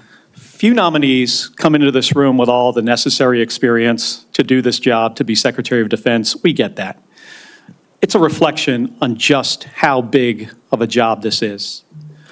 What I want to understand is whether or not you bring any of the necessary experience that this job requires. And here's where I'm concerned. Senator Coleman, in introducing you, and this is a quote, he said, "He has struggled and overcome great personal challenges," unquote. You walk in here saying that you've had personal and character issues in your past, including heavy drinking, which you wrote about. And you said, and this is a quote from you, that you said, "I sit before you as an open book." Yet you haven't actually said what personal challenges it is that you've overcome when you've been asked about them. So I'm going to give you an opportunity here to be as forthright as you say you want to be. So while leading concerned veterans of America, there were very specific cases cited by individuals about your conduct. I'm going to go through a few of them, and I just want you to tell me if these are true or false. Very simple. On Memorial Day 2014, at a CVA event in Virginia, you needed to be carried out of the event for being intoxicated. Senator, anonymous True. smears. Just true or false? Very simple. Summer of 2014 in Cleveland, drunk in public with the CVA team. Anonymous smears. I'm just asking for true or false questions, true or false answers. An event in North Carolina, drunk in front of 3 young female staff members after you had instituted a no alcohol policy and then reversed it. True or false? Anonymous smears. December of 2014 at the CVA Christmas party at the Grand Hyatt at Washington, D.C., you were noticeably intoxicated and had to be carried up to your room. Is that true or false? Anonymous smears. Another time, a CVA staffer stated that you passed out in the back of a party bus. Is that true or false? Anonymous smears. In 2014, while in Louisiana on official business for CVA, did you take your staff, including young female staff members, to a strip club? Absolutely not. Anonymous smears. So, is it accurate that the organization reached a financial settlement with a female staffer who claimed to be at a strip club with you, and there was a colleague who attempted to sexually assault her? Was there a financial settlement? Senator, I was not involved in that. I don't know the nature of how that played out. But you understand there was a financial settlement for a young female staffer who accused another member of the organization, not you, of sexual assault in a strip club. We have multiple statements on the record referring to that. But you claim you were not there when that occurred. Absolutely not. Now, the behavior I cited, if true, do you think that this behavior of intoxication, going into these type of establishments, women on your staff being so uncomfortable that they have to file these sort of harassment claims, do you think this is appropriate behavior for a leader? Senator, the overwhelming majority of anyone who's worked for me, including the on-the-record statements that have been submitted to this, with their name on it, on the record, men and women who worked with me every day, are the overwhelming preponderance of evidence that testify to my leadership and professionalism in leading Vets for Freedom and Concerned Veterans for America. My leadership has been completely impugned on these veterans organizations that did fantastic work. Mr. Hegseth, I'm not even going to go into the accusations. And we managed our financial books with integrity across the board. How many people, everybody who runs a campaign. I have limited time. I'm not going to get into the accusations that come from Fox News. I know you have some of your Fox News colleagues here. There were multiple instances of accusations against you about drinking on the job. All anonymous, all false, all refuted by my colleagues who I worked with for 10 years at 6 a.m. to 9 p.m. and everything in between. The challenge here for me, Mr. Hegseth, they've only seen me be professional is when there is discussion about personal challenges and you admittedly had issues with heavy drinking. It's hard to kind of square this, to square the circle here. It's kind of a difficult thing to do. Let me ask you, if I have about 90 seconds left here, if you had to answer these questions about sexual assault against you and your drinking and your personal conduct, would it have been different if you were under oath? Senator, all I'm pointing out is the false claims against me. Okay, I take it you do not want to answer that question. I walked into this hearing this morning concerned that you haven't demonstrated adequate leadership in your civilian roles. And this is a dangerous world we're living in here. And America cannot afford a Secretary of Defense who is unprepared for that mission. I'm going to leave with concerns about your transparency. You say you've had personal issues in your past, yet when asked about those very issues, you blame an anonymous smear campaign, even when many of these claims are not anonymous. Which is it? Have you overcome personal issues, or are you the target of a smear campaign? It can't be both. It's clear to me that you're not being honest with us or the American people because you know the truth would disqualify you from getting the job. And just as concerning as each of these specific disqualifying accusations are, what concerns me just as much is the idea of having a Secretary of Defense who is not transparent. Thank you, Mr. Chairman. I yield back my 2 seconds. Thank you, Senator Kelly. I would, at this point, ask unanimous consent to introduce into the record letters by Tina Kingston, Louisiana State Director of Concerned Veterans for America, and Holly Talley, Louisiana Local Director of Concerned Veterans for America, attesting to the appropriateness of Mr. Hegseth's conduct with regard to female staffers. Without objection, that is added to the record. And Senator Banks, you are now recognized. Thank you, Mr. Chairman. Welcome, Mr. Hegseth. You have conducted yourself very well today. In fact, so well that I believe it's incumbent upon this committee to confirm you ASAP, to get you on the job, to clean up the mess that we have at the Pentagon ongoing at this moment because of the leadership there over the last 4 years that's failed us. In President Biden's first year in office, the Department of Defense spent over 5 million man-hours on quote-unquote counter-extremism and diversity training, what you and I might call woke training or DEI. The administration has refused to provide us any more recent data than that first year, but we know that it's exponentially more man-hours wasted on DEI over the last 4 years. And I wonder, what do you make of that? What could those 5 million man-hours in that first year of Secretary Austin and President Biden's administration, what could those 5 million man-hours have been used for? Senator, that's a lot of service members sitting in a lot of briefs, hearing about a lot of threats or political perspectives that might be dangerous, that do not comport to threats that actually exist inside the force, or ideas that introduce critical race theory or DEI or climate change initiatives that they and their commands have to conform to. And every time one of those happens, it gets pushed down the chain of command. That also includes new layers of leadership that have been created under this administration, committed to enforcing those types of DEI and CRT initiatives. So we hear 5 million man-hours, and that sounds like a lot. The more troubling aspect is how many training hours that takes away from a company commander or battalion commander or a wing commander who's out there trying to maintain their force, which is already constrained because of what the Biden administration has done to the defense budget and defense capabilities. So they're having to choose between the political prerogatives of the civilians who are demanding more DEI and CRT and gender quotas and the readiness of their forces. And I believe this Pentagon is prepared, because of our commander-in-chief, for a Secretary of Defense, should I be confirmed, that laser focuses on these issues, and they're ready to respond.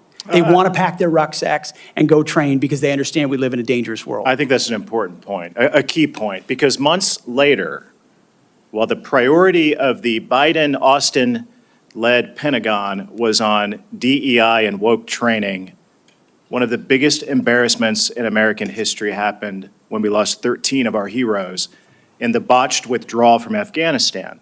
Secretary Austin testified before the House Armed Services Committee a couple of years ago, and responding to a question from me said he had, quote, no regrets about what happened in Afghanistan. I wonder, what do you make of that? Senator, it's shameful. They still tout it as the most successful airlift in American history, when what the rest of us all saw was true laid before our eyes. Utter failure, a destruction of a military legacy there, abandonment of our allies, death of American troops, detriment to our reputation, and then no answers and no accountability on the other side. And then what was unleashed because of what happened in Afghanistan? The October 7th attacks, an invasion into Ukraine. The world recognized weakness for what it was. And who bore the brunt for it? The troops on the front lines at Abbey Gate doing an impossible job, whose external security was the Taliban, because there was no actual plan for this under the Biden administration. And yet, not a single person, the only person held accountable in those moments was a Marine Corps lieutenant colonel who had the courage to stand up and say someone should be held accountable for that. His name is Stu Scheller. No one else involved has ever taken accountability for it. When that microcosm becomes the reality of the perception of the American military or America's commitment to victory and success and positive outcomes, the world responds to that. President Trump is going to restore real deterrence by bringing a real warrior culture back, rebuilding our military, and ending wars properly. And if we have to fight them, winning them decisively. I served in Afghanistan, you served in Afghanistan. 75% of our nation's veterans disagree with how the withdrawal from Afghanistan was handled, the embarrassment of it. What that's done, I believe, has directly impacted our historic recruitment crisis in this country, without a doubt. And you've already talked about that, but how do we fix it? How do we bring pride back to wearing the uniform for the next generation, to inspire them to do what you and I did, to raise our right hand and take that oath and serve this great country? I really do think it comes back to strong, clear leadership, patriotic, pro-American leadership that says we're not going to focus on all the other political prerogatives. That's why we all have political perspectives. I said this before and I'll say it again. In uniform, none of that matters. You wear green, you wear blue, you bleed red. That's it. Who you vote for doesn't matter. But when the perception of that changes, then you don't want people deciding whether to serve based on a political party in power. That's a dangerous thing for continuity inside your military. And it's fragile right now. President Trump, and if I'm confirmed with my leadership, we're going to restore the continuity of an apolitical military that acts decisively and only based on merit. They sound basic, but they're fundamental. You and I agree that wokeness is weakness. Mr. Hegseth, do you support racial quotas in recruitment or promotions in the United States military? Senator, I do not support any form of racial quota. Do you support affirmative action at our nation's military academies? Senator, I only support hiring and promoting and admitting the best and brightest, whatever their background is. I think that's very important. Mr. Hegseth, Lloyd Austin, the secretary, later went AWOL. He disappeared for days and never told the president, didn't even inform the president's chief of staff that he was going into the hospital. Would that ever occur on your watch?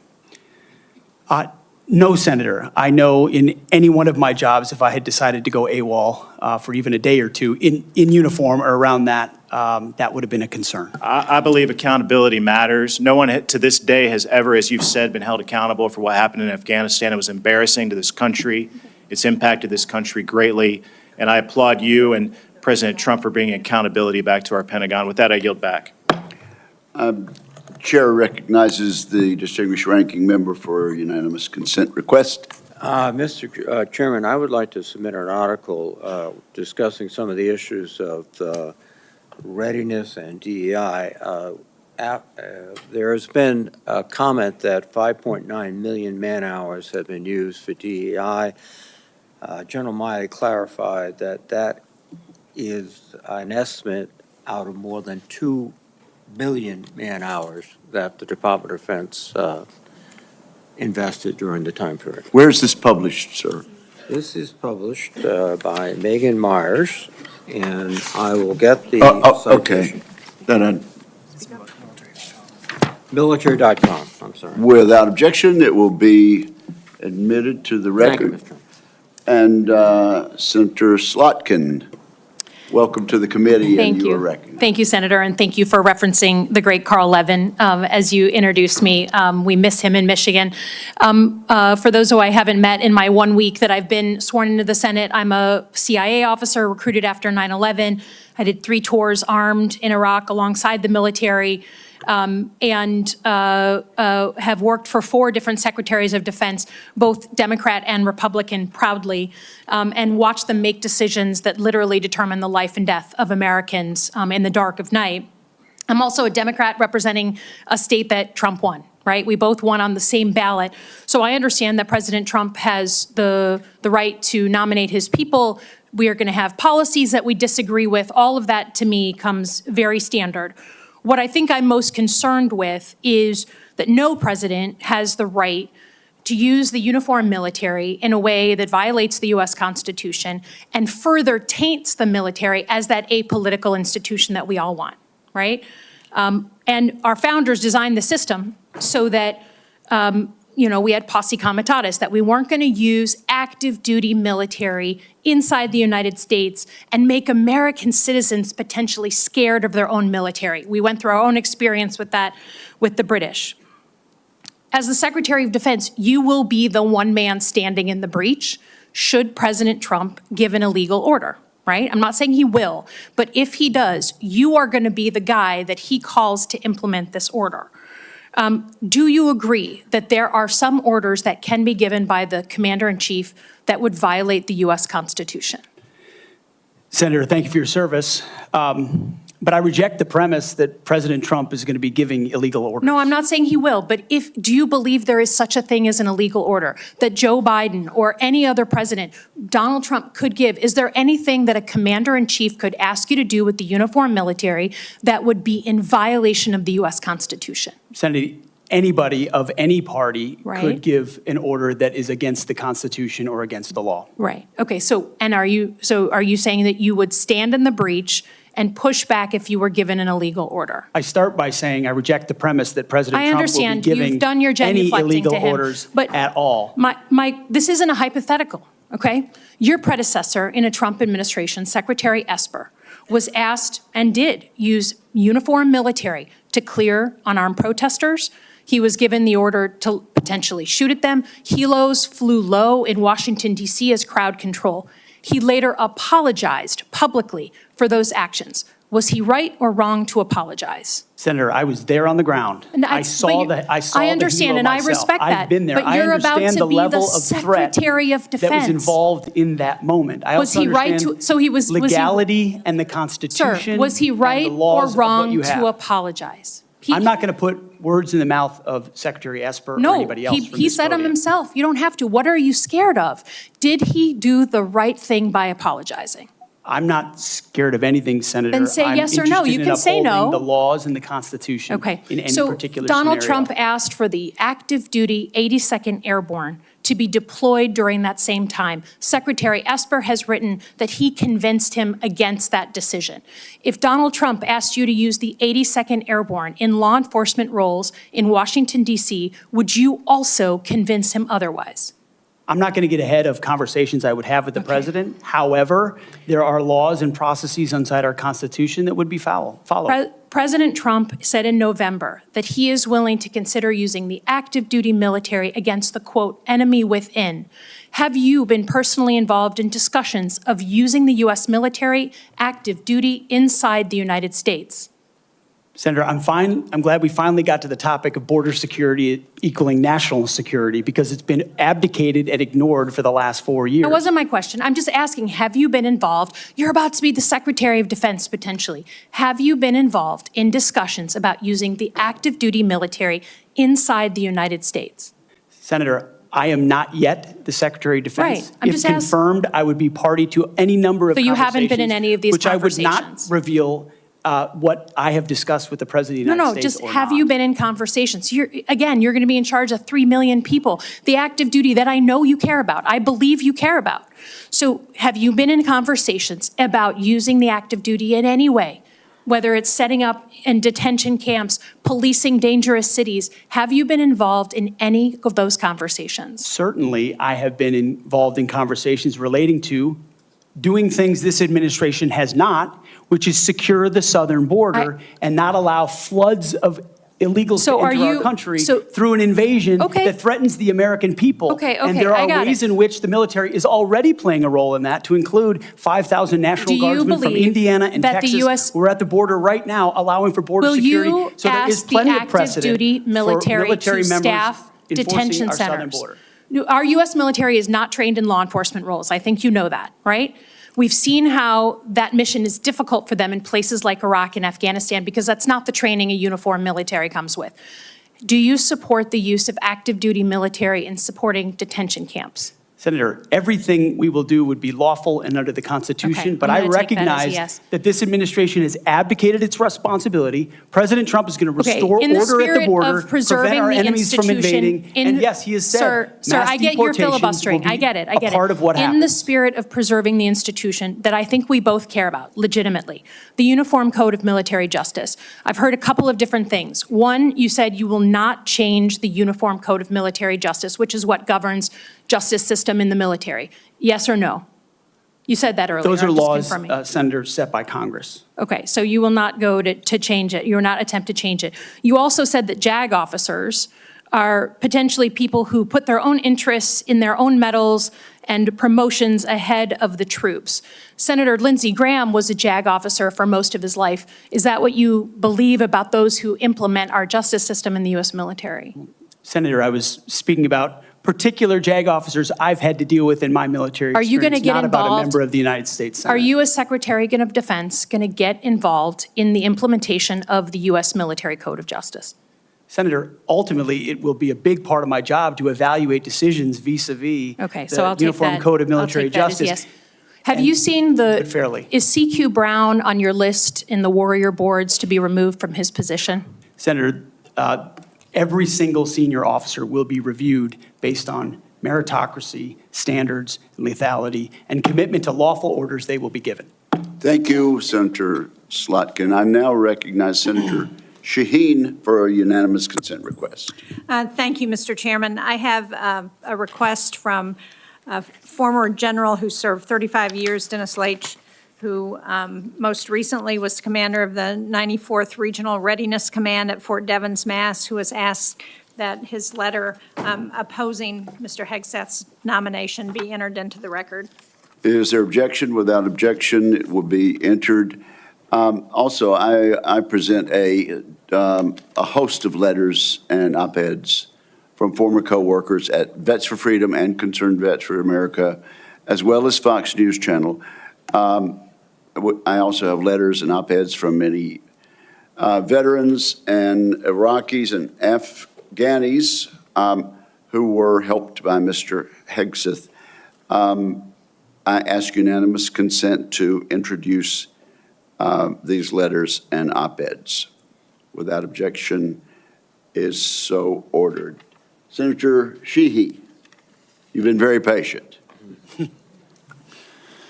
Thank you, Mr. Chairman. Entering a support letter in for Mr. Hegseth, submitted by nearly 90 former soldiers who served with Pete in combat.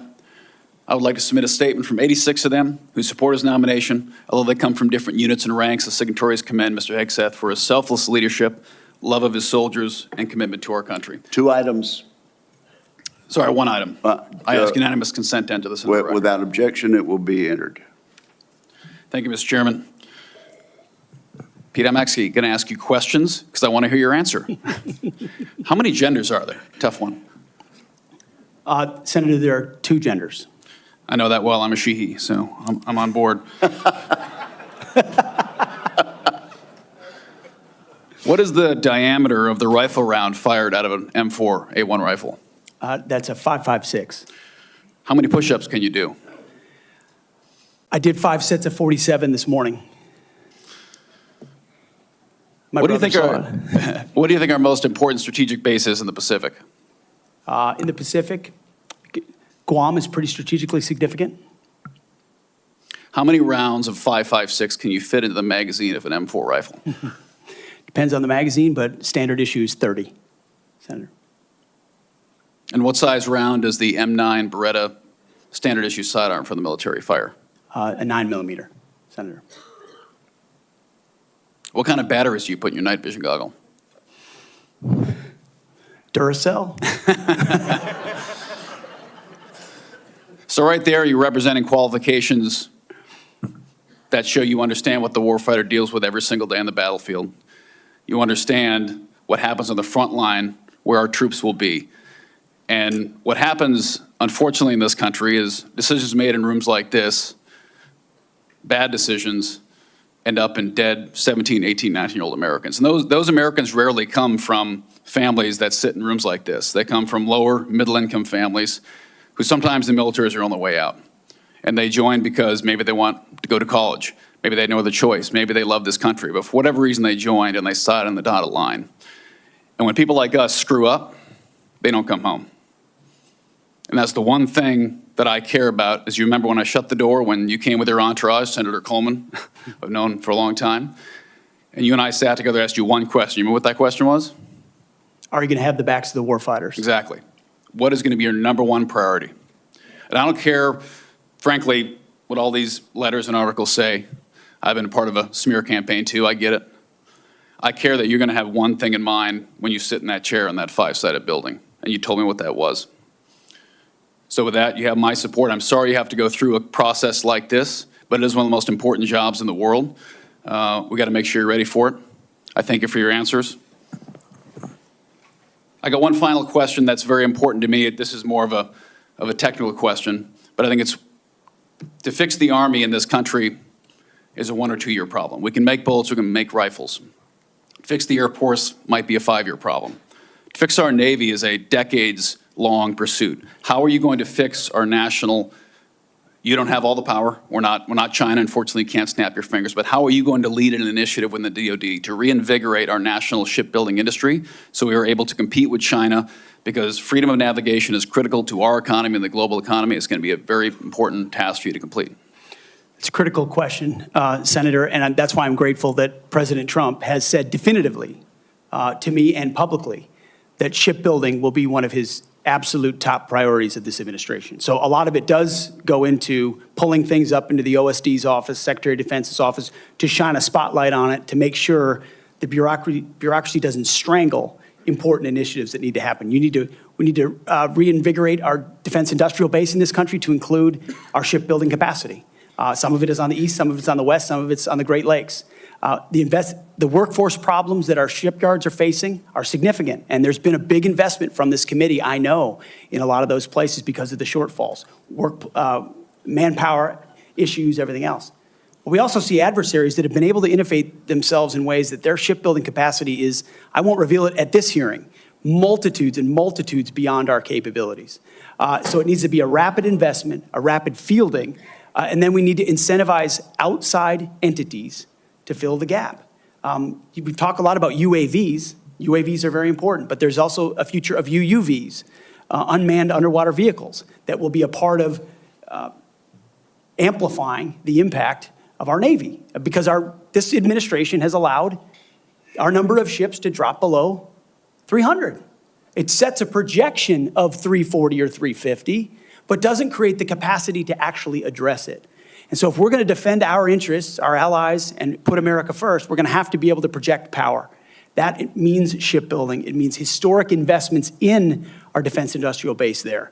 And then also driving innovation and cost savings in ways that only business leaders inside the Pentagon can do. When I'd add, I don't think any board in the world would have hired Steve Jobs or Elon Musk or Mark Zuckerberg when they founded their companies either. So this country was founded by young people who had a great vision. Thank you for being willing to serve your country again. And thanks for coming here today. I yield back, Chairman. Thank you, Senator Sheehy. You yield back the balance of your time. Mr. Ranking Member, can we agree that you and I will notify members of a specific time until which the record will remain open for submission of questions for the record? Yes, Mr. Chairman. That will be a day or two. This concludes today's hearing. I want to thank the witnesses and their families, and this hearing is adjourned. Iran and North Korea. Terrorism remains a threat as Israel and North Korea. Terrorism remains a threat as Israel wages war against Hamas and Hezbollah, and as the Assad regime collapses in Syria.